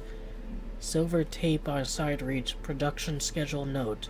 The filament contains information that can be read using a radio computer. Ball used for playing shot put, a favorite pastime of elderly gentlemen. You feel like you should hold on to this and make good use of it. Well, I could give it back. Give it to, like, that guy and his friend. That's what I like to see.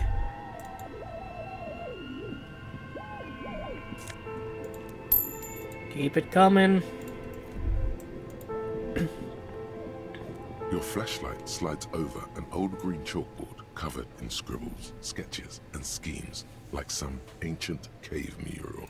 Some of the writing has faded with age, but you can still make out sections here and there. These lithe, pointy-eared creatures appear to be different types of welkins. You make out autumnal candle welkins, casting wax-based magic, translucent welkins, with organs shining under their skin, and even ether welkins, hailing from the vast emptiness of sidereal space. Who are all those creatures? Fantasies, you should adopt one of those welkins as your persona. No longer a mere man, but a welkin. One of the welkins, towering among the rest, appears to be different, however. It's Vara Hamira, a high welkin, his face white and scarred like cracked marble. This is clearly a welkin supremacist. The note says, all non-welkin races will be purged. The Haldor, the Twarg, the humans, and even headless men, all of them, purged. Imagine a world filled only with Welkin, Green Welkin, Dread Welkin, and the High Welkin to rule them all. An inordinate amount of time has gone into drawing these little Welkin creatures.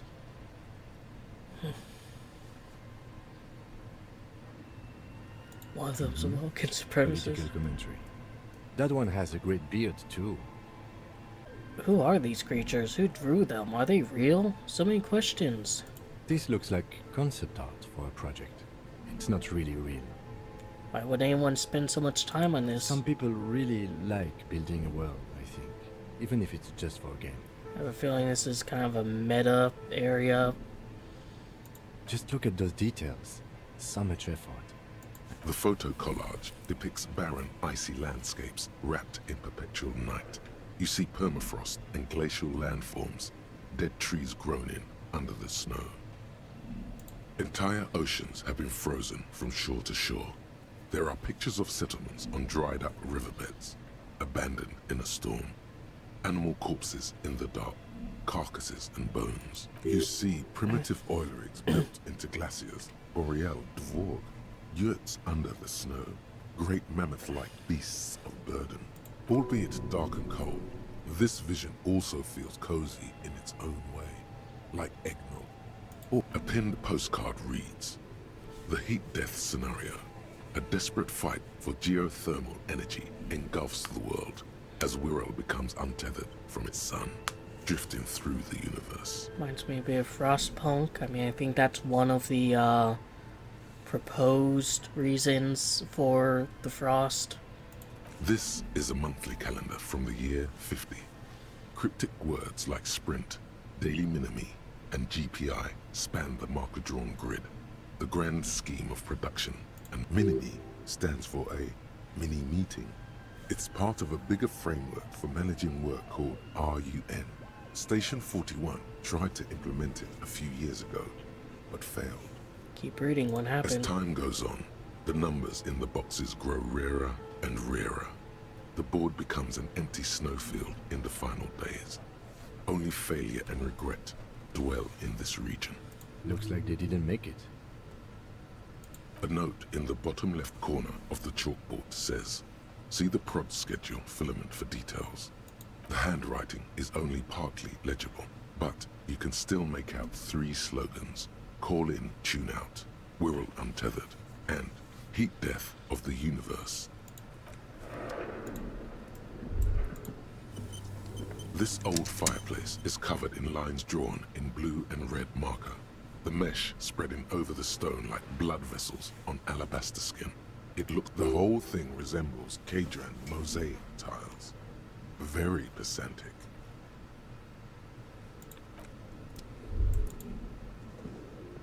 This appears to be some kind of machine with a cube-shaped heart and a wired framework.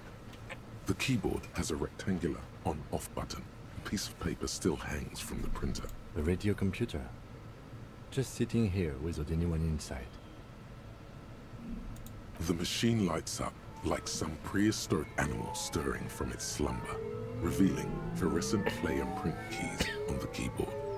It's empty like a beehive without its brood. Some cables have been left dangling, disconnected. The filament you have would fit perfectly inside the compartment. Like a smooth draw, the filament slides into place. On the keyboard, the play key starts blinking. A bar of fabric right above the keyboard starts producing a soft hum. The sound of static seeps through the machine's planar magnetic driver.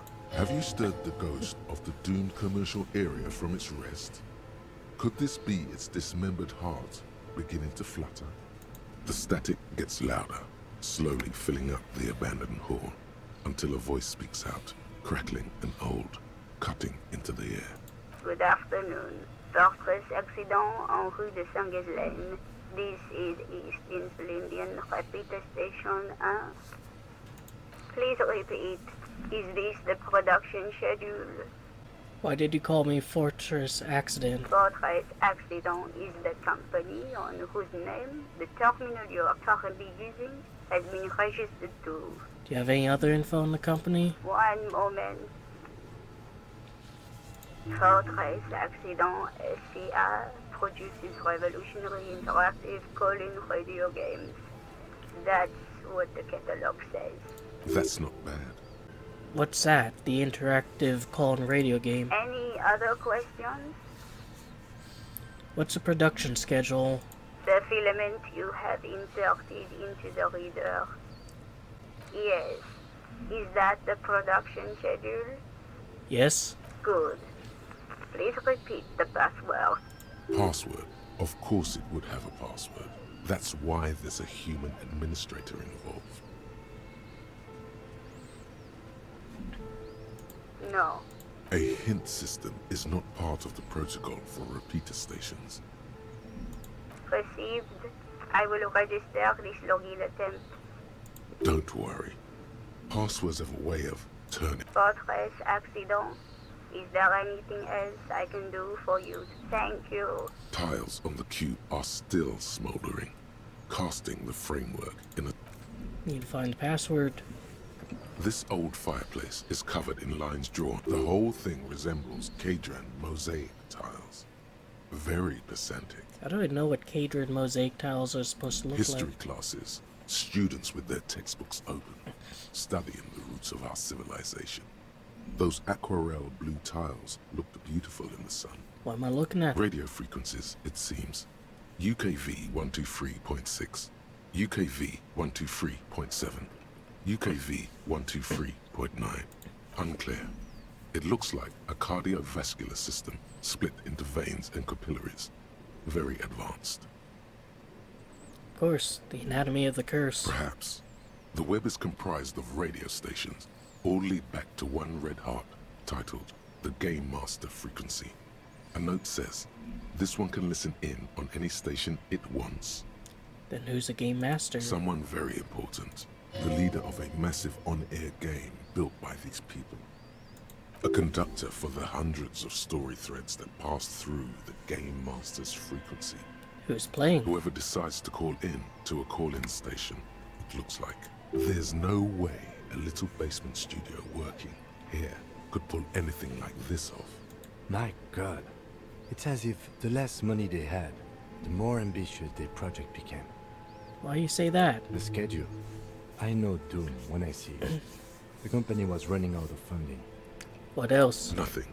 It's just lines on marble. An echo from times long gone. No one has used the fireplace in ages.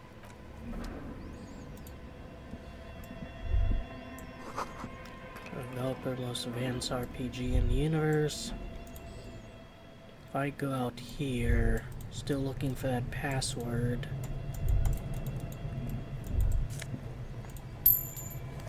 More money and medicines.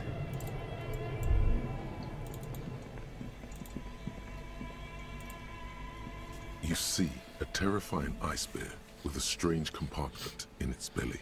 The bear looks oddly realistic. Is it taxidermy? A gust of freezing cold air rushes to greet you. You hear a low grumble as the bear regulates itself. This is the inside of a refrigerator. The lieutenant takes a peek inside. His hand has found the holster of his gun. Relax, Kim. It's a fridge. Of course, just a giant ice bear-shaped fridge. Let's take a look inside. The shelves are empty. All you see are crumpled ice cream wrappers with the brand name, Revachol Ice City. A handwritten note has been attached to the door. You pocket the note and the little fridge magnets keeping it on the door. You've acquired an interactable item. Investigate this item further by going to the Interact tab in your inventory. Examine one of the wrappers. A friendly cartoon bear smiles back at you from a glossy cellophane wrapper. It looks nothing like the fridge. What is a giant bear-shaped fridge doing in an abandoned cell in the first place? Good question. It looks like an ice cream fridge. So he tried to sell ice cream from this hyper-carnivore? I know. What an unfortunate marketing choice. What is even worse, the bear is still costing them money to this day. The fridge buzzes with energy. The electricity bill on this thing must be catastrophic.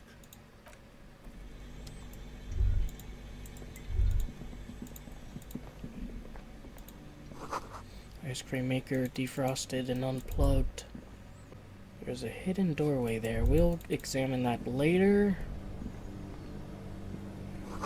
Frozen ice cream maker that's still running.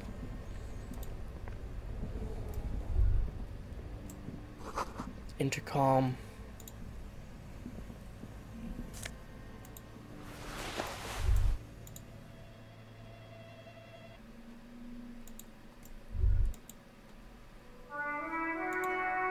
Go back.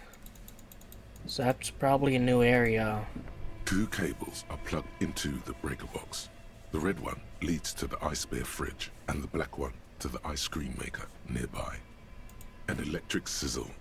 The room is slightly quieter now. Something close to you dies with a soft electric purr. Why did you do that? Because it's black, the color of immeasurable cosmos. The lieutenant raises his brows, but doesn't say anything. The electric distribution board now has 1 cable missing.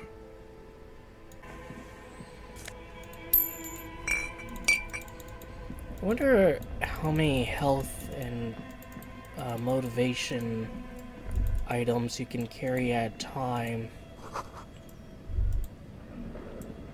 A thick layer of coal dust covers the furnace, coloring it pitch black. Looks like this furnace has a face, and it's a face of agony. It's dark and grimy here. In the darkness you can hear chatter. It's coming from above. A voice, or several voices, talking to each other. What are you doing? Not sure, Kim. I can hear someone talking upstairs. Wait, really? Should investigate, see if someone's upstairs.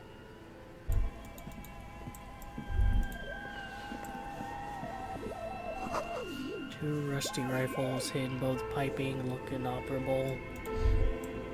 A few bricks have fallen off, revealing a compartment behind the wall. It's too dark to see in. There is, yes. And there also appears to be something inside the hole.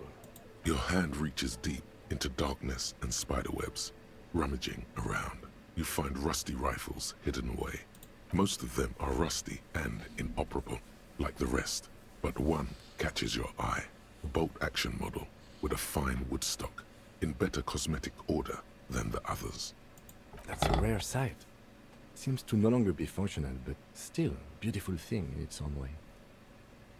Where are we? It means there are firearms, albeit inoperable, still lying around in Martinez. It's an interesting coincidence, I would say. Might come in useful in the future. He likes this find. Seems like an old bunker from the revolutionary period. Look at all those rifles. Must be an old weapons cache.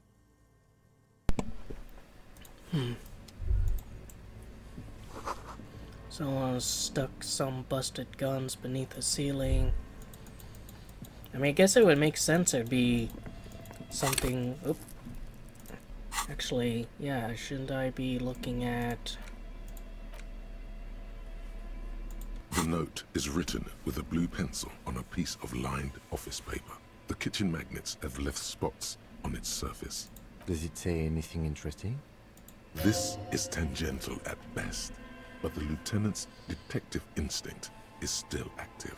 Someone has scribbled, S. I can't believe the off-site copy is still here.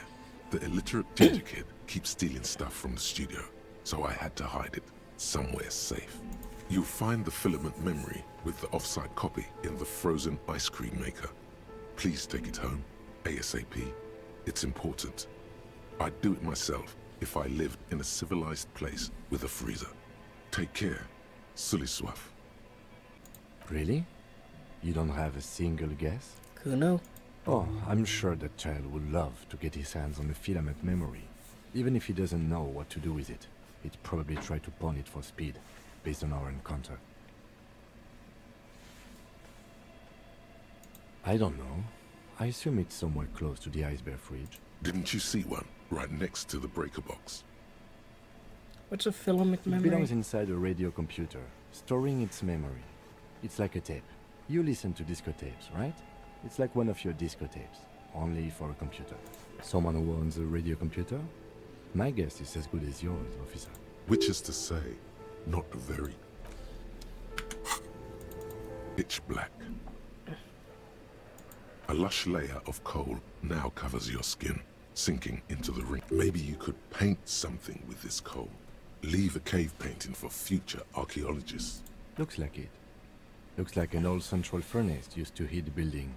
It's connected to the chimney. No one has used it in ages.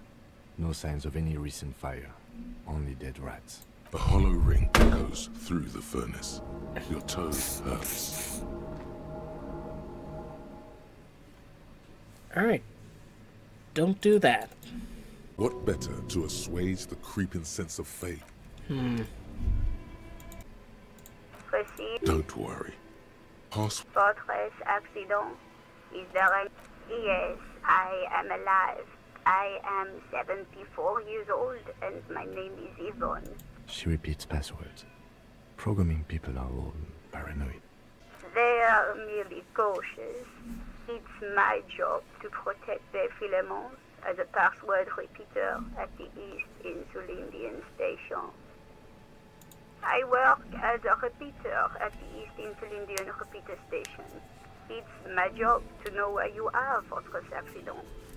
As for me, well, I am sitting in my cubicle, surrounded by a wall of radios. Now, please tell me if there's anything. Thank you. Tiles on the cube are still smoldering, casting the framework in a soft glow. Nothing happens. Anything else we can look at? What do you think is going on with that computer, chalkboard, and fireplace? It's just a failed business. The only question is, what the hell were they making? Yes, that is the question. It looks like one of those popular pen and paper role-playing games. Only these people were trying to automate it, make it work on radio computers. Utter madness, he thinks, as a compliment. Has anyone done this before? Not to my knowledge. They make automated games in Graz, Messina, Königstein. You know, places with industry. Not in Revachol West, among the ruins. But I don't think anyone has attempted to create an interisolary game before. We just don't have the technology. How are they planning to do that? Through call-in stations. None of the players have to be physically present. Anyone in the world can participate in the game, as long as they have a two-way radio. Then there's the game master frequency that listens in on the smaller call-in stations.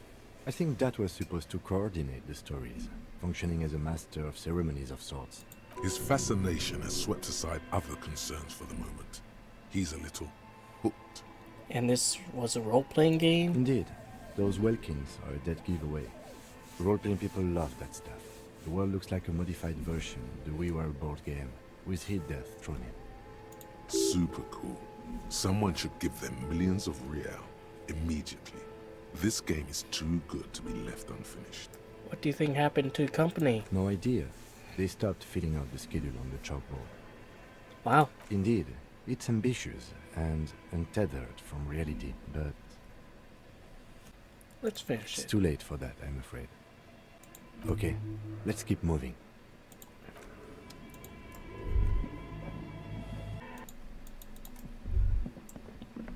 Oh. This is just back here. This trash container is locked.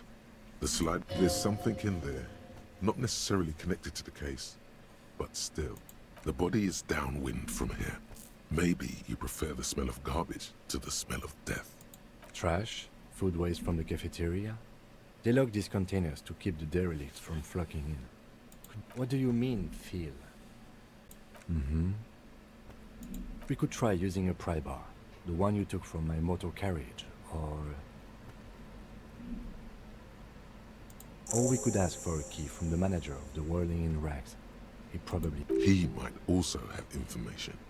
This is better than the pry bar. What? By the way, you should come back to this thing. Mine? No, it belongs to the Whirling in Rag. Thank you for clearing that up. Why do you keep the container locked?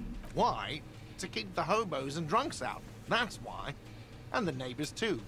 They put their trash there and they don't pay for the garbage company. I thought as much. And are you the only party with access to the trash container? Well, yes. Us and the garbage disposal company. It seems a little callous, doesn't it? Something stirs in you. No, it doesn't. Nothing stirs in me. And this isn't callous, it's common sense. Okay then. Maybe you're callous yourself. We need those What keys. do you need them for? It concerns the case. Please cooperate. Just bring them back once you're done, please. Where is home? The address is coming up blank. But you've been at this hostel cafeteria for only 3 nights. In time or space? That doesn't sound like somewhere you can try. Run some... Didn't I already do this? And actually, where's the communist one? Did some of my progress reset? With a well-oiled... Don't. Maybe you shouldn't. The smell of rotten food rises to greet you. You see soggy cartons, dirty rags, and organic waste. We're just in time. This hasn't been emptied for over a week. It's just organic waste, cold and slimy on nothing. What's this? A blue piece of plastic sticks out from the apple peels. It's shiny, something larger, a clipboard.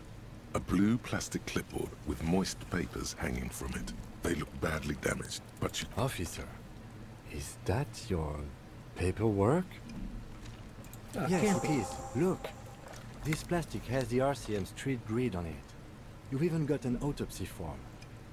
If you don't mind me asking, how did this get in the trash? Must have been cramping my style. Officer, this is an official piece of paperwork.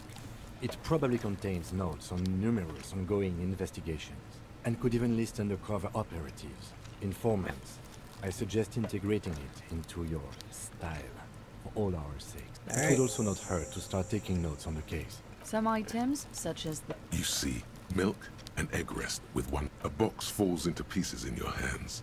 Batiste Soleil cereal. There are plastic pasta packages below, and turbo noodles. Nothing of note, however. Among the threadbare kitchen towels, something catches your eye. As the legs of the slime-covered jeans begin to unspool from the garbage, a rank... The victim's clothes? Cadaverine odor is faint. If these belong to the deceased, they were removed when he was still in the early stages of decay. Drop them in here, officer. Guitar marked blue jeans. Pockets empty or empty.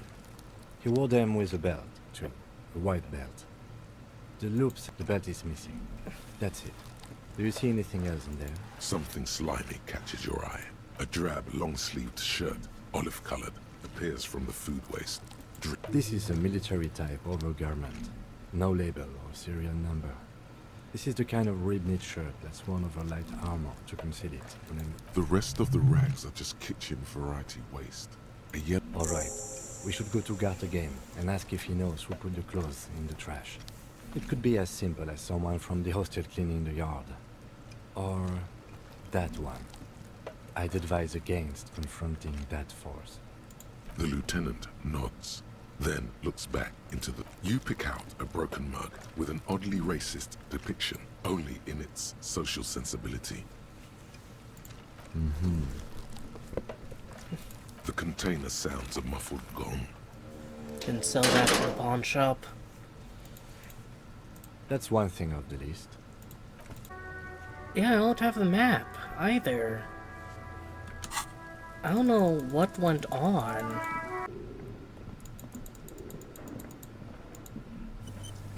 An iron safety curtain curves before your eyes, folded. This must be where the entity. This is directly above the central furnace in the cellar. What an odd thing to do. Nothing happens. Still nothing. Those curtains prove to be surprisingly sturdy. There must be another way to wake up whoever is in there. Maybe we can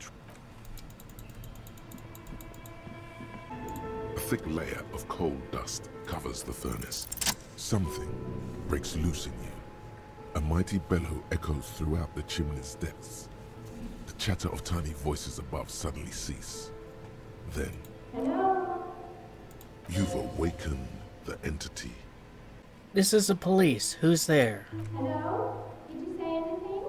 I can't hear you. Please come upstairs. There's a safety curtain on the second floor. I'll open it. You hear a low rumble upstairs. After you, officer.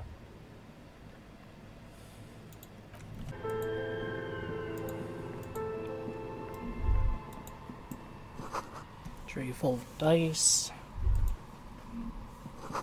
Candy dispenser with dice. Hello, I'm Nia. Did you try knocking on my window? I must have missed you. I've been listening to my Milius. So what kind of die are you looking for? Could this be the malicious entity? Perhaps it's wise to go along with this masquerade for now. She's got a direct view to the backyard. You should interrogate her about the Legion. Hold on, what do you mean by Milius? Yes, a Milius is like a call-in station. You need a two-way radio to access one. That's why I have these. Mostly, they just teach you to swear in different languages. But some of the stations can be quite interesting. I was so absorbed, I must have missed you knocking. Then how did you get inside? By the south entrance? You know what? It doesn't even matter. What matters is that you're finally here.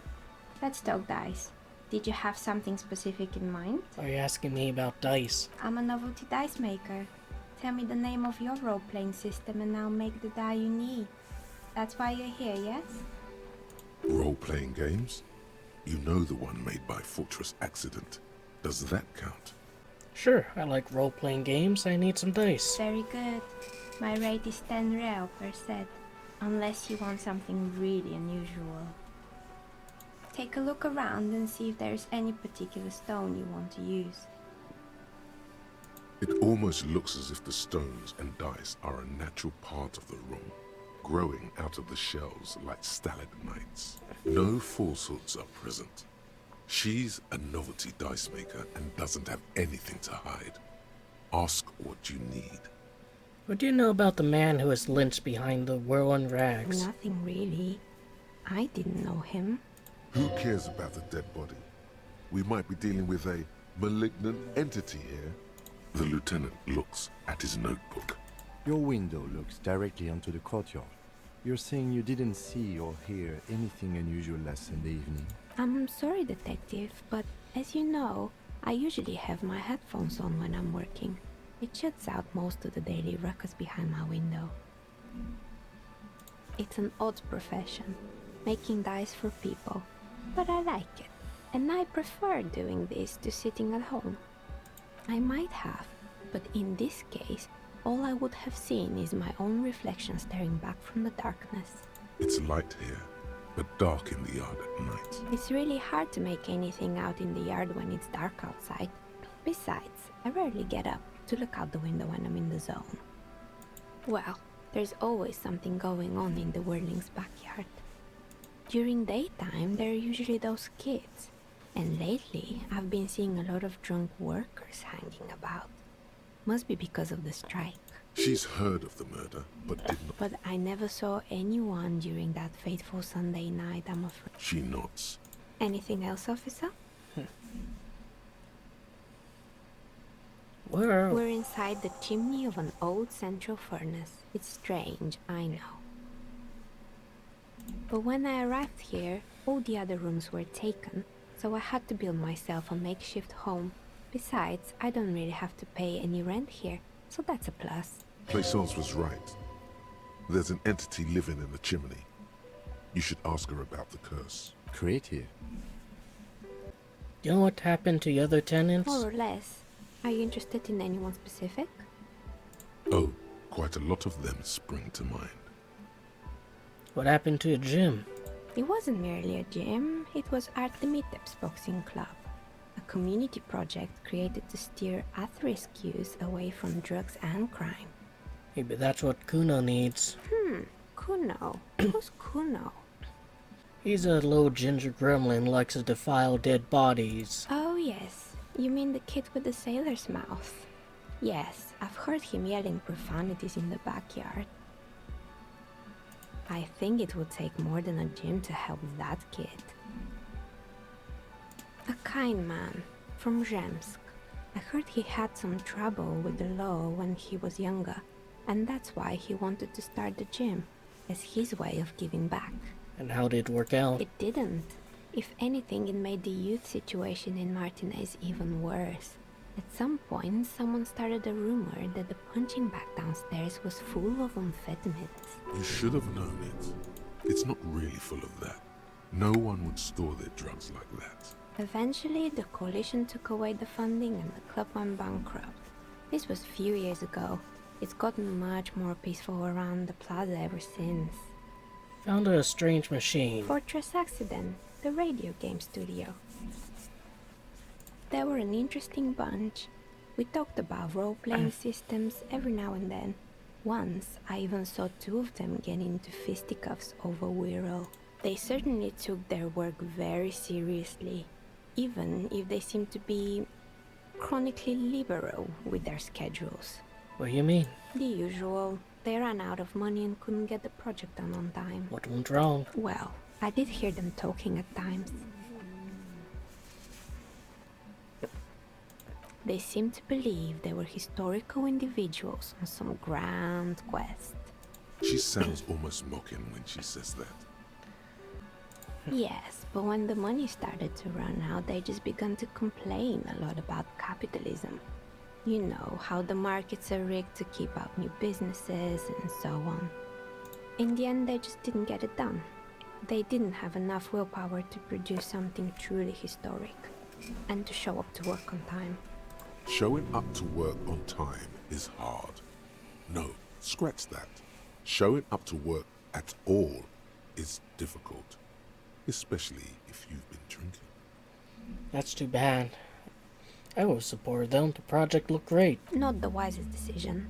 You would have lost all your savings.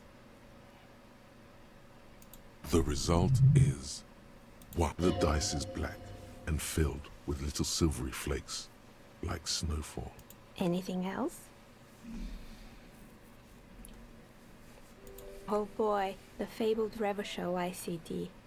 You're in for a treat here. The place was owned by two guys who had some rather innovative ideas about marketing. The bear was one of them. Now ask me about their other ideas. Indeed. What were the other ideas? Yeah. There was really just one. And it involved picking out the prettiest girls in the neighborhood and paying them 20 cents per hour to man the booth. And by man the booth, I mean slump behind the counter with a face that could maim you if you ever dared to disturb their bored magazine browsing. Like the lady in that plant shop? Victor does the same thing. Yeah. Employing silky teenage girls is a widespread practice, yes. Unfortunately, they always come in packs. I'm talking about acne-ridden girlfriends and gorilla-like boyfriends loitering near the shop. At least that's what happened with Revachol ICT. And they already had the bear. What about the bear? The bear. Didn't work out? Of course not. The bear was terrifying. No one wants ice cream guarded by a hostile apex predator. To make matters worse, the fridge didn't work too well either, and half the ice cream came out malformed and partially melted. Eventually, Revachol ICT lost the price war to its rival, Glacé 5000. Glacé 5000 sold caramel sundaes for only 5 cents a piece, out of regular fridges. So the bear is doing its best. Maybe. Because the taxidermist who made that bear definitely wasn't. Doing his best, I mean. How come? He said that the bear was his vision beast. He said he met his vision beast while high on desiccants. Called it Megatherion. Sounds cool. Megatherion? Megatherion. A mega wild beast. Oh, I totally understand. Anything else?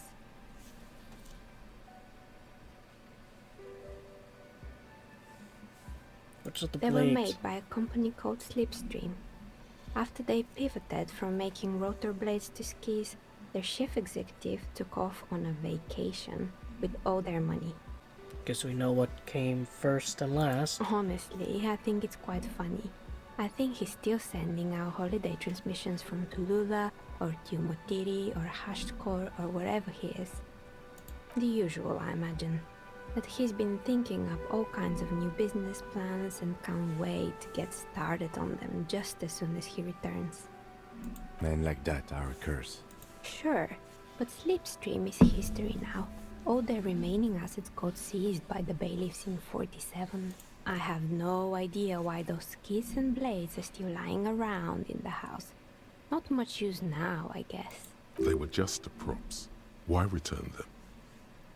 You mean Mr. Fabron, the taxidermist? No, he mostly just did drugs. But what drugs exactly? Anything else? What's up with the broken windows? Oh, this one's a mess. There used to be a company that promised to repair windows 24 hours a day. Turns out, the business was actually set up as a front for an illicit group that was producing snuff milias. Who would have guessed? What's the snuff milieu? And they never cleaned up the debris either. Now it's just littering the hallway and I have no idea how to get rid of it on my own. It's a sub-Rosa radio station that broadcasts real murders with real victims. Some people pay good money to get off on it. Nothing changes in her tone as she says that, as if it's just another piece of information to lay out for the world. What does she mean to get? Don't worry, the ICP has a separate division that deals exclusively with unlicensed sub-roses. This isn't our problem. Good luck with that. It's not easy catching those perpetrators. Used to be a hair salon? Yes, I think it was called Androgynous Orlando or something similar. They weren't a big hit around here. Turns out that working class men don't like genderless haircuts. They're scared of that word. Maybe you just have a preference. A bit of experimenting every now and then isn't bad. Me neither. I just want it off my face. There used to be a fashion atelier here, but I have forgotten the head designer's name. They were doing well for a couple of years, until the insect rights activists came. Didn't know insects had any rights or activists. Yeah, the atelier didn't know it either. They produced a certain collection that used chitin among the materials. Apparently chitin is made in the Occident, where it's extracted from beetle wings. And you know how all kinds of political movements are big in the Occident. The activists shut down the biggest chitin supplier, which of course caused the price to skyrocket. And, naturally, all the most fashionable tastemakers refused to be seen in chitin from then on. The atelier went bankrupt before they could finish the collection. I'm glad someone took care of the little guys. I like insects. Really? Anyway. Good. I hope it clarified things a bit. I've heard the stories, but I don't think those stories are true. Plaisance, the bookshop lady? I've heard that her business is doing rather well. Have the energy spared her somehow? Oh, right. But it's not just the bookstore that's still up and running. What about the whirling in racks? Some people say it's part of the building complex. No, the whirling isn't doing well either. Its waitress just took off and the customers have trouble paying bills. And then there is me.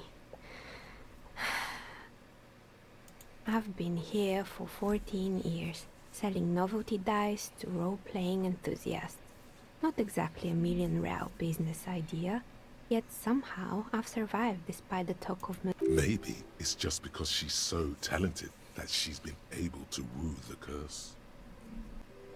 I'll be the first to admit there are many inconsistencies with this so-called curse. I was just about to ask, what do you think? Do you think the curse is real? Time has come to face the source. Fear not, for the forces of the universe are supporting you in this psychic quest. I'm starting to think there is no curse, only business decisions and natural market fluctuations. Exactly. Truth is always so disappointingly mundane and boring. But I'm glad we got this sorted out. Anything else I can... That's all she has to say on the subject. She's been thorough and truthful, as far as we could see. Yes? You're alive and well. Don't keep me waiting now. Yes, yes. How... Tell her how ghastly it was. You know it's what she wants to hear. Honestly, a dump. Nothing I see there, just heaps of garbage. But, what else did you find? Did anything survive? No, of course not. Have you a novelty dice maker? Well, spit it out. Why does she need the dice? For some kind of sorcery? Sometimes they use the ankle bones of sheep. She's not a sorceress or some malicious entity. She's a businesswoman like you. I don't understand. If it's not her, then where is the source of the doom? How did she explain the curse? The narrative she's built herself, it does need tearing down. Just don't say you don't have any answer yet. To hell with it. Perchance you ought to just lie, sire.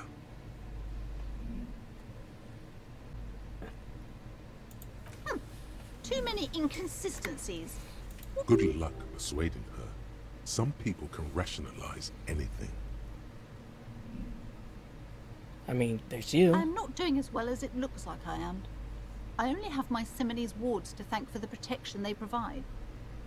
Yes, because her business consists of the psychic leech that's been feeding the curse. I see that you've fallen for her manipulation, detective.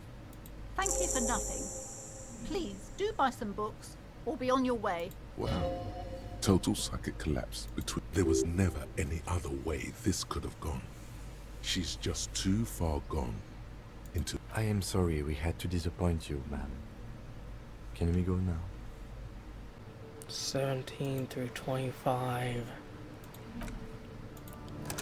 If I go here, do I get all my shit back?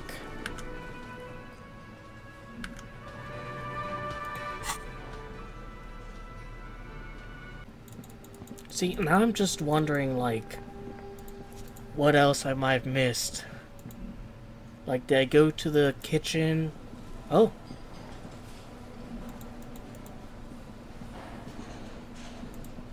So, kind of popping off here. But did I go to the kitchen and look at the door? You see a heavy steel door with a prominent, the cobalt blue surface. It leads to a side building, adjacent to this one. The old building next.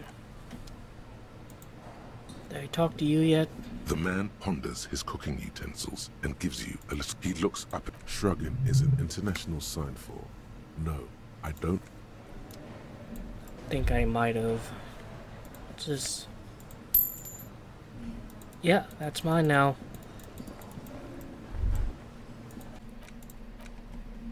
It's the ledger you found in the trash. A pitiful cabbage of white and yellow papers hang. There's a piece of toilet paper. Or is it cleaning tissue? No, it's toilet paper. Desperately sticking to the back. It's a metaphor for you. Below the pathetics? Terror. It's just toilet paper sticking to the back of the plastic clipboard. You can take it off if you want. Leave it there, it's cool. Way cool.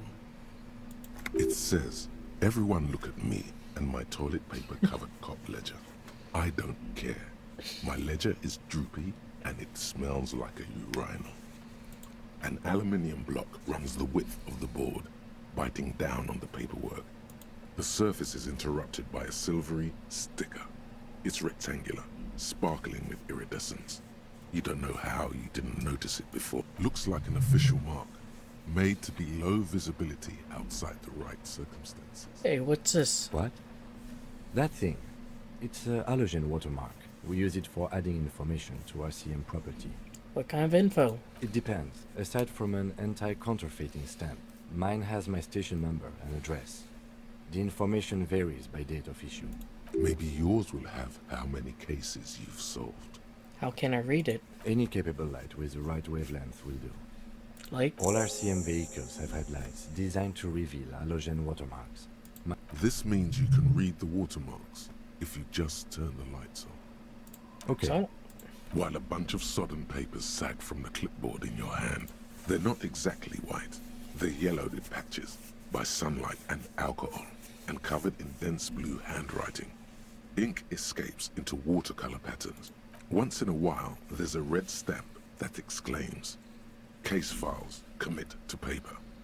The case files themselves are plenty. You count more than 100 sodden, crumpled up, earmarked pages falling apart in your hands. Work, strife, poverty, the Jamrock Quarter. These are handwritten logs of investigations dating back to January 51, this year. The exact number is hard to estimate, due to missing pages. It's the middle of March. You have attempted 2 cases a week on average. Is 2 cases a week a good caseload, Lieutenant? Huh? 2 complex cases to undertake is a lot, yes. You really have to push yourself. I would not suggest it, lest you start making mistakes. Arson, petty theft, spousal abuse. Handwritten logs on dozens of investigations date back to January 51. Stamped case files, commit to paper. Yes, it appears you employ a, shall we say, robust yet literary system. Each investigation has its case number written on the margins. Yet, still more tellingly, most are accompanied by a name, a title, one might say even.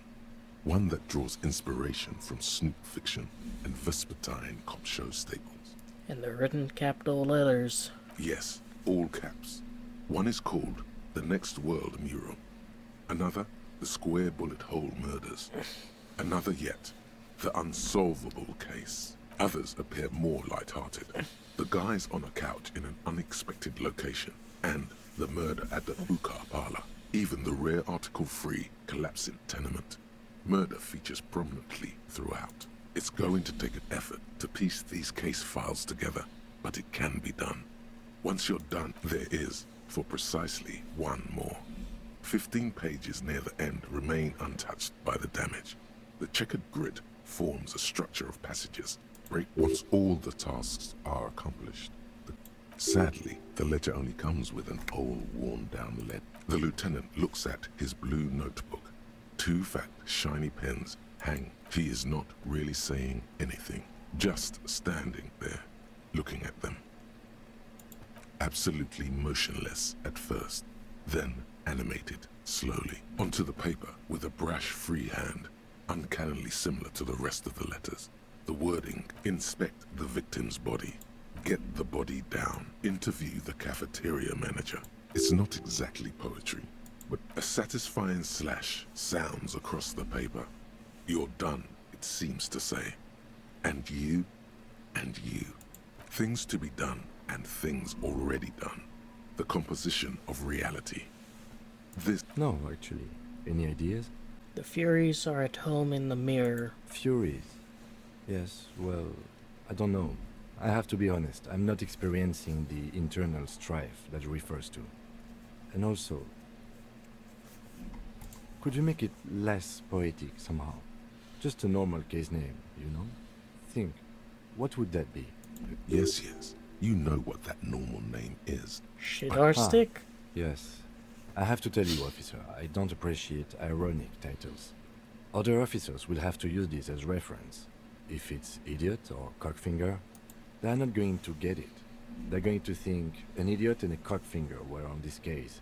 So, do you have something less funny? Setting Sun? Okay. It's a good name, but it has one problem. This case has nothing to do with the setting sun. At all. It has nothing to do with that, so... something more concrete, perhaps? Do you have... Usual is boring. We don't do that. Great. That's great. That's actually what I was thinking too. I'm going to start calling it the Hanged Man. It's good we sorted this out. Yes, how very childish of you. In your and my defense, almost everyone in the RCM uses the titular system, in addition to the official alphanumeric. Why is that? It's a holdover from the early days of the RCM, right after the revolution, when the organization had little idea how to do things. It persists in an unofficial capacity. Officers use these titles to refer to their work among themselves. Seem to have named the case the Square Bullet Hole Murders. Again, in your defense, I seem to have named one the man with the hole in his head. That was a real person. His death was real. Still, I named it that, to amuse myself. I pray his loved ones never find out. Rail spiked through the head. He died. It was a workplace accident. You don't exactly close them, so much as distance yourself from the smelly papers. Can I read They're them a now? little further from your nose now. Yes, you can piece them together using the alphanumeric code on the margin. It always begins with HDB 41, then date of initialization and time of arrival on the scene. Why, yes, your precinct number is 41. Every last alphanumeric in the files begins with it. And these are your case files. It's safe to say HDB are your initials. So it might actually be Harry something something. I got nothing here either. Logic, yeah. It takes about half an hour to piece one together, using the system you've devised. Where do you want to start? Not much has changed in the meanwhile. A bunch of sodden papers still sags from the clipboard. In the back, you see thin, translucent copier paper. Some neon yellow, some bright red, all covered in boxes, like marching armies. These look like official forms, waiting to be filled out. Then rip them from the binder and hand them out, according to type of form. 3. The topmost are misconduct fines. The middle ones are station calls. And the bottommost are field autopsy forms. Each, you don't have to be an intellectual giant to do police work. A dozen pages of thin copy paper, bright red in color. You see the parameters of a deceased human form, waiting to be filled in. Age, sex, condition of internal organs. These are quite sinister in turn. They give a date and time for the person to appear at the specified precinct police station. Below the call are the criminal charges you risk by not appearing. All in a print so small it could be considered downright cute. A monetary penalization ranging from 20 to 250 real.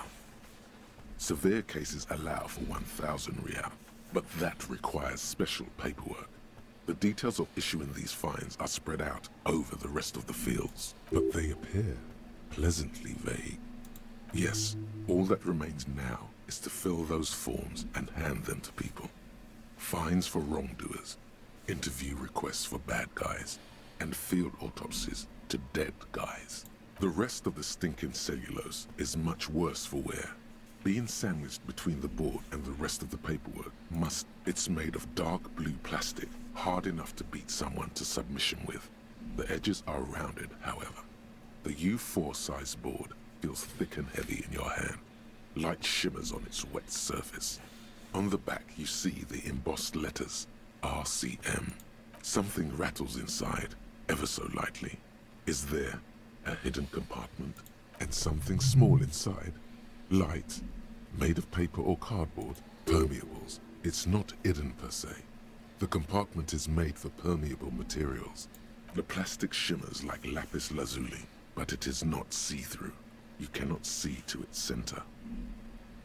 Blue. The blue heart. Don't look into it. With your hands, U4-sized pages hang from the clip screwed to the top of the board. The acidic stench of rotting food is rubbed off on the cellulose. It now forms the base of the experience. This base surrounded by a faint, like the bits they put into public piss bowls, probably called Fermi Discrete. Or, remember when I said the smell of the upstairs bathroom was so rank they should have sent a poet to describe it? Why, yes it is, among many other things. This... Alright, I'm gonna put this away.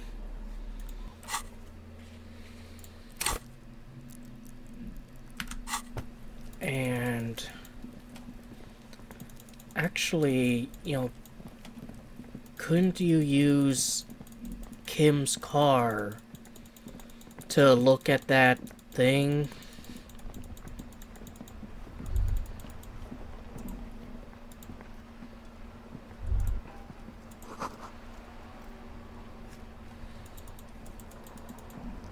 Like the lights from his car here.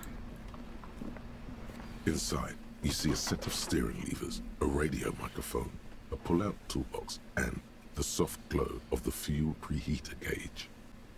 All right. Ready? I turn, you press start. It's next to the preheater. The dashboard lights up with orange glow. The rounds per minute gauge jumps like a lemon waiting from the lights unfold with a little click, casting electrical light onto the ground before the vehicle. There you go. I'll turn them off from the remote once you're done.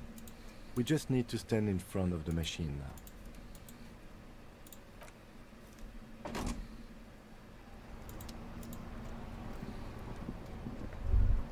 As you hold your ledger's clip under the headlamp, an iridescent hologram appears.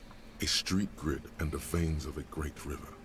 A familiar sensation washes over you. There she is. Revachol West. Around the borders of the watermark are dozens, no, hundreds of micro-perforations. The rectangular watermark is overlaid with the logo of the RCM, and yet the major arteries of Revachol are all recognizable. They shimmer in the Kanema's headlights. Let me see. Right here. No, it does not. The rectangular watermark is overlaid with the logo of the RCM, and yet the major arteries of Revachol are all recognizable. They shimmer in the Kanema's headlights. You catch a faint glimmer from a broken beer bottle in the distance. Sounds. Two men engaged in a drunken argument, followed by the closing of some distant window. Ah, Martinez at night. Let me see. Right here. It has its problems. There are many of them, and they are divided into 3 separate rows. The first row has 18 dots. The next is the longest. It runs all the way around the border, and then some. You count 216 perforations. Considering that nice, large number, a wave of pride washes over you. The last row has 3 perforations. That's it. Those are perforations. They represent your record as an officer of the RCM. They are your statistics, as it were. I should have guessed you'd keep a record. Alpha male officers who are proud of their numbers often do. It's meant. The first row represents your years of service. 18 years. Okay, not bad at all. What did you do before you volunteered? Probably some boring office job, same as everyone else. No shame in working a regular job, detective. Sometimes after a long day of doing this, I even envy it. This next row, the one that wraps all the way around, is your number of closed cases. Closed is good. It means finished. You've got, let's see... Wow, more than 200. 216 to be exact. It's quite a lot, even for someone who's been on the force for nearly 2 decades. Usually, clearing more than 10 cases a year puts you in the 90th percentile of all RCM officers. So you're saying I used to be a super cop? Call it what you want. You were a valuable member of your precinct. Now, let's look at the last row. Right. Those are your confirmed kills. You've got precisely 3 perforations there. That's not too many. For an RCM officer, especially Precinct 41, which is in the Jamrock Quarter, it's rather tame. I mean that in a good way. There are certain officers who treat their kills like some kind of ghoulish game. If they do happen to solve a case, it's usually by accident. But it seems as though you are, or at least were, one of the good ones. So we have that to be thankful for. Have you ever killed anyone, Kim? Yes. How do you handle a strain? Everyone has their own method of coping. Some more effective, or self-destructive than others. Personally, I find it helps to keep up a few hobbies. Maybe like what? Oh, this and that. Let's not get into it now. Maybe I should find myself one. Anything's better than annihilating yourself with drugs and alcohol. Thanks for this. The lieutenant nods. Okay, let's go. Right. I'll go turn off the lights. You can now see your statistics on your journal page, to the right of the task description.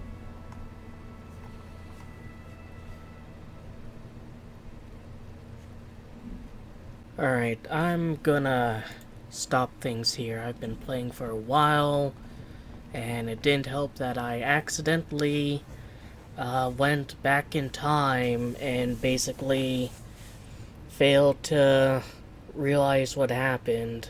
So I think the only time I can safely stop and start recording is here. I did quick save, but everything's still there.